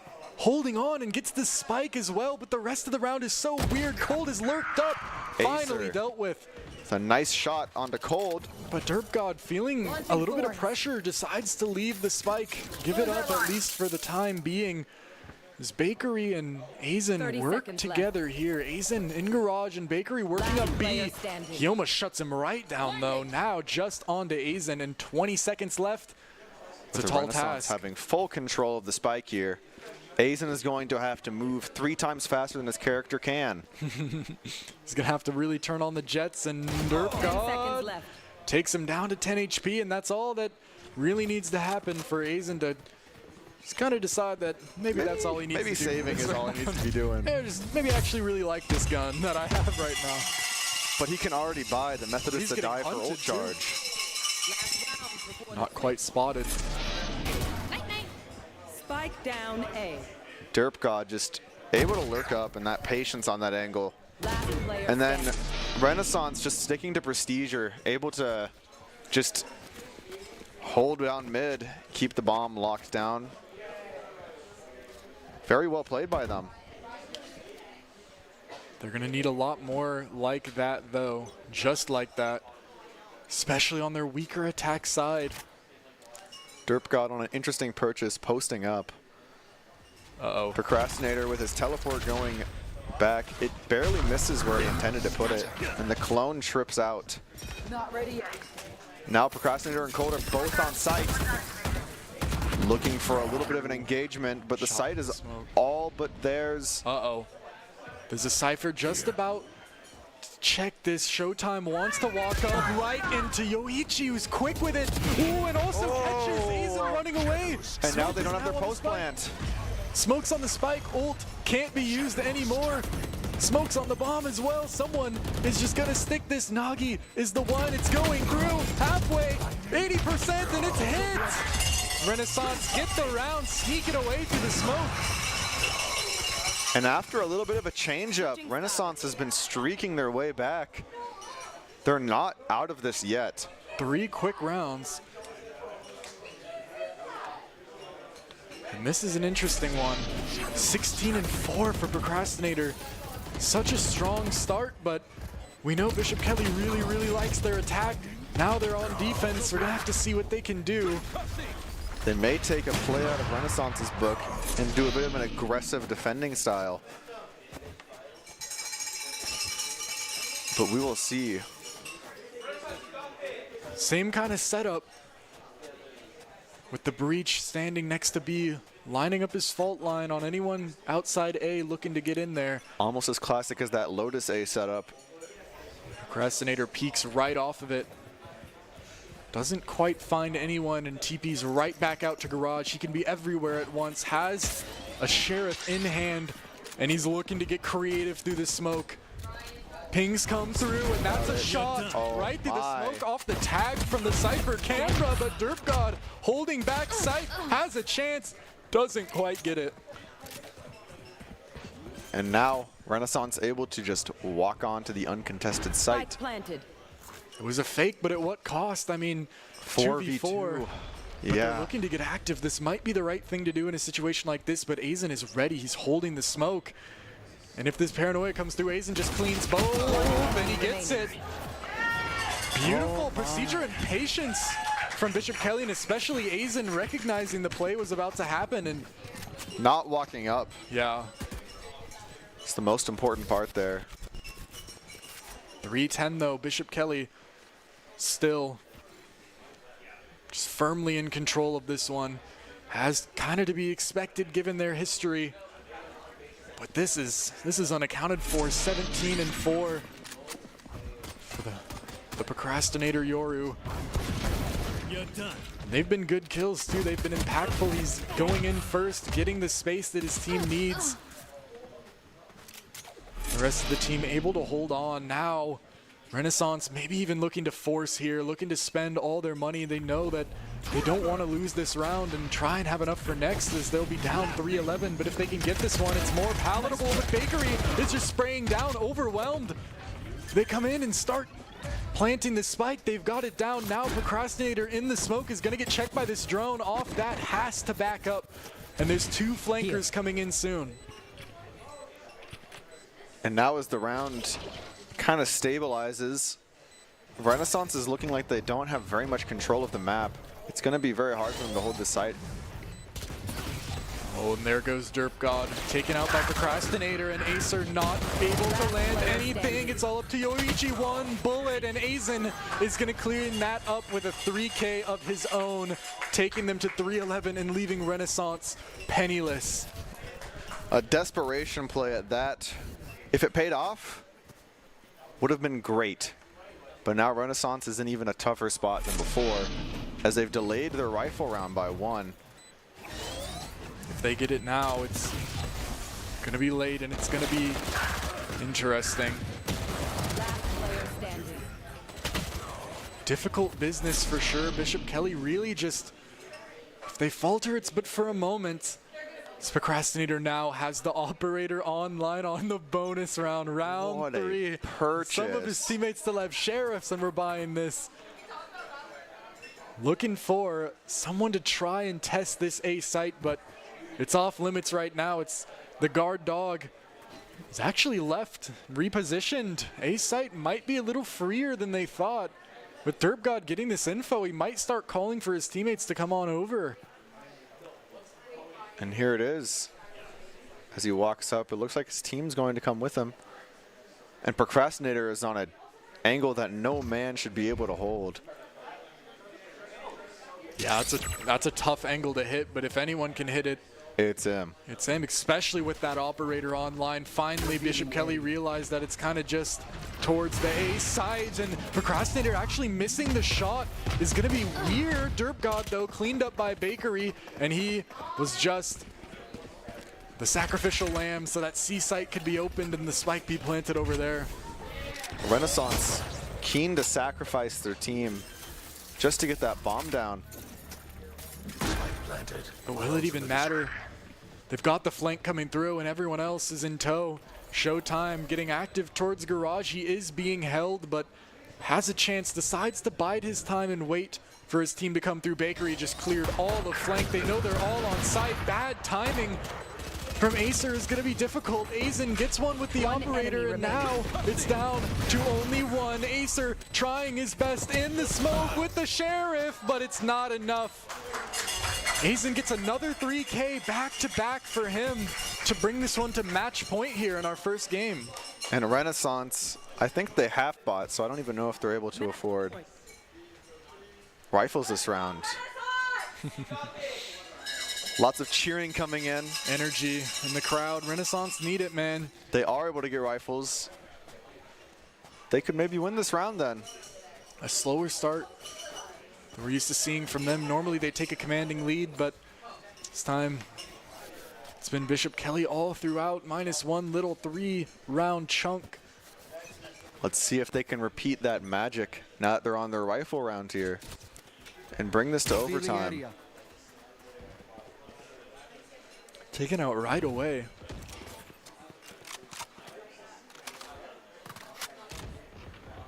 Oh, Bakery is so far up. Oh, but the timing's no good. Nagi takes out the opposing breach, and that's a free kill gained.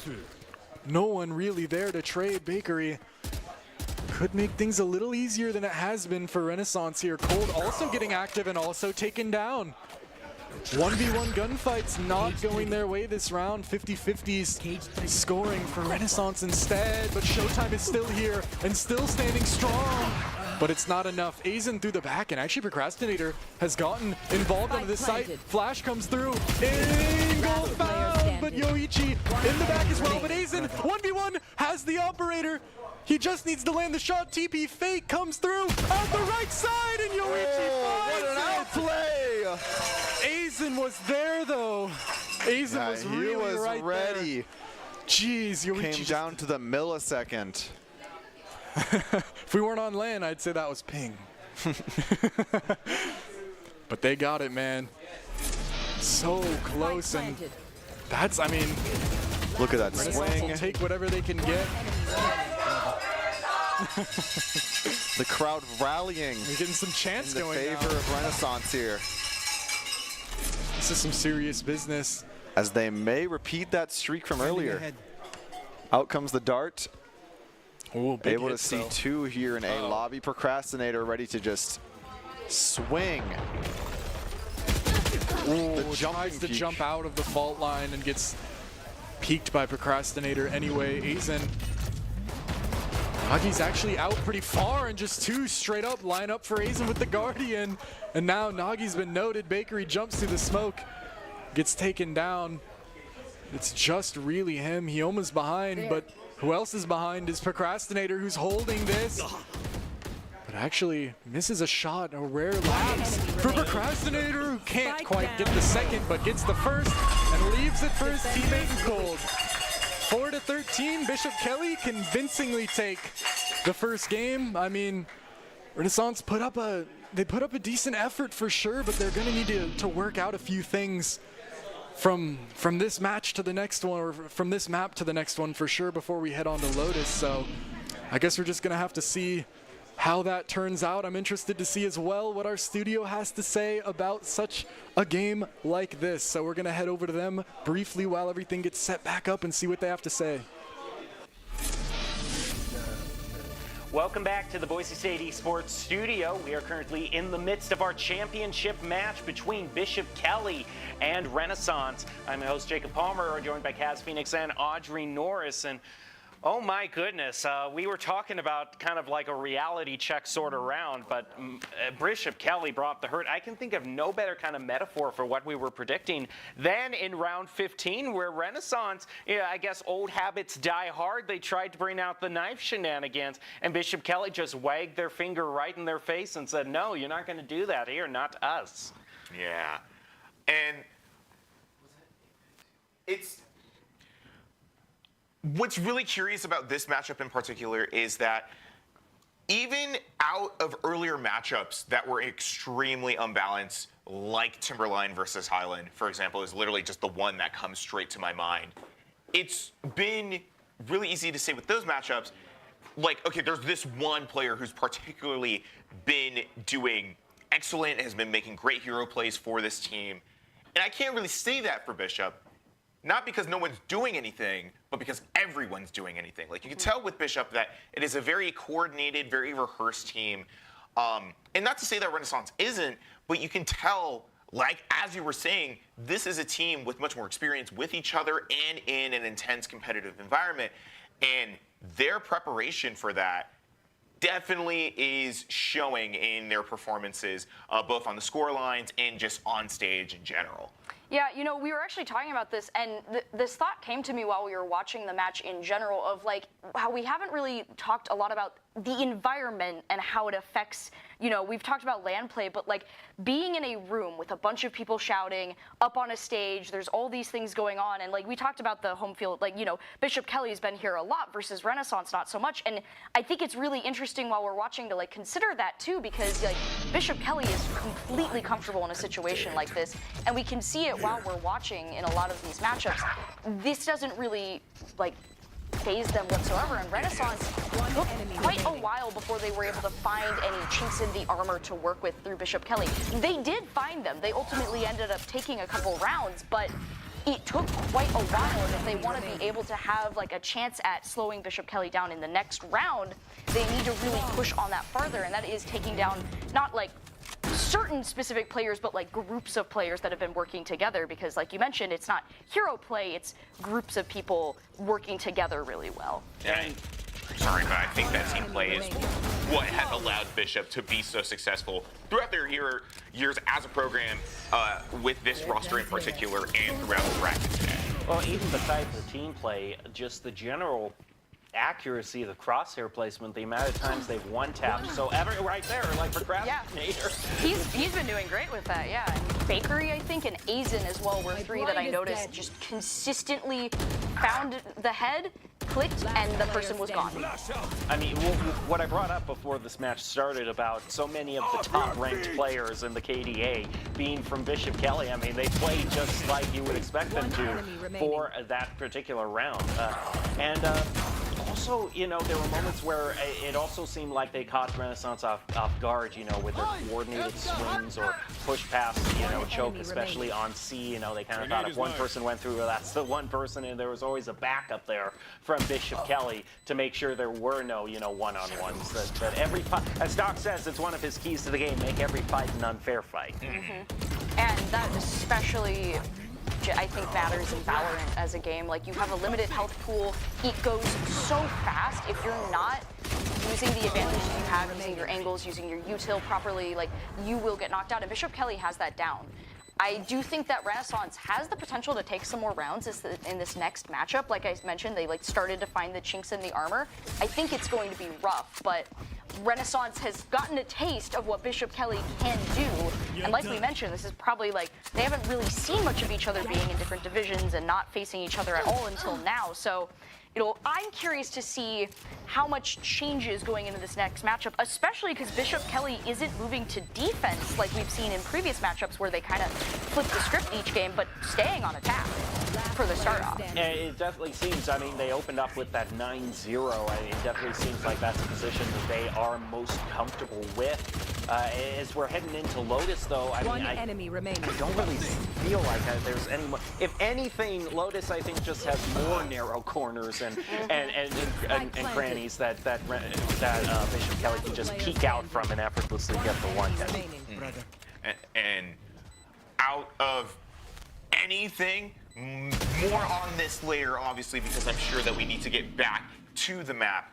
But again, as I was talking about before, things like the comp begin to matter. And things like the players that you have on certain characters, such as Procrastinators Yoru, have a big impact on how a lot of these rounds have been turning out with gate crash positionings for post plant, for even just entries for dimensional drift, clearing outside to allow their teams on, and even when there are people on the site, you know, how Bishop Kelly is able to play around that and still get a site execute on. There is clear signs that this team is rehearsed, but there is definitely, despite all of the performances from people on Bishop Kelly, one person who is really holding things together. I think that is Procrastinator. Very curious to see how that develops into the next map, though. Yeah, Lotus is a very interesting map. We've seen plenty of it today, and I am curious, especially with, like, we saw a lot of Yoru, and I'm curious to see how those are going to look, like, agents-wise on this matchup for, like, the next map. Yeah. And a real possibility for Bishop Kelly that they could win this one in a sweep and go all the way completely undefeated from the first match of the regular season to the championship match, which would definitely continue to cement their legacy as one of the top high school teams, you know, during this 2-year run into a 3-year run. Yeah, which would be, I think, a very incredible capping off point for them, though, of course, we still have a match to go, and we have to see where Renaissance ends up in this lineup here. There is a non-zero chance that Renaissance, you know, can get through that, but we do also get a chance to check in with the rest of the lineups here as well. We can see that the match between Timberline Valorant Gold and Capital Valorant is underway, which is, in a way, I would say, not on paper, because obviously first place and second place is better than third place, but almost emotionally, that kind of match is almost worth more, because it's the difference between taking home a trophy and no trophy. And Timberline, I mean, they certainly brought the most entertainment to the arena, I gotta say, too. So, but Capital fighting up from the 7th seed, too. I mean, they've had a nice run of it as well.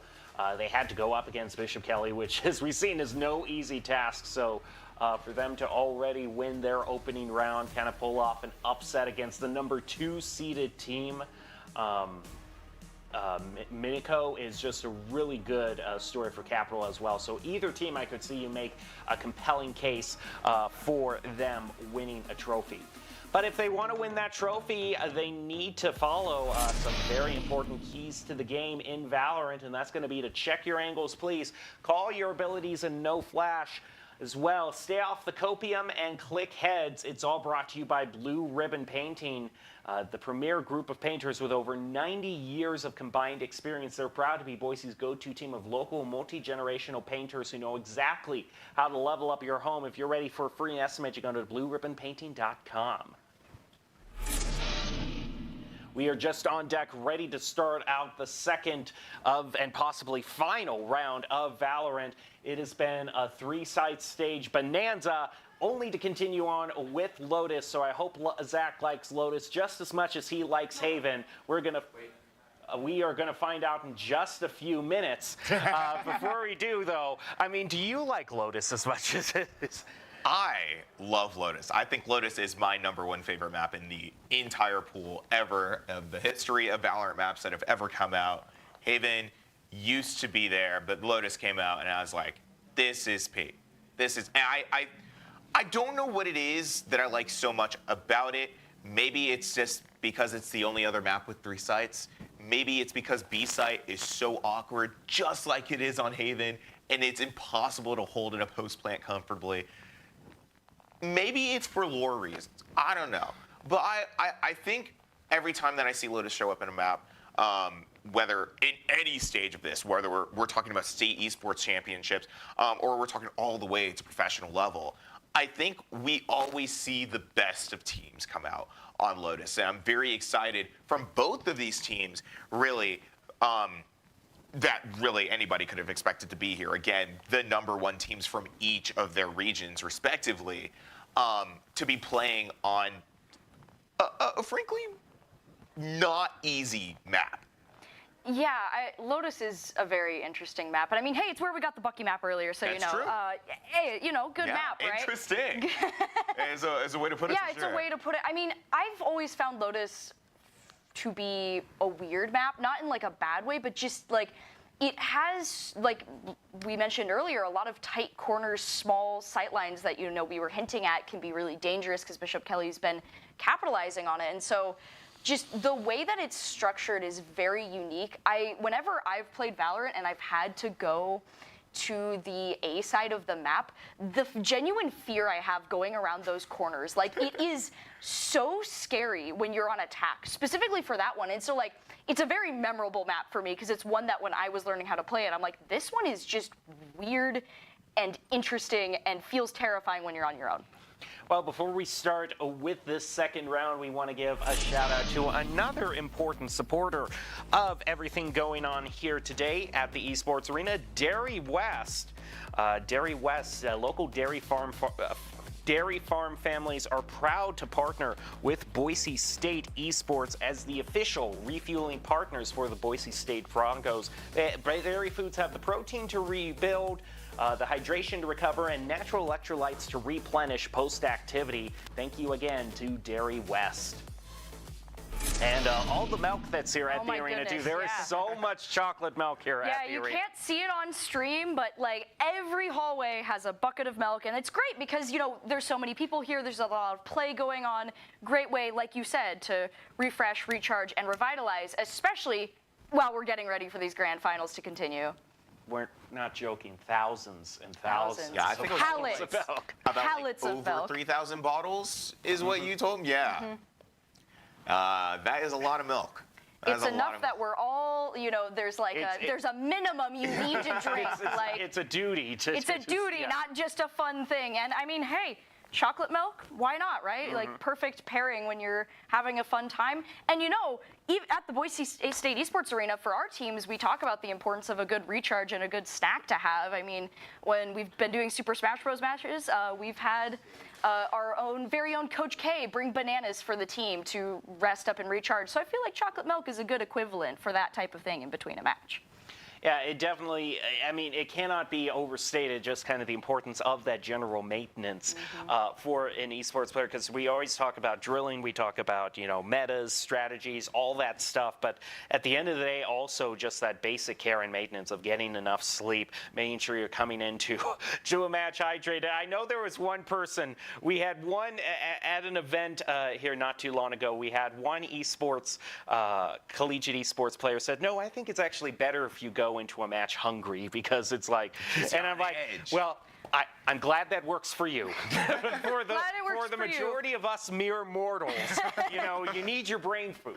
Yeah, I mean, if you're not keeping your brain rested, how are you going to be able to cram all of the information in? And I mean, hey, statistically speaking, you know, I don't know what that player is doing that he's able to think better while he's hungry, but for most people, that I would be distracted. Like anytime I'm trying to play, especially Valorant of a game, you have to pay attention to so many things, sound cues, the map, your team callouts, what you're seeing on your very screen.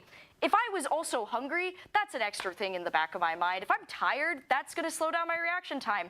And if I'm like stressed or dehydrated, more factors. I don't want to deal with it. I'd rather just have snacks. And so glad to have Derry West and get ready for these matchups, because, you know, well-rested players make good matches, and we've been seeing a lot of those today. All right, we are continuing waiting to get into our second round, so we've got some highlights for you to. 5-minute break. Oh, we got a 5-minute break. Excuse me, not the top 5 plays. 5-minute break. Anyway, 5 minutes. Maybe you could, you know, go back in the stream and watch one play a minute, and then make your own top 5 plays. We won't, you know, if anything, just get some water, get some food. We'll be right back to find out who is the Idaho State Esports champ after this. Sorry. At Blue Ribbon Painting, we're proud to be a locally family-owned and operated business dedicated to bringing your vision to life. Whether it's freshening up your home with interior or exterior painting, or tackling a commercial project, we've got you covered. When you choose Blue Ribbon Painting, you're not just hiring painters. You're getting a team that's committed to making your vision a reality. Call or text us at 208-369-2583 or visit us at blueribbonpainting.net. Your project deserves a blue ribbon finish. Growing up in Idaho, we have certain rules we live by. First rule, camouflage never goes out of style. And always buckle up. Seatbelts save lives. That's a rule we can all live by.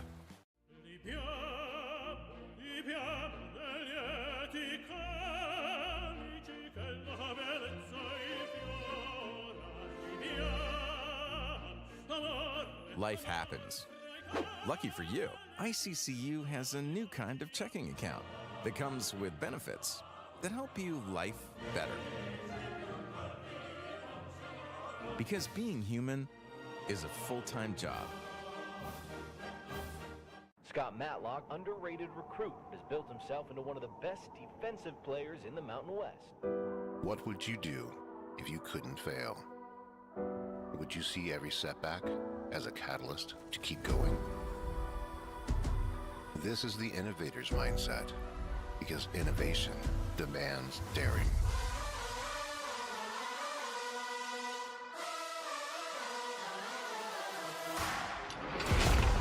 It's finding thousands of ways that don't work, and the one that changes everything. It's when your unrelenting spirit sees the world's needs and says, I will create something better. So, what will you do? Will you let your genius run wild? Give yourself the space to be great? Set your sights on something even bigger, because we know changing the world doesn't happen by chance. It comes out of the blue.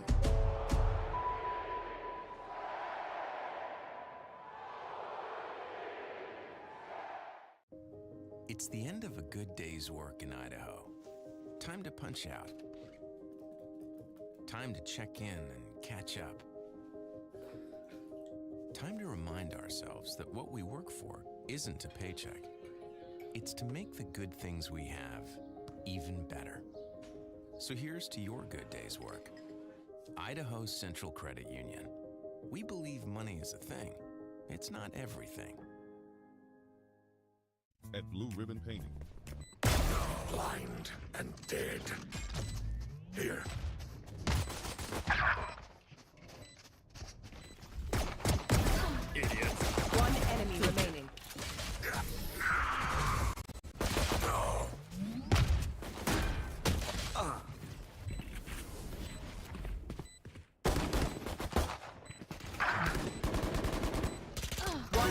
remaining.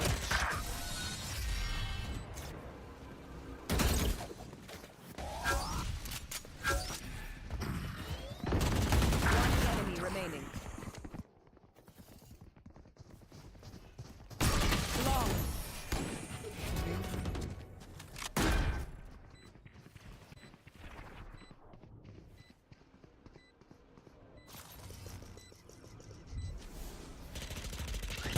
One enemy remaining.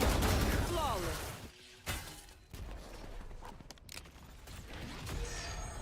Rip and tear. Thorns are alive.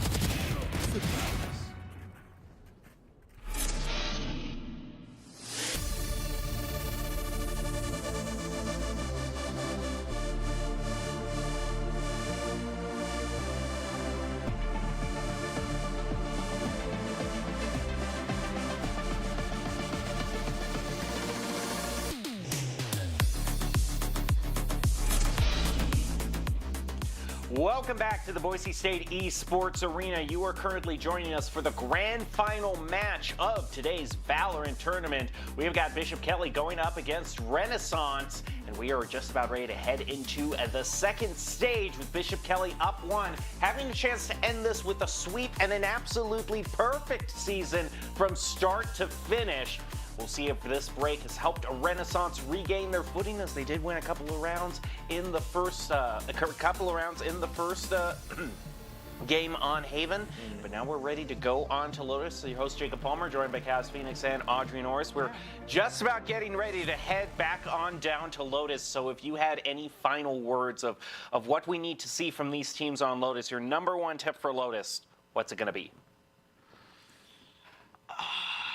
Lotus Lover, give us use the Bucky. We saw the infamous round 17, I think, is going to go deep down in IEA history for a while. Let's also note, Bishop Kelly is going into this with technically a lot of pressure. They're trying to maintain a perfect lossless streak throughout regular season, throughout playoffs for 2 years now, looking for that 3-peat, and teams have not had a good year finding 3-peats. Let's just say that. So, Audrey, if you have any notes. I don't know if you can top just use the Bucky. No, just use the Bucky. I mean, don't get hit by the Bucky. Which there we go. That's if one team uses the Bucky, don't be the guy who gets hit by the Bucky. Don't just. I think, regardless of how the rounds go, if you're the one who gets caught by the Bucky, that's the one you think about for a little bit. So, yeah, I mean, actually, though, just the being cautious around the corners and not getting ahead of yourself. This is the grand finals. Both teams are feeling good, especially Bishop Kelly off of that win. But as we've mentioned a couple times, pride comes before the fall. So for both teams, don't let that be what catches you off guard. That'll be my tip. Don't try to knife, okay? This is just, this isn't the time right now. Bishop Kelly is a team that will take you out in a millisecond moving around the corner, let alone if you're trying to charge at them with a knife. So we'll have to see. Renaissance has their work cut out for them. Bishop Kelly is all set to maybe take home the championship. We are going to head back out to the arena to Zach and Nathaniel. Take it away. We'll see who's the winner. Welcome back to the Esports Arena here at Boise State, where now we've heard from the studio about the past. We've heard about the future, but now it's time for the present, the last, potentially, last game of this championship for the first place. And, I mean, I was thinking, so we've got Renaissance and Bishop Kelly, who are both certified Lotus lovers, right? Yes. But whose love do you think is stronger? Because they both love in different ways, right? Whereas Bishop Kelly loves that attack. They love those 3 sites. We can go onto one real quick, and no one can get there in time. And Renaissance feels the opposite. They're like, oh, we love the defense because we can control all this space and box the enemy in. So whose love is stronger to you? I think it's BK's, and here's the reason. Okay. So when you think of Lotus, you think of run it down A and win, right? Yeah. But the thing is, Bishop Kelly does this thing where they run it down C instead. Oh. And if you look at the comp that Renaissance is running, you'll notice a lack of a Viper. And what does Viper do? Stops you from running it down C. You're really spelling this out. I'm spelling this out. I like that, okay. I think Clove doesn't work here, is my point. Well, we're going to have to see whose love comes out on top here as we go. 1-0 lead for Bishop Kelly heading into this map. A match point for them, potentially series point, championship point, maybe. But it's all going to get decided here through bullets and blood on the on the beautiful battlefield of Lotus. A bunch of flowers and, and greenery. And let's see whose chicanery is better, procrastinator on wave on this map. Who can hit the weirder flanks is what it's going to come down to. I don't know, man. I've seen Bishop Kelly on this map so many times, and they're still so good. They're so strong. Oh my goodness. There's really no speculation left to be done. Look at the location that Bishop Kelly is, just as predicted.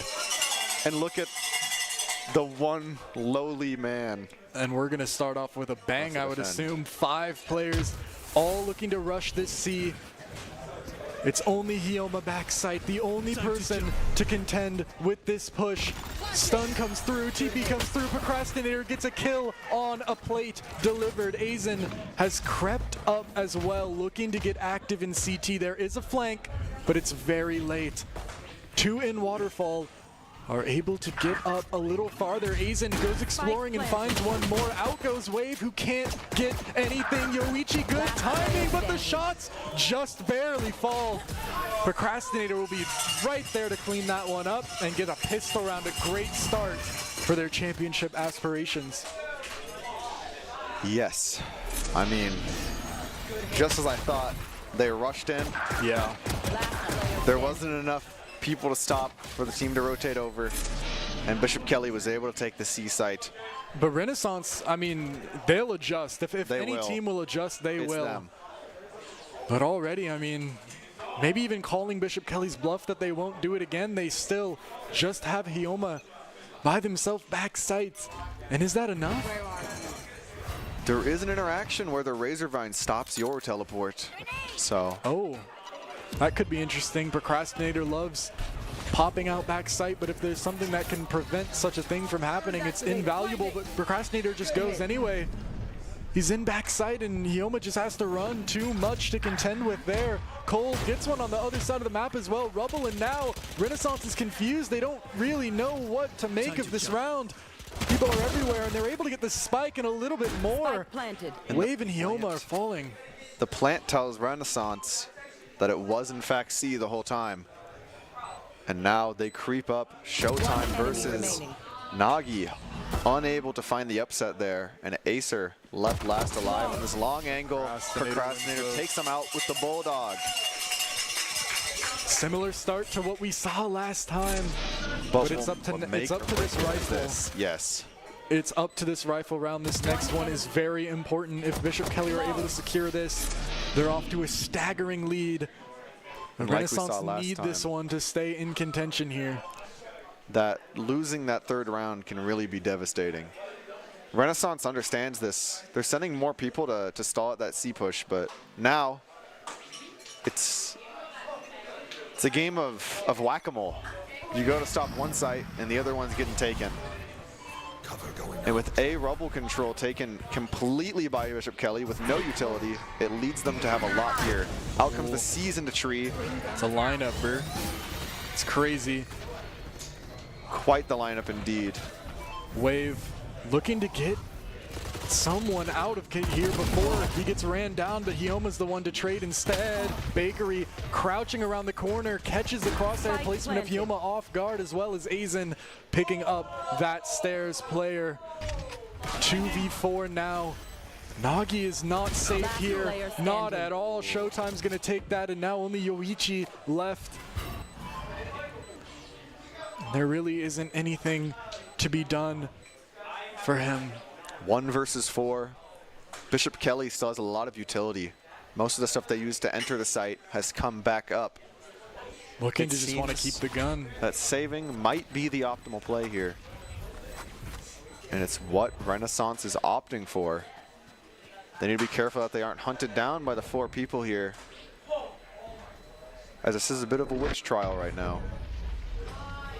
but Isagi manages to get away. They're searching for him, but with just the gun. Perhaps the one place you wouldn't expect to look is right next the to dead sight. center of the map.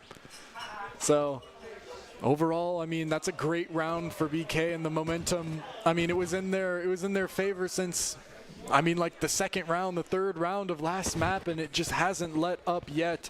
Aizen now a new face on the top of the scoreboard for Bishop Kelly, but really it could be any of these players up there, and I wouldn't be surprised.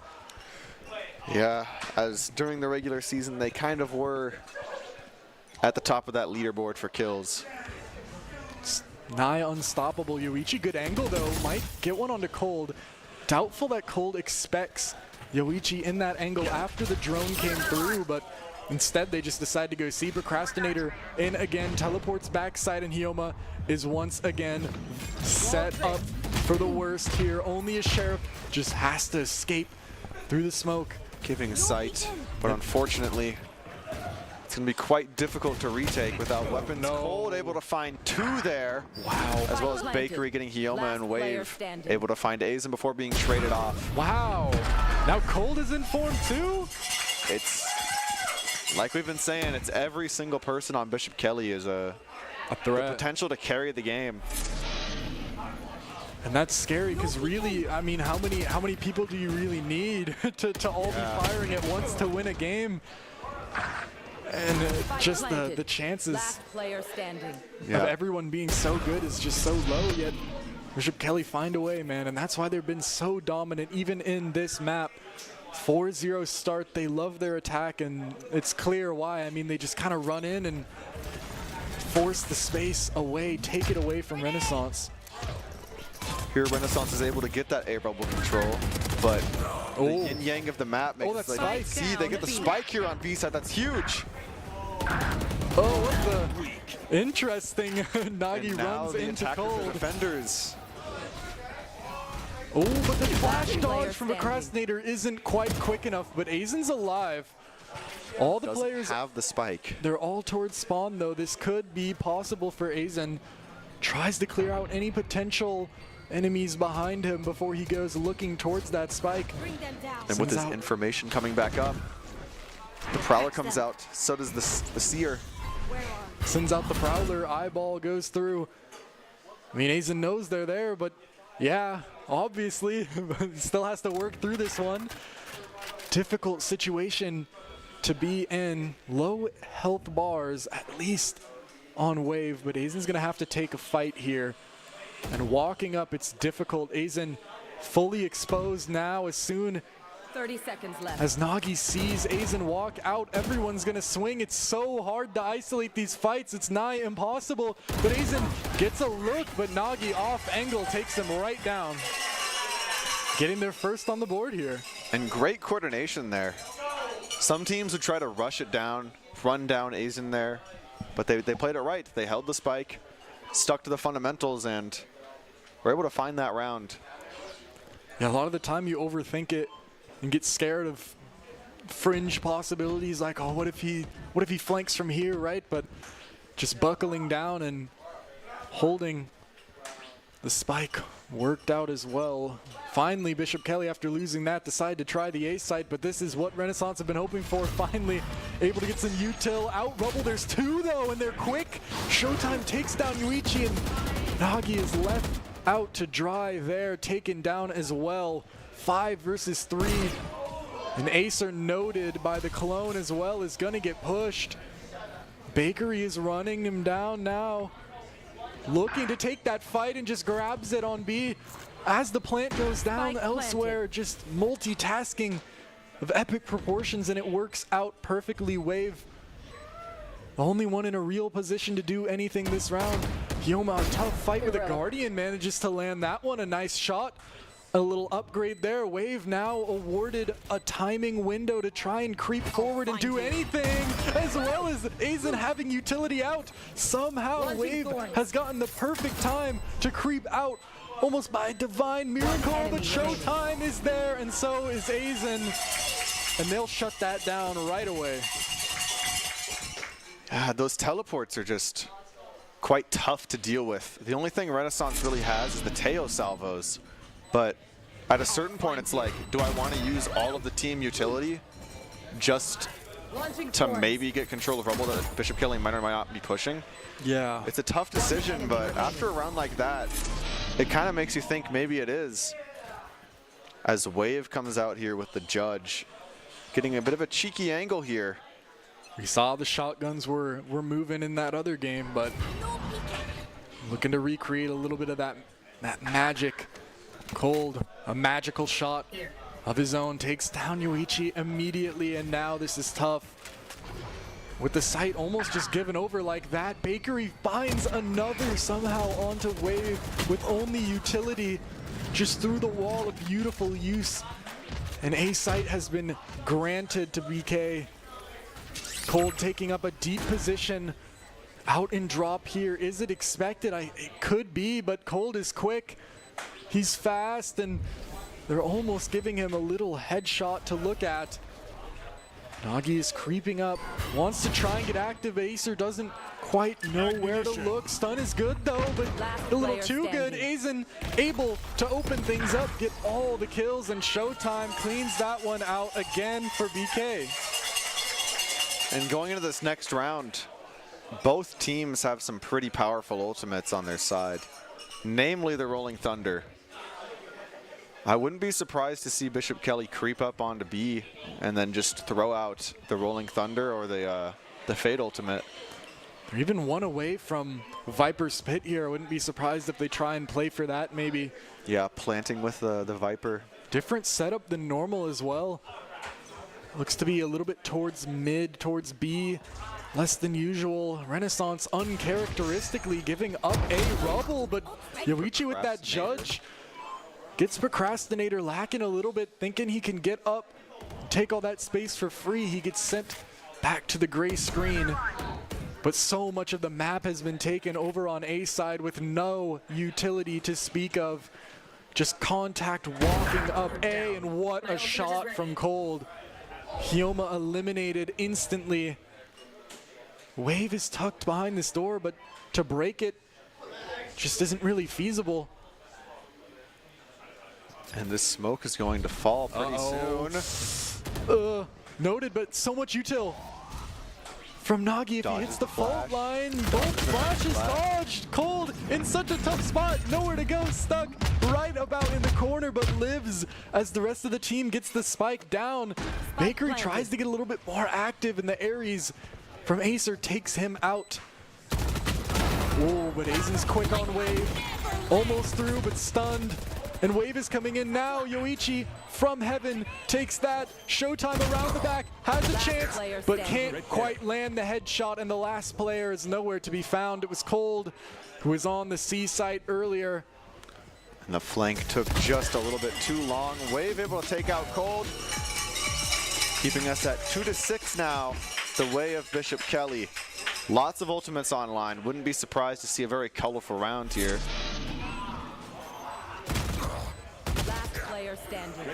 Here are just a couple of the nice shots Wave was hitting, searching.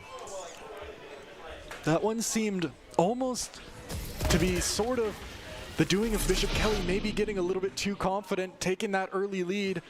There they try and get active and take that space and maybe overextend a little more than they should. Bakery getting caught by Acer early was tough. But it's going to be on Hyoma this round. I mean, all the ultimates are coming in. You better find a teammate now before Procrastinator marks you and tells the Breach to hit a fault line on your head. Here it comes, fault line coming through, but it misses. And now Procrastinator has to back out and gets caught. Hyoma through the smoke, instantly traded, but that's not a bad kill at all. Showtime gets the spike down though, and everyone is falling out, but Wave, perfect flank timing. Go, get it. Takes one down, keeps going, gets flashed, no! And Bakery takes that out. There's a smoke on both sides. Colors on the screen, so much utility, and Nagi is sticking, but he dies. It's just a 1v1, Acer and Bakery. Oh, the Rolling Thunder comes out. Committed. Fault line coming up with the flash point in hand. Can Acer get this? It's so difficult, but it is half. Only need to stick for a second. And he has the angle. It's through the wall. Wait no! Can Bakery save it? He got it, but he's able to get the defuse off. Acer got the Acer with the defuse! And Renaissance is able to continue rallying back up. They're never quite down and out, really. Always have that potential to get a few in a row. Just bring it closer, bring it into arm's reach. And it doesn't matter if it's messy. It just matters that it works. I think it comes down to Bishop Kelly just using all of the utility on the entrance to the site. And then when Renaissance finally comes and retakes, they have the advantage now. Look at this setup. BK. Loads of people coming into A. Maybe dissuaded from C for the second. Now pushing heavy towards A. That's 5 players clearing every angle. And there's 2 on site. Nagi going through, shoots the clone and gets taken through the smoke. Showtime. Beautiful shot, and Cold has a lot of space up here towards stairs. Showtime with one more as well. Fade Old is gonna mark Acer, and now he can't even hear if Cold is coming up behind him. So difficult, all the Renaissance players so split, but what a shot by Acer. And he's ready for Cold too, but not quite timing. So weird, Aizen swings and takes him down. Last 2 are coming in from main. And Bakery just running into the smoke, just catches both off guard. What a play. Why?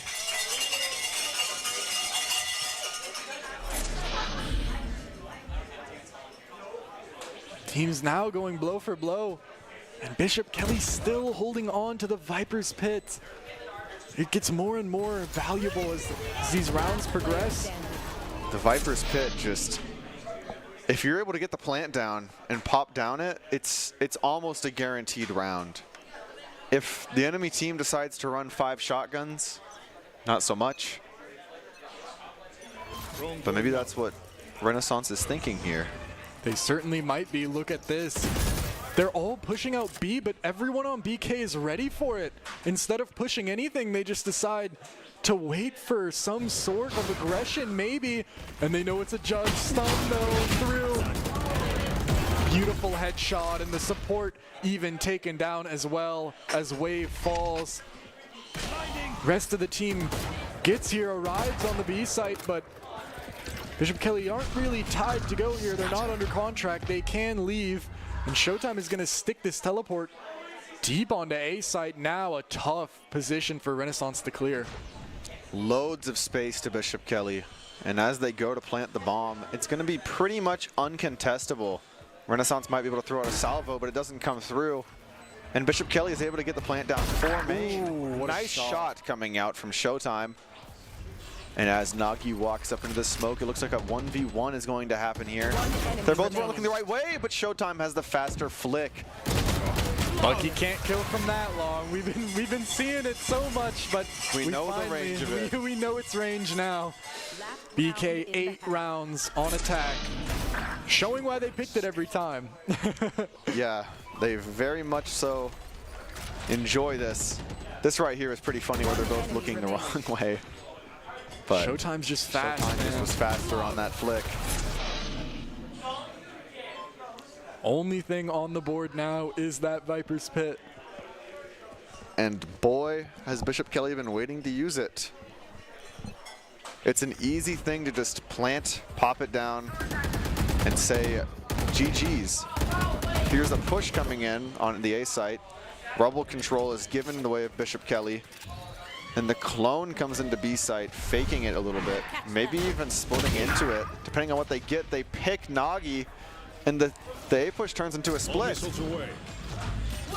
Acer puts his salvos down, and there's that Viper's Pit we've been talking about so much. Aizen with a nice flick onto Acer. Oh, Hyoma has to win this one. Acer's aware of the flank, but Hyoma able to heat check it. Oh, another good shot. Another one onto Showtime. Oh, but the shorty's out. If Hyoma tries to get creative, there goes Wave, and there goes Hyoma.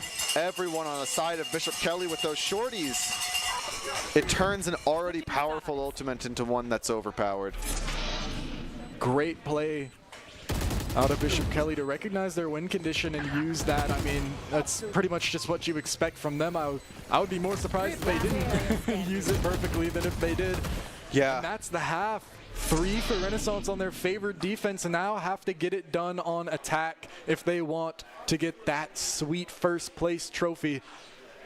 And at this point, It's looking difficult. It's quite going to the be climb. a long trek back. All ghosts out from BK is interesting. I don't normally see that. No, usually they favor the utility. And maybe that lack of utility is what's going to help Renaissance dig their way out of this hole. Flash onto Bakery. Ooh, early contact. Nagi unable to land the shot. Procrastinator takes them out as the trade comes back from Isagi. Procrastinator decides to teleport after that grenade comes in, and Wave. Oh, Wave just running Aizen down. Wave just keeps going down. Oh, but Procrastinator's there already, but Wave keeps right-clicking. Just keeps walking.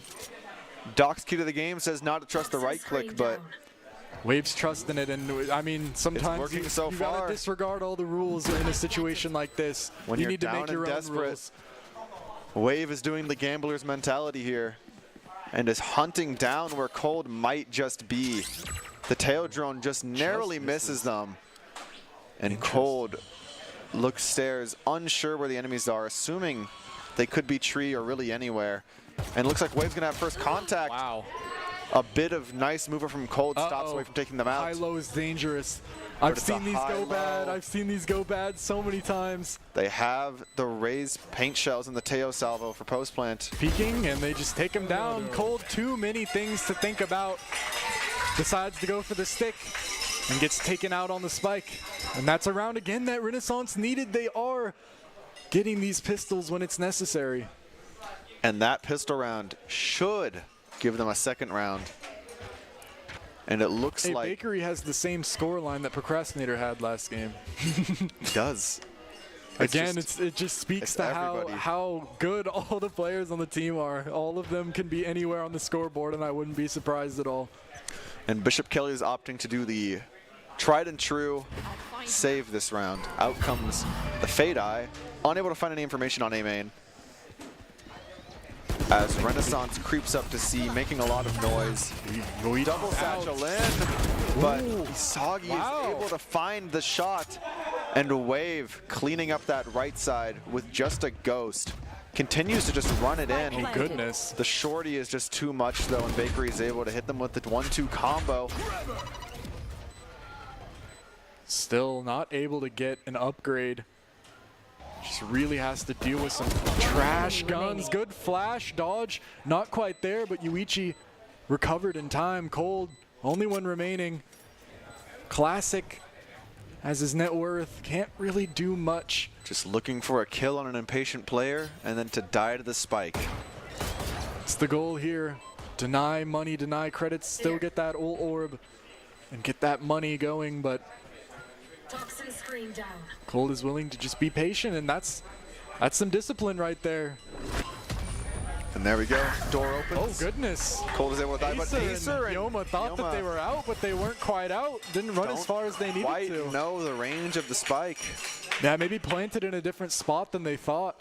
That corner's probably safe if it's back sight, but I think since it was planted for mound, it killed them. Yeah, that's what it looked like to me. And that's going to be a pretty decent hit because they're down the 2 rifles that they should have had. Spectre and a Bulldog, I believe. So. And now this is a very important round. Everyone's on interesting buys, weird guns, weird armor. Needs this round if they want a decent chance at coming back. Procrastinator already rotating over to C, expecting a big push. Oh, Bakery crab walk peek, but it's so good when they don't expect it. And he's so good with that Spectre. Procrastinator might spot someone over the smoke. It's Nagi eliminated.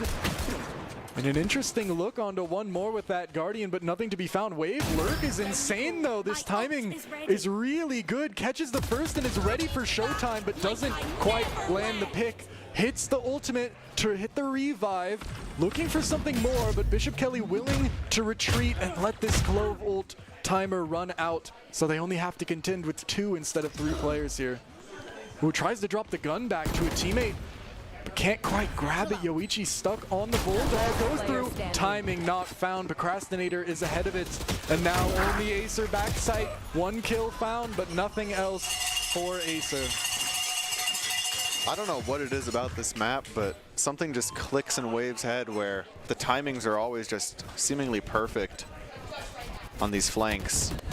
Yeah, Wave, I don't know, must have played like 10,000 hours of Lotus. Yeah. Like the Matrix where you plug in, you can download information, download 1,000 hours of Lotus timings. Because I mean, it is just absolutely flawless, like swinging when the enemies aren't even looking.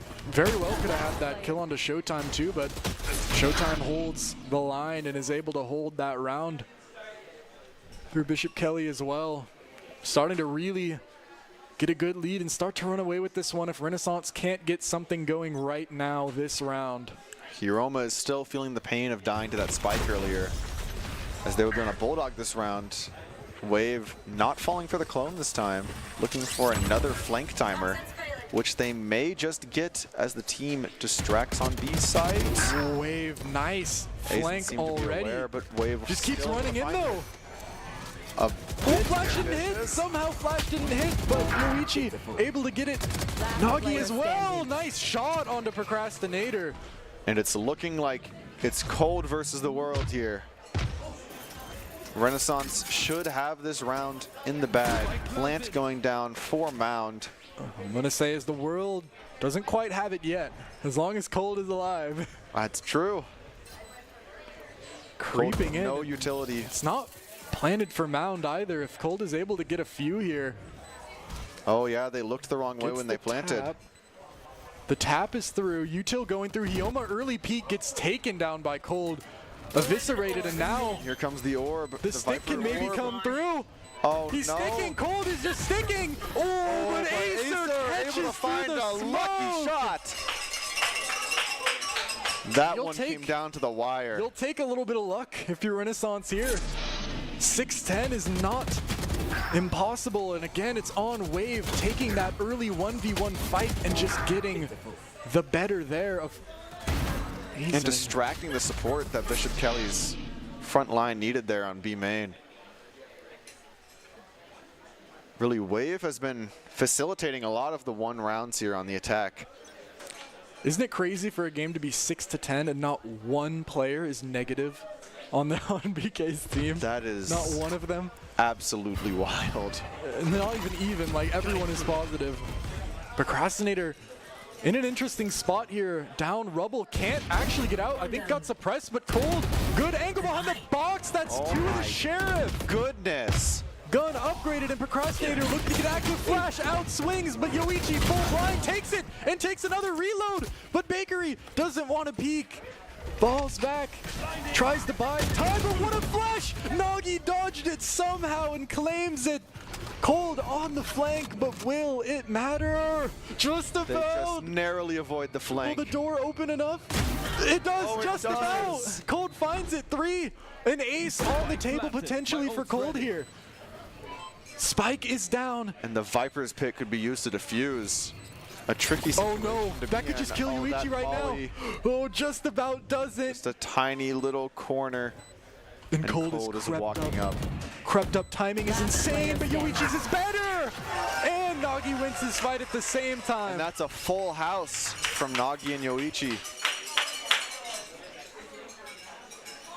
Starting to string some stuff. 7-10 is Bishop Kelly's calling in a timeout.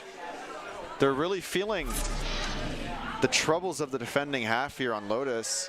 You don't even see that a lot. BK calling a timeout. They never do this. It doesn't happen a ton, so you can tell there's something they're feeling that's off kilter here. There's something wrong right now, and they're working to find it out. Renaissance, I guess, at the same time, can realize what they've improved on, and what they're doing now is taking a good lead, man. Crowd is loving it. And so far, I mean, I had my little fears, you know, especially coming into a tough matchup. If you were Renaissance, right, and you lose that first game, like 4-13, you're like, oh, like that can break a team, man. Like next game you can come out and just not really have the energy, not be playing. But look at them. They showed back stronger. They're chilling. They're playing patty cake. The tech pauses gave them enough time to recuperate the mental. Because I mean, look at the difference, like, and the vibes there. Yeah. BK, normally jovial, is straight-faced, looking like Easter Island statues. They need to lock in. They cannot be losing their 100% win rate. Yeah. At least in the eyes of them. That is a standard to hold yourself to, and if there's anyone that can do it, it's Bishop definitely Kelly. the Knights. Especially with ultimates in their back pocket. Dimensional drift. And that breach ult, of course. Bakery taken a little bit low, just one bullet on that early angle, and in comes the showstopper. Procrastinator's angle is so good. It could potentially get 3 or 4 here if he plays it perfectly. Oh, but no, he's no, he can't leave, can't TP out, stuck in the smoke. Yoichi gets 1, but they've got to test Procrastinator. They go and they get him. Nagi well played. Out. And now the site is fully in control. Ooh, Aizen doesn't catch the angle, actually gets stunned, stuck in the corner and blasted through the wall by the Phantom of Acer. And Yoichi just that Bakery, trade. who's been chipped down throughout this round and is now completely one-shot. Oh, the double hold again, high-low. That's a low-low. That's not even a high-low. They are. Why are they? Just a low-low. They're just ready for it. Again, Bakery looks like he's just wanting to catch these exits, not really doing that much to just sitting there to force it. And look at the money. I mean, I understand what he's thinking, because if you die here, if you die here, you don't have enough. But I think maybe putting the hand back on the mouse after picking it up accidentally clicked. Yeah, the death. Oh, no, not again! Not again! Acer keeps dying to these bombs. And that's the 6th Bishop Kelly teammate is the spike this game, man. Oh my goodness, it might actually be. It's gotten 4 kills for them. Look at the money for BK now. It's so weird. I mean, Baker, your 21-7 initiator, happens to have a Vandal, but everyone else not looking so great. Sheriffs, and of course your classic Lotus Bucky. I didn't know it was classic until today. It's a modern classic, I guess. And it's going to be. Oh, he's flying in! My goodness! Yoichi gets Aizen, and another one super low cold, taken down to one-shot. Wave just ran onto site, took all that space and wants Bishop a Kelly little fell bit more. Wave wants more, just running in, but a classic. A classic shuts him down. Acer getting that trade, though, keeps things looking good. Looking for that rifle. Renaissance. Procrastinator now has a rifle. And ult, I mean, they could get creative here if they want to. There's a Everyone is off-site. But they have the Teo salvos. They have the Aftershock. Rolling Thunder. There's so much utility they have to fake out. Cold actually managed to find their way into the smoke of the Bucky. If someone checks this, it could be bad. Smoke dropping. Bucky finds one, but Nagi is there and fast. Procrastinator, the only one left. We've seen shenanigans from this spot. He's trying to recreate it, trying to stand on the box, but it's not Acer. He is not Acer. And Acer takes him down for it. Shows them his own strategy. Tilt might be setting in now. I mean, this is a lot of rounds going Renaissance's way. I mean, Lotus, of course, is an attack-sided map, but losing these does not feel great. Only 1 round for Bishop Kelly, this whole defense side. And money is still weird. Feeling. Bakery is now not on the same economy as the rest of the team. And it's because of that save. Bakery opted for a hero rifle. And it may cost this round. Right there. As Renaissance walks up A, and Wave is doing the classic buffoonery. This is so weird. If they go towards B, they're going to have a weird flank. Cut. Yeah, the Viper's Pit is like cutting off Wave from the rest of the team. I don't know what Renaissance decides here. It's such a complicated spot. Looks like they might just want to try and go back towards A. It's still the weaker site. Bakery, the one with the Sheriff, is here, and the timing is bad. Ioma catches him leaping away. Isagi able to find a pick here, and Wave is looking for anybody else. The Viper's Pit, he's going to face check it. Ooh, and Cold is unfortunately sitting in there with the judge. Still, though, I mean, that's good information noted. Viper's going to be late and probably through Link still. So the rest of Renaissance is able to play off this. Aizen. Look at this coordination from Renaissance, able to get the pincer here. Oh my goodness! He almost in front of it! 2 big kills! I might die to that snake bite. Oh, Cold, hold up, able to take out 2 there. Cold, you can't do this. Acer shuts it always shutting down the rounds. 10-10, Renaissance versus Bishop Kelly. When we were saying this is both their best map, we weren't lying. I must have been, I was lying when I said they like that defense. Apparently they love the offense more. I'm sorry. But, I mean, everyone's waking up shooting now. Everyone's shooting great. Hioma, of course, with that 3K, but the rest of the team is performing now. They started off slow, but now the momentum against them. Coach calling once again a timeout as Renaissance continues to adapt. Just needs to get things in check right now before it slips away any further. No more smiles to be had for Bishop Kelly. It's only serious same. And both for teams Renaissance. are locked in.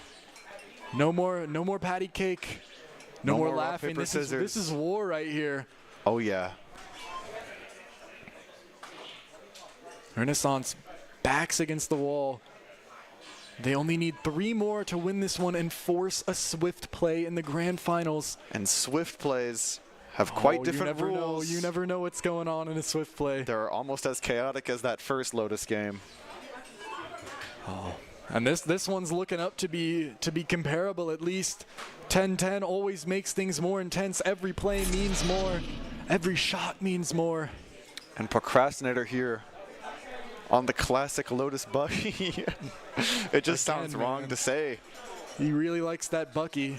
Hasn't been working out super well so far, though. As Renaissance has adapted to this strategy, and they know to just keep another person to watch your back when your ult's popped. Here's 2 flashes. I've never seen this in my life. How did that work? That's what I'm saying. And if he got away, I'm walking off right now. Bakery trading one back, though, is actually really important because that kill that Procrastinator got was good.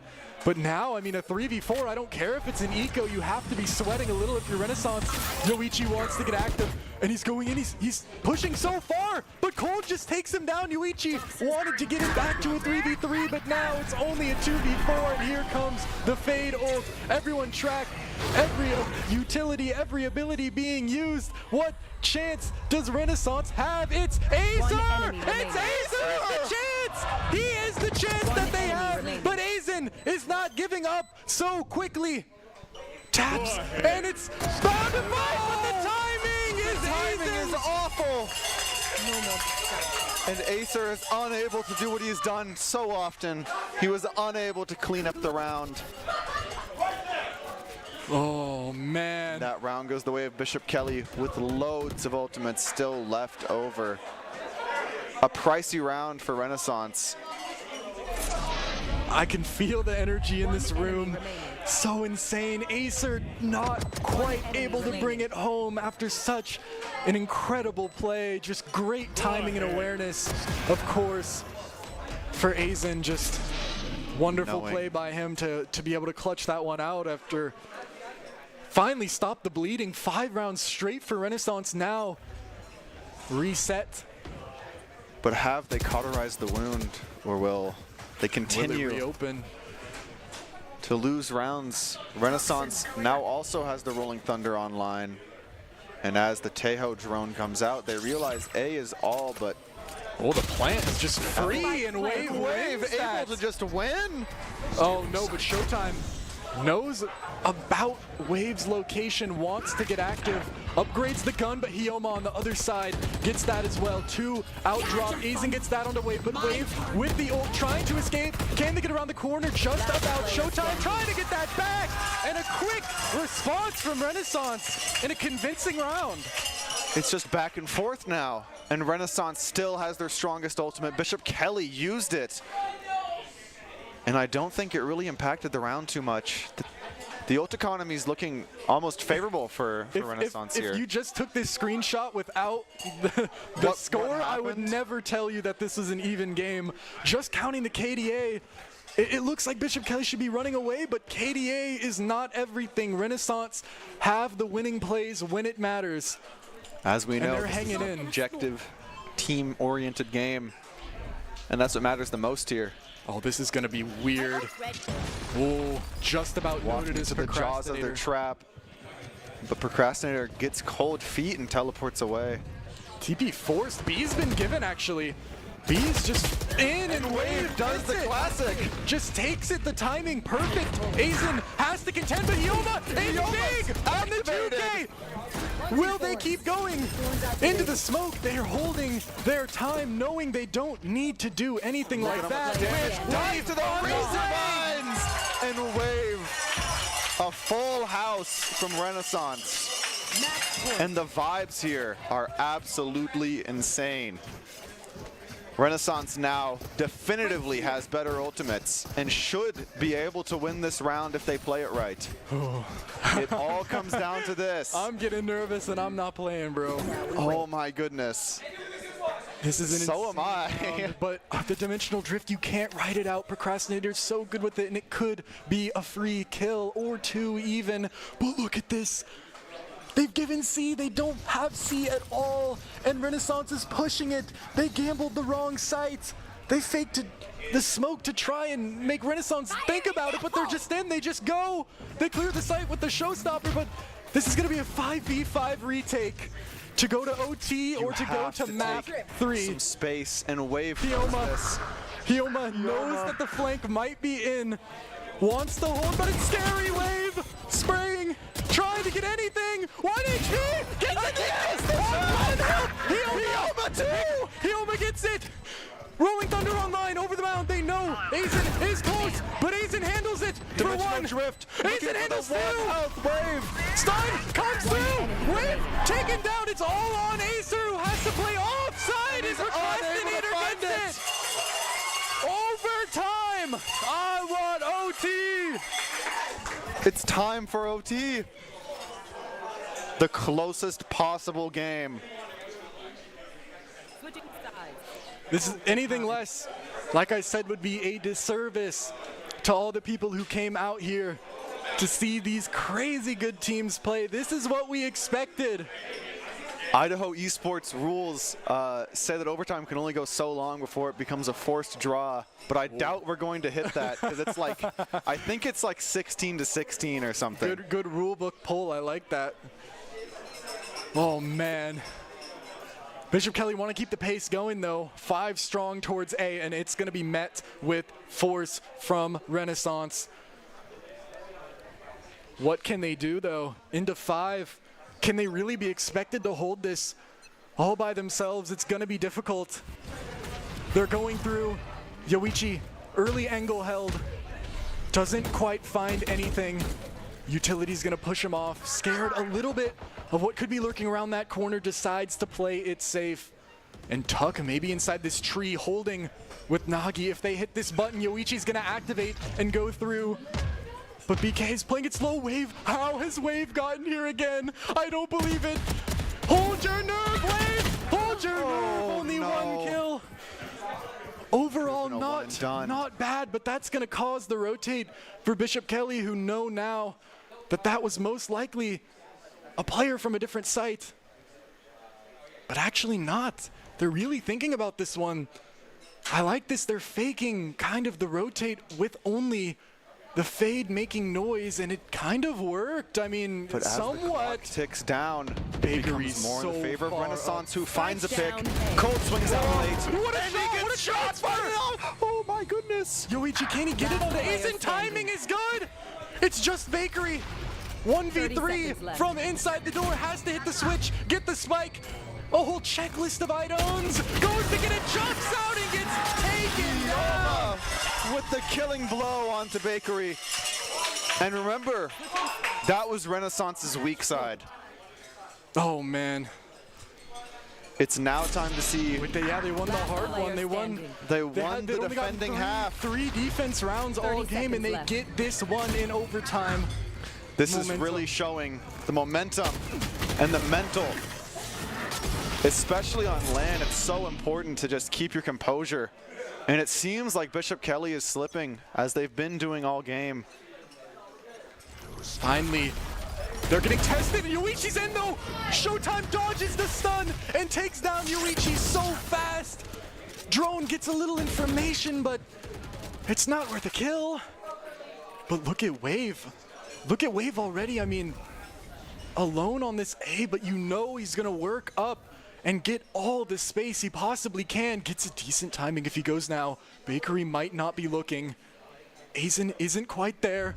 It's on to this, and ooh, Bakery cleans it out. A tough round Here. so far from Renaissance, but at least they have the C site to work with. Portal closed. Wanting to get in and plant the spike, they don't want to get rushed too fast. Here. They're going to plant and get this down. Spike Bishop planted. Kelly have all the time in the world to wait here for reinforcements. Procrastinator on such a cheeky angle, looking to see if anybody is going to walk out and give him that free headshot. But nobody on the side of Renaissance wants to do that. Arc Rose is destroyed as Ioma throws it out. Here they come. Paranoia hitting backside. Aftershock following it. So much utility. Everyone player marked. Bakery gets his. Ioma taken down backside, and a flawless response. Flawless defense. Bishop Kelly showing they're not quite done yet. And it seems like they finally have figured out Wave's timings on the flanks. Able to work it up a little. As we go into double overtime. Even with that said, still, Bakery wasn't completely ready, just was able to handle kind of the surprise. Both of them kind of a little shocked seeing each other. Bakery handled it a little bit better, but Wave still so clean with these timings. Now, no break, it's just right back into it. Bishop Kelly on attack again, and here is their favorite site. If they were to win it on a site, they'd get it on this C site. They love it. And here they come. Fade, Haunt coming down, and Ioma knows early what's about to happen, opting to yield the site rather than get steamrolled away by all of the utility. Wave, no way do you read this. Wave, oh no. If Wave checks close right, Wave sees, no way you have that lurk. Wave, some sort of divine intervention. Procrastinator, no, knife out, cold. Or Aizen, no good, through the wall. Yoichi is taking him so low. Bakery finally gets Wave though, but Procrastinator, round saving kill potentially. One bullet, and Acer's gun reload. Numbers on BK's side, but health is low, and they're afraid. They don't want to play off-site. This is messy. They're scared to go. Showtime holding strong with 20 HP. Through the smoke, Acer goes, taken down quick, and Procrastinator on the other end gets it done.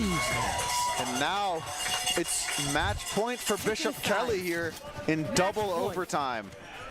Bit of a reversal. Renaissance needs to win this round to just stay in the competition. And as we've seen before, their attack seems to be the better half.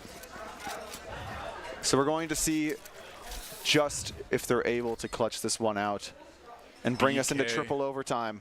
BK is going to test them on this A push. It's all 5. This is going to be a firefight of epic proportions. In come the stuns, in come the players. Procrastinator flash, still trying to walk out but can't get anything. Ioma, early contact, big flash! Yoichi gets both!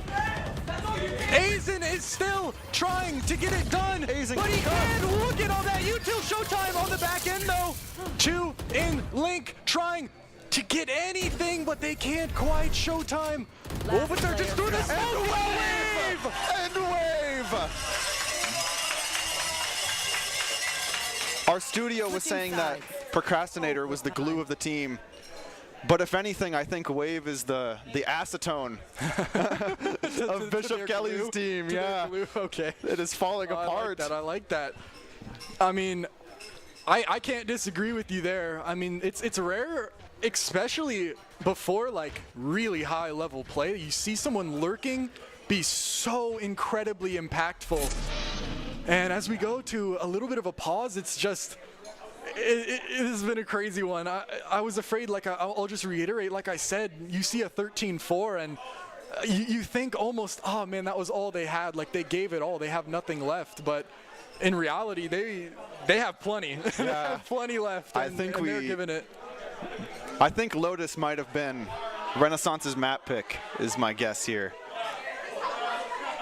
I wouldn't be surprised, of course, and they found themselves in a difficult spot. These overtime, especially when you see something like this where it's 10 straight on defense, then 10 straight, or 10 straight on attack, then 10 straight on attack. It's like, it's so weird who can manage to get that. So it looks like we actually have little group there in the studio that we might go over to for now. So we get to check them out. So we'll be right back.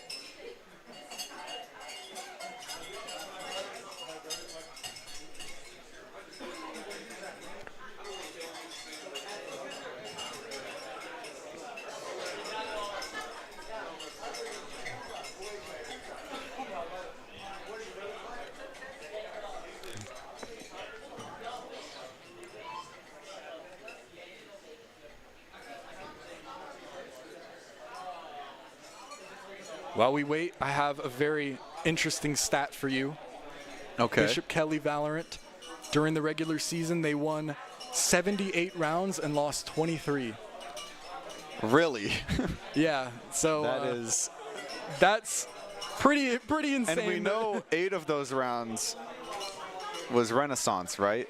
The ratio, yeah, and so also Renaissance 73 round wins versus 34 losses. So of course, very respectable in their own right. A little bit less so, but I mean, right now you've added on 14 round losses to what plus the other 4. Done. They've pretty much doubled it. Yeah, this one map is over half of their total like in-season round losses. This is the most they've really ever been tried in a situation like this.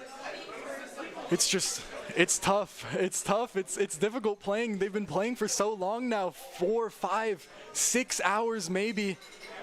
Might be feeling a little fatigued mentally, physically, but you can't give up now. Yeah, you have to just keep going, and especially towards the end at the grand finals is when you start to see players get tired and make mistakes, but we're not really seeing much of that. We're seeing a lot of clinical gameplay where people are just walking in, clicking heads, and doing the strategy. And this long pause, maybe enough time for people to recuperate and go back to what we were seeing towards the start of the rounds.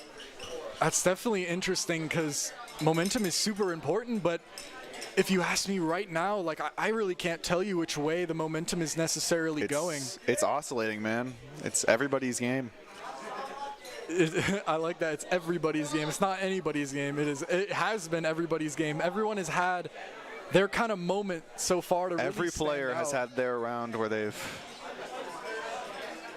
really shown while they're here. And Renaissance, if they were able to win this one, bring it to a swift play, I can't help but say that they might be the favorites. Because I mean, just given by the fact that I haven't seen BK lose a map in this long, I have to say, like, if it goes to the swift play, it's gonna be an interesting one for sure. Just really, like, this is all you really ask for. I think the quality of gameplay today has been so good, just across the board from every team we've seen. It's been great, and this is just the pinnacle of all that. Yeah, I definitely agree that we've been seeing very, very good gameplay, and also just like everybody's already at that bar of mechanics and of shooting. And so when it comes down to just what the strategies are, I think that's the more fun thing to watch. And they've certainly got some, even if you think about it, that play with Yoichi going in off the stun, doing that in overtime is crazy. Like, just running straight in. Bakery just slipped past the stun and was able to kill him. But even going for a play like that, just in a situation like that, is kind of just ridiculous. Yeah, it's wild that we're on, what, the 29th round, and the playbook isn't dry yet. Like, you still got more stuff you can keep bringing out. There are still things to be pulled out.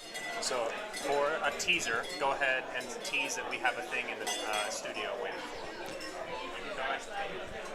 for. All right, well, I got news that we actually have a special little surprise in the studio. Can't say exactly what it is, but apparently it's an interesting thing for sure, so I'm excited to get to see that. Yeah, coming up after our championship, right? Oh, we're back. Well, Well, we are here in the studio having a grand old time watching the madness that is unfolding. I am here with our third place team taking home this lovely trophy right here from their third place match. Timberline Valorant is watching and gawking along with all of us at the production that this is. We're going to get their inside story on how things turned out because, to be frankly honest, today was perfectly normal, all until you pulled out those bucket shenanigans on round 17, your first round, and then everything has gone downhill since then. So I'm going to expect some answers from all of you going forward, and from you, Daimio, for allowing such shenanigans to happen. But that's what we got coming up here in the studio. You're not going to want to miss it, and we'll head back onto the arena to see the end of this match of all time. That's a pretty good way to put it. Match of all time. It is certainly one of the matches of all time. And if I had to put a descriptor, an adjective on it, I'd say it's one of the most exhilarating matches of all time. At least that I've seen. I mean, both these teams are keeping up their end of the bargain, really, with performing exactly how you really expected them to all the way down the stretch. First map was thoroughly Bishop Kelly's. I mean, I thought after that it might just be over, but alas, here we are, 14-14 on Lotus. Not a scoreline you really see very often at all. Yeah, 14-14 is kind of crazy for the game to just go this long in general. It shows that they really are a closer match than you would think after that first map. And I'm glad the Renaissance players didn't mentally explode. No better way to put it after that first map.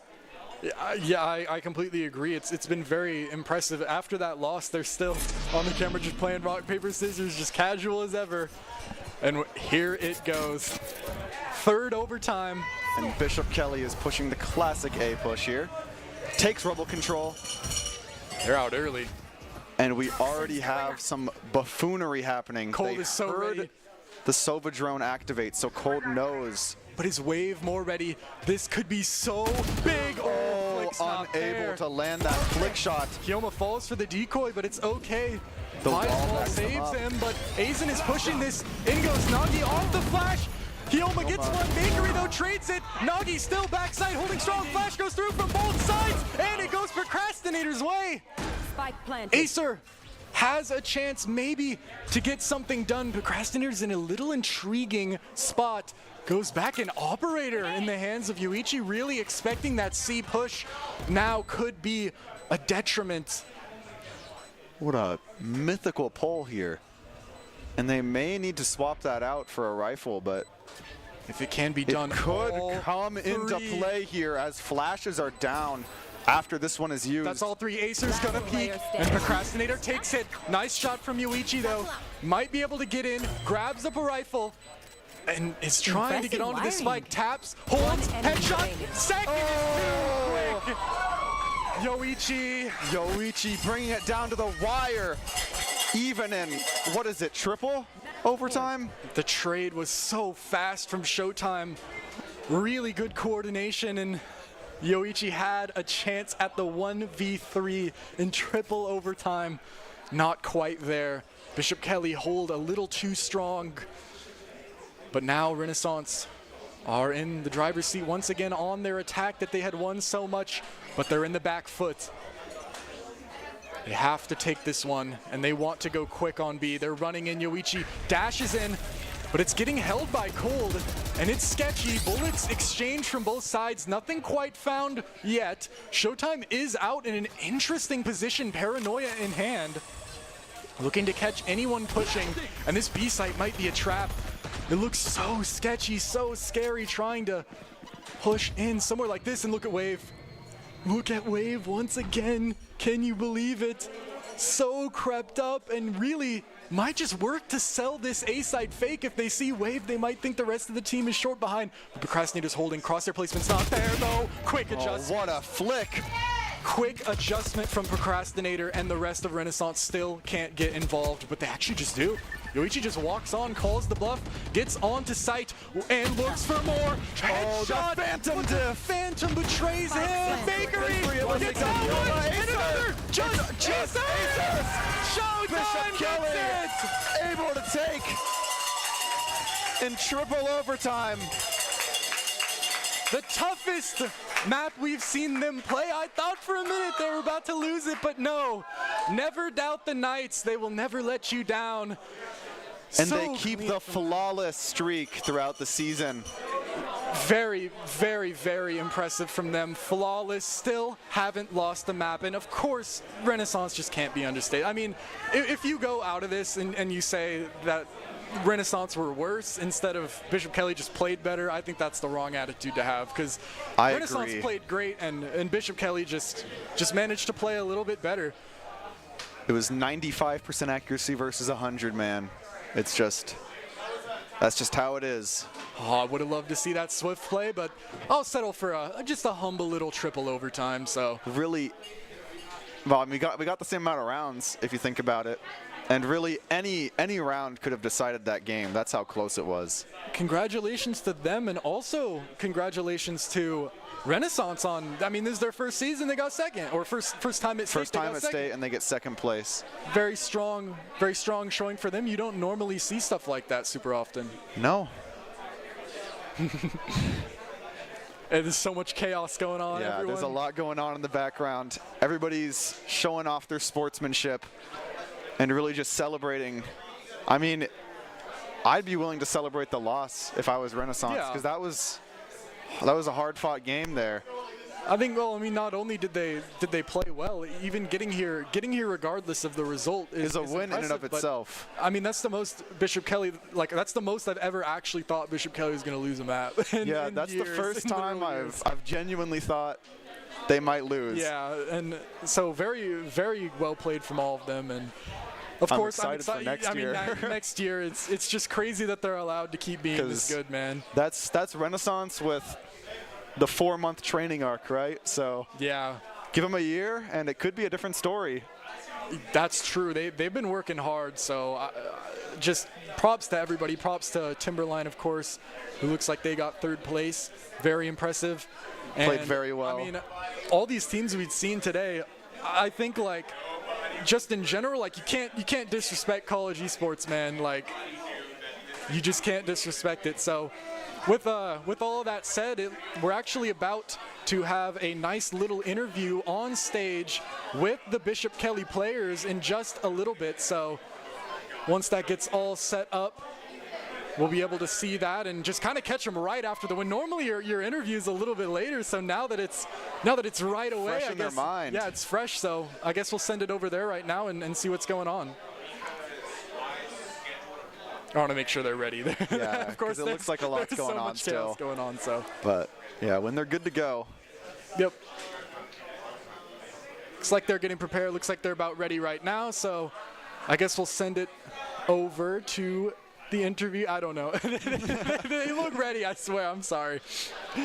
But I mean, there isn't really any much more to be said from my perspective. I'm excited to hear it from theirs, because that was exhilarating, man. Yeah. I mean, you took the words right out of my mouth, man. It was a pure game of energy. So it's been a great game, yeah. Everyone's locking in. Just one thing to note is I love how everyone really showed up just to support everyone, and the crowd makes this so much more fun. Playing in dead silent, like, it means so much more every time you hit that play and you hit that clutch. So we're gonna send it over to the interview.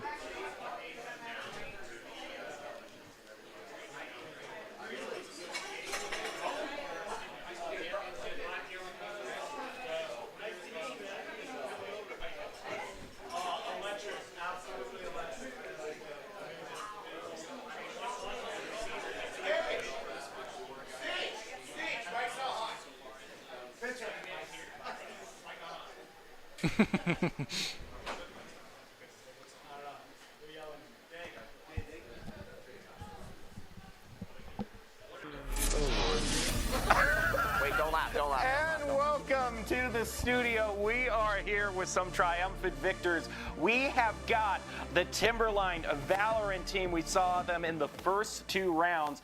They came back and rallied in their 3rd place matchup. We're going to get all the details from them because, quite frankly, now I almost hesitate to ask you about your game because the madness that we just saw unfurled here, I don't know how you're able to top that, but I have to imagine, it's a more all or nothing proposition. You're either going home with the trophy or not. It's not like 1st or 2nd place, you're going home with hardware regardless. So how did that 3rd place match work out for you? What do you think meshed the most with your team to get the win?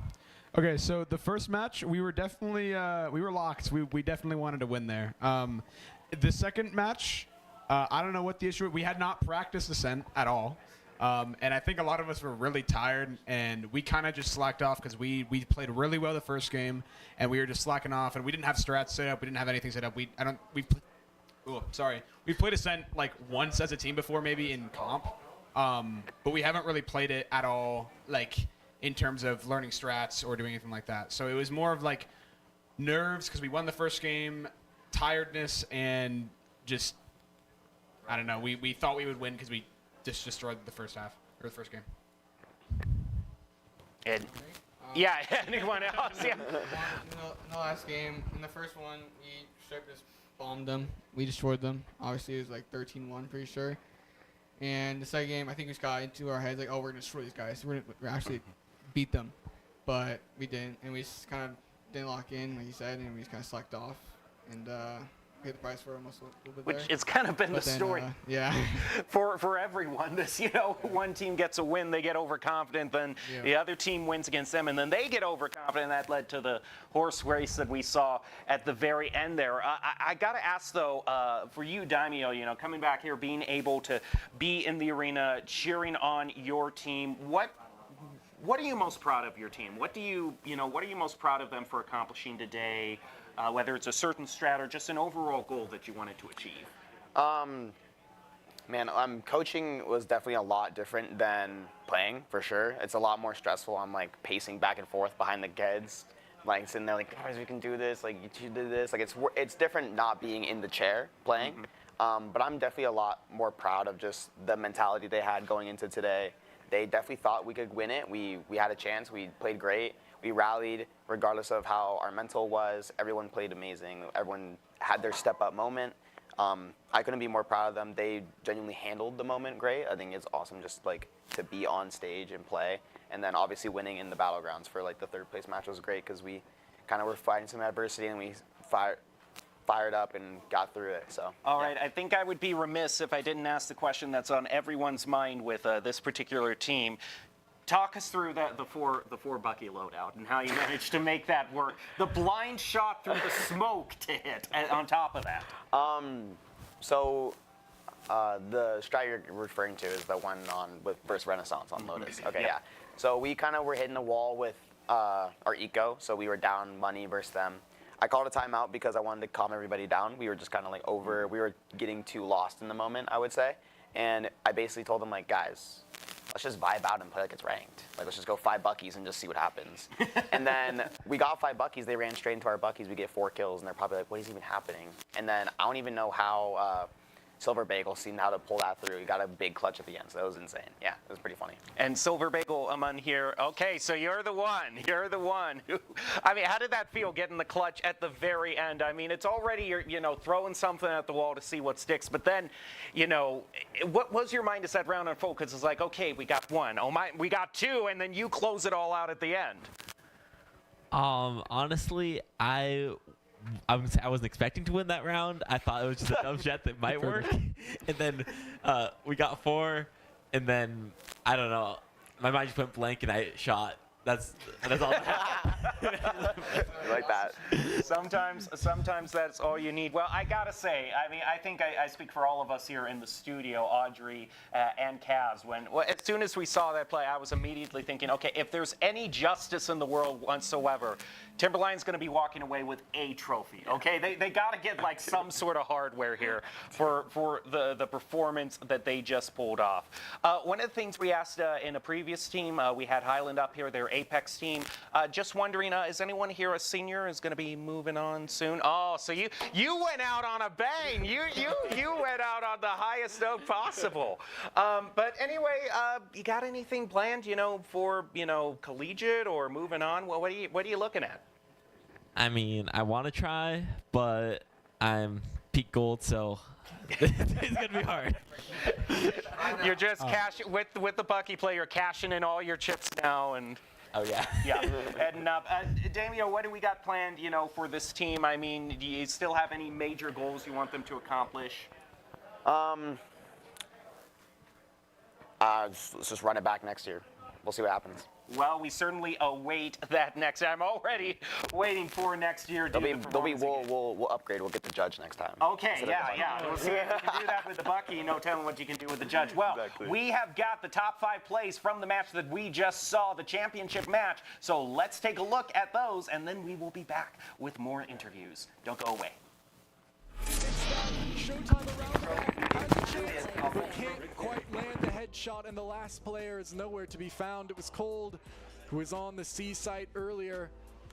And the flank took just a little bit too long. Wave able to take out. Showtime can peek and hopefully get whoever's on the spike off. Out comes the Hunter's Fury. It's a little bit off, but Showtime gets taken down, and that was the win condition of the round. Now Acer can just hold on to Azen and actually take it through the smoke. Giving a sight, but unfortunately, it's going to be quite difficult to retake without weapons. Cold able to find 2 there. Wow. As well as Bakery getting Hyoma and Wave able to find Azen before being traded off. Wow. Does Renaissance have It's Acer! It's Acer is the chance! He is the chance that they have, but Azen is not giving up so quickly.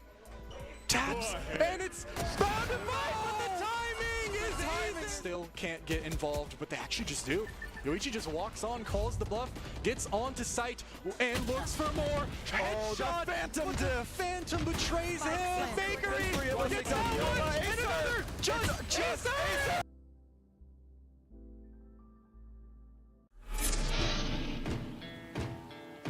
Growing up in Idaho, we have certain rules we live by. First rule, camouflage never goes out of style. And always buckle up. Seatbelts save lives. That's a rule we can all live by.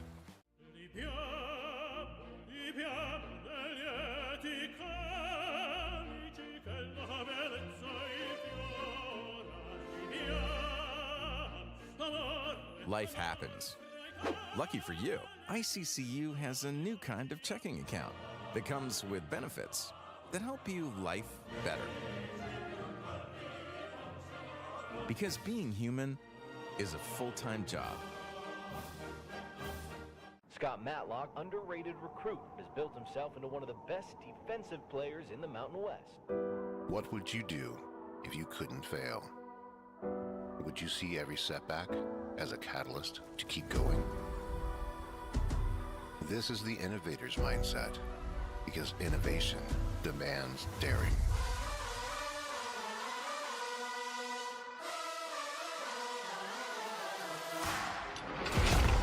Is finding thousands of ways that don't work, and the one that changes everything. It's when your unrelenting spirit sees the world's needs and says, I will create something better. So, what will you do?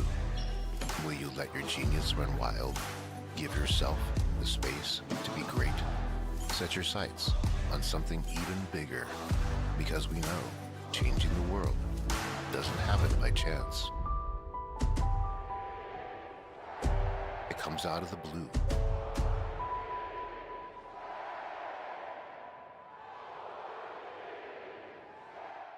At Blue Ribbon Painting, we're proud to be a locally family-owned and operated business dedicated to bringing your vision to life. Whether it's freshening up your home with interior or exterior painting, or tackling a commercial project, we've got you covered. When you choose Blue Ribbon Painting, you're not just hiring painters. You're getting a team that's committed to making your vision a reality. Call or text us at 208-369-2583 or visit us at blueribbonpainting.net. Your project deserves a blue ribbon finish. It's the end of a good day's work in Idaho. Time to punch out. Time to check in and catch up. Time to remind ourselves that what we work for isn't a paycheck. It's to make the good things we have even better. So here's to your good day's work. Idaho Central Credit Union. We believe money is a thing. It's not everything.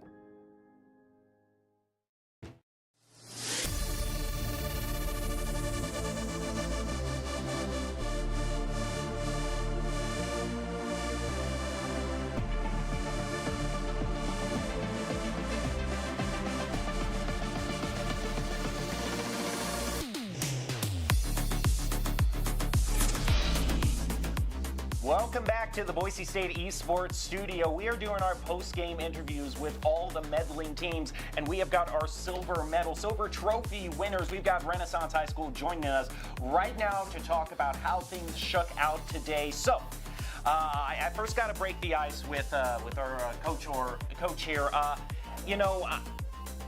I'm not going to let you do the most obvious answer to this question, which is, well, duh, we wanted to win. Yeah. But what were some of the main goals that you set out that you wanted your team to accomplish going into today? I mean, all the sporting things, the competitive, the sportsmanship, and these guys didn't quit when they were down.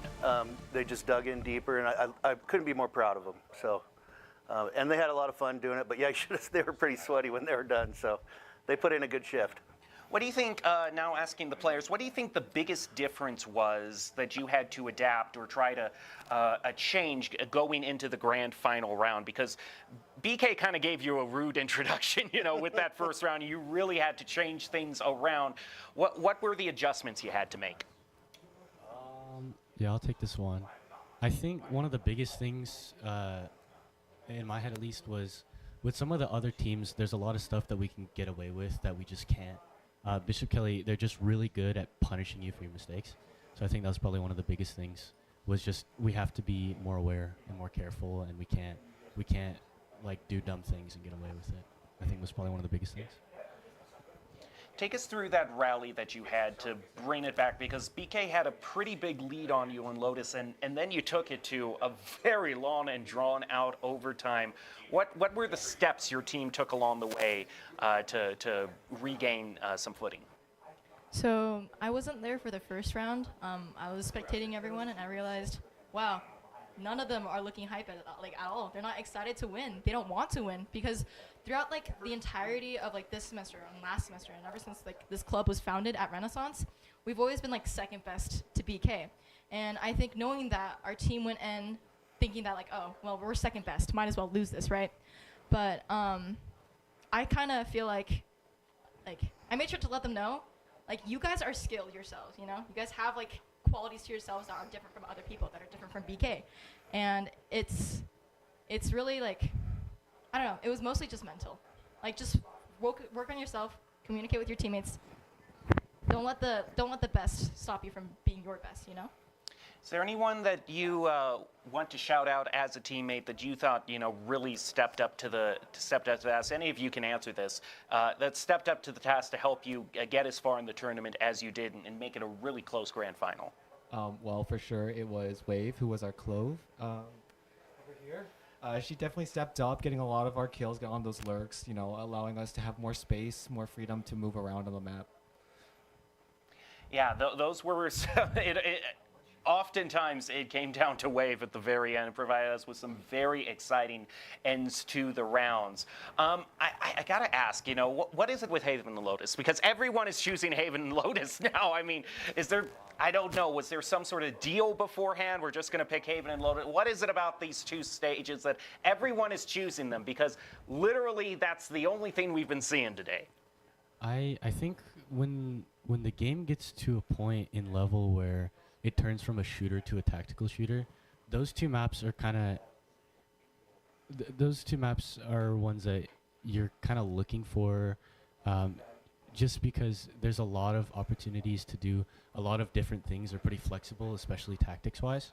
So I think it fits a lot of different play styles, both of those maps, and it's just a lot of options for both sides. All right, well, congratulations on your finish. We got this beautiful trophy here for you to take on back. Congratulations for making it to the grand finals. And we just want to give one final question here to you, goals going forward. I mean, obviously, I'm not going to let you get with the most obvious answer, which is we want to win gold. But I mean, goals that you want to achieve going forward. Well, we're going to lose 4 of these guys this year, so we're going to have a little bit of rebuilding to do for sure. So that's going to be our primary thing. Is we're going to have to do some recruiting. We're kind of a smaller school, so it's not exactly like having a huge pool of people to play off of. So we're going to talk about this and see if we can do some recruiting. And as for the 4 seniors, could you just raise your hand so we know who is moving on? I mean, what are your plans going forward? Are you planning on carrying this on into collegiate, or do you have other plans? What are you looking for? Honestly, I plan on going into esports, moving on to college. Valorant isn't my main game. It's actually Overwatch, and I'm hoping that I can actually bring an Overwatch scene to my college once I move up to collegiate. And you too? Well, I'd also like to coming here to Boise State next year, actually. If I were to actually join the team, that'd be great. I don't think I have that level yet, though.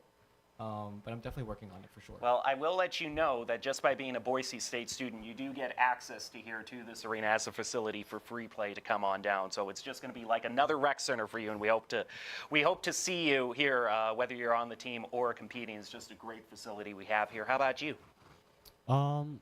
The college I'm planning on going to, they don't have a really well-structured esports, if any. So maybe that might be a thing to look forward to start, maybe.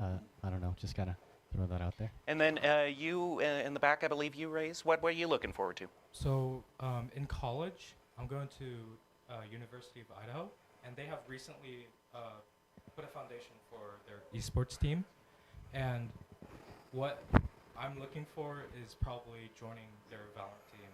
Yeah, we've got a bunch of members of the University of Idaho down here. Kaz, most notably, you saw him on camera. It's been great having them down here helping us.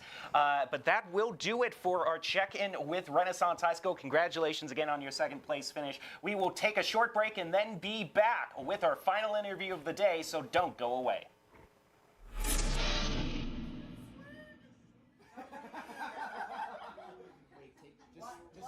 Wait, no, what are you doing? That's what he's doing, bro. Trust the process. Wade is the worst player. I can't watch this guy. 0 game sense or running it down, bro. Oh, Phantom, no Pele. It's over. It's over. It's over. Get the player camera. It's over. I must say, don't defuse somehow. Don't defuse. Ready on display. Come on. I like how we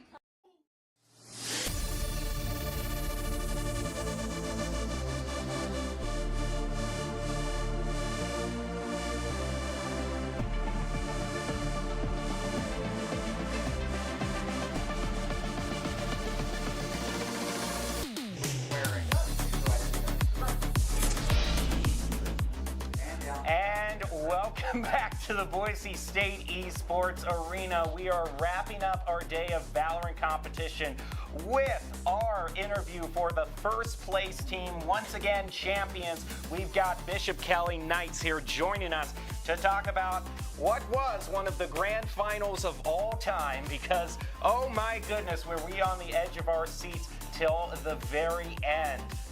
Oh, just need to catch breath after, it was stressful enough for us watching. I can't believe what it was like, being up there on the arena. Coach, I mean, obviously I'm not going to let you get the most obvious answer, which was we wanted to win, which you ought to really accomplish that goal. But what were some of the main goals as the day started, you coming in here, that you wanted to see your team achieve? I wanted, this team, I've got sophomores and juniors on my team, and I wanted them to showcase what we were made of, what we practice all year long. I've pushed these kids, I made them join national leagues, made them do everything for hours and hours on end, and I wanted to make sure that all that work that they put in this season has just paid off, and boy, howdy has it. Well, it looked like it was going to be a smooth trip to victory, especially after your first win on Haven 13-4. All of us, and you ran up like a 9-0 score on Lotus. I mean, it was looking put away. And then history happened. So take us through that. Take us what happened, how your team adjusted, because all of us were just so on the edge of our seats for it. I think it was kind of just us getting really comfortable. I think, like, especially just in the Idaho League, we've felt like that we've just, like, kind of can steamroll through any teams. So it was just kind of us just kind of relaxing, not, like, you know, getting used to, like, just like, oh, you know, we've got this far of a lead. It's kind of over now. We kind of just let our guard down and just let them kind of, like, slowly come back. And it kind of just got into our mental. And eventually when we kind of, like, tied it up, we kind of had to have a hard reset. Like, okay, guys, this is not over. You know, we're kind of down on the mental. We got to reset, you know, kind of, like, and take control back of this game. Ultimately, your team, very interestingly, kind of ended up on attack first on every single round, and that really caught our eyes. Was that something that you were kind of aiming for? Do you feel more comfortable on attack, or did you just kind of rise up to the occasion? We're definitely more of like an attack team, I think. I think we enjoy being on the attack. It allows us to set the pace, set the tempo, and we kind of have control of the game, and the defense has to react. I think it was kind of just a little random, I guess, that we always just ended up on attack. But, you know, we love that. We enjoy attacking, and I think it's definitely our strongest side. Now, I believe you said juniors and sophomores, so there's no seniors on this team? Not a single senior. Oh, man. Nope. So we're going to be seeing you coming back here maybe for next year, too. So overall, yeah, how's just the journey been for you? You know, for you two in the front row, you know, how's your journey with Bishop Kelly Esports been? What's it been like being able to compete in this unique opportunity to represent your school? Yeah, well, like since the team came together, we always had like really good chemistry, and so it felt like we always started out like with a foot ahead of all the other teams. We felt like we're coming in as like the favorites and everything, but to like games like today, it really helps us to like see like we can't underestimate anybody, and we have to make sure like our communications are good and like our chemistry is on point, because otherwise it just like our strength of the team isn't like up to par as it normally would be.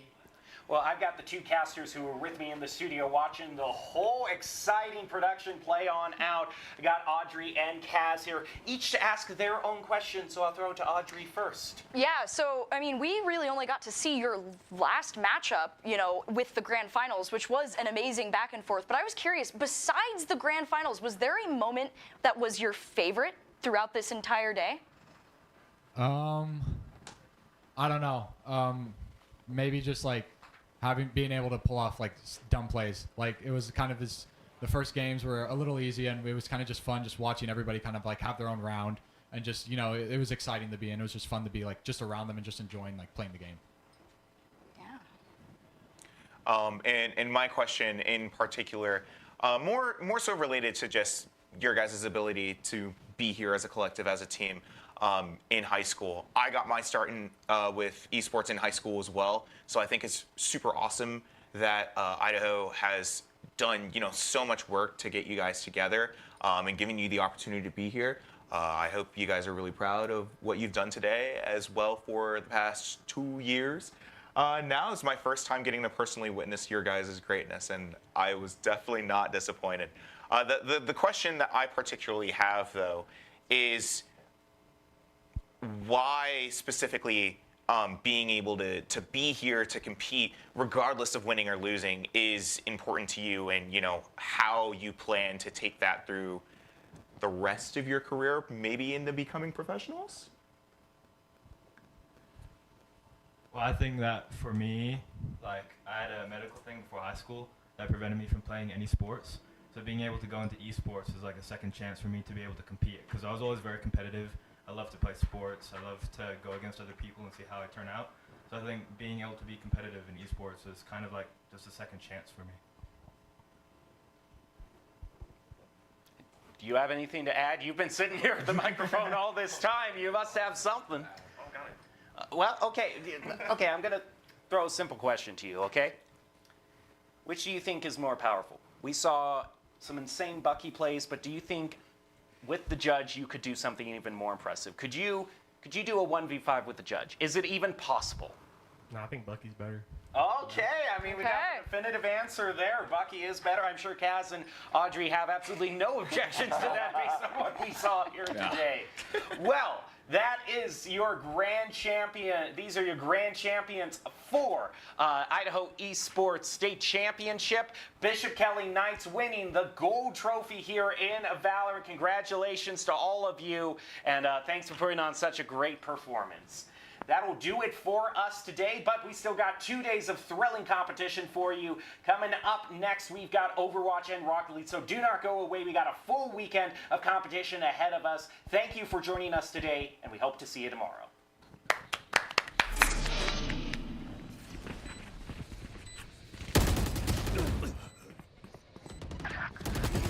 Obsolete. Last player standing.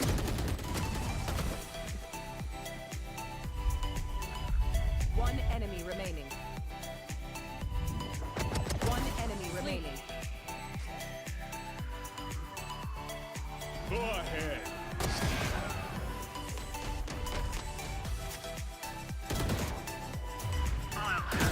Bam.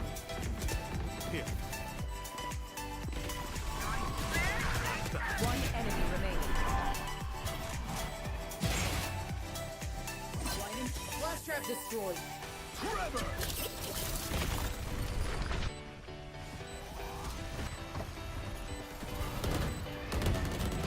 Last player standing.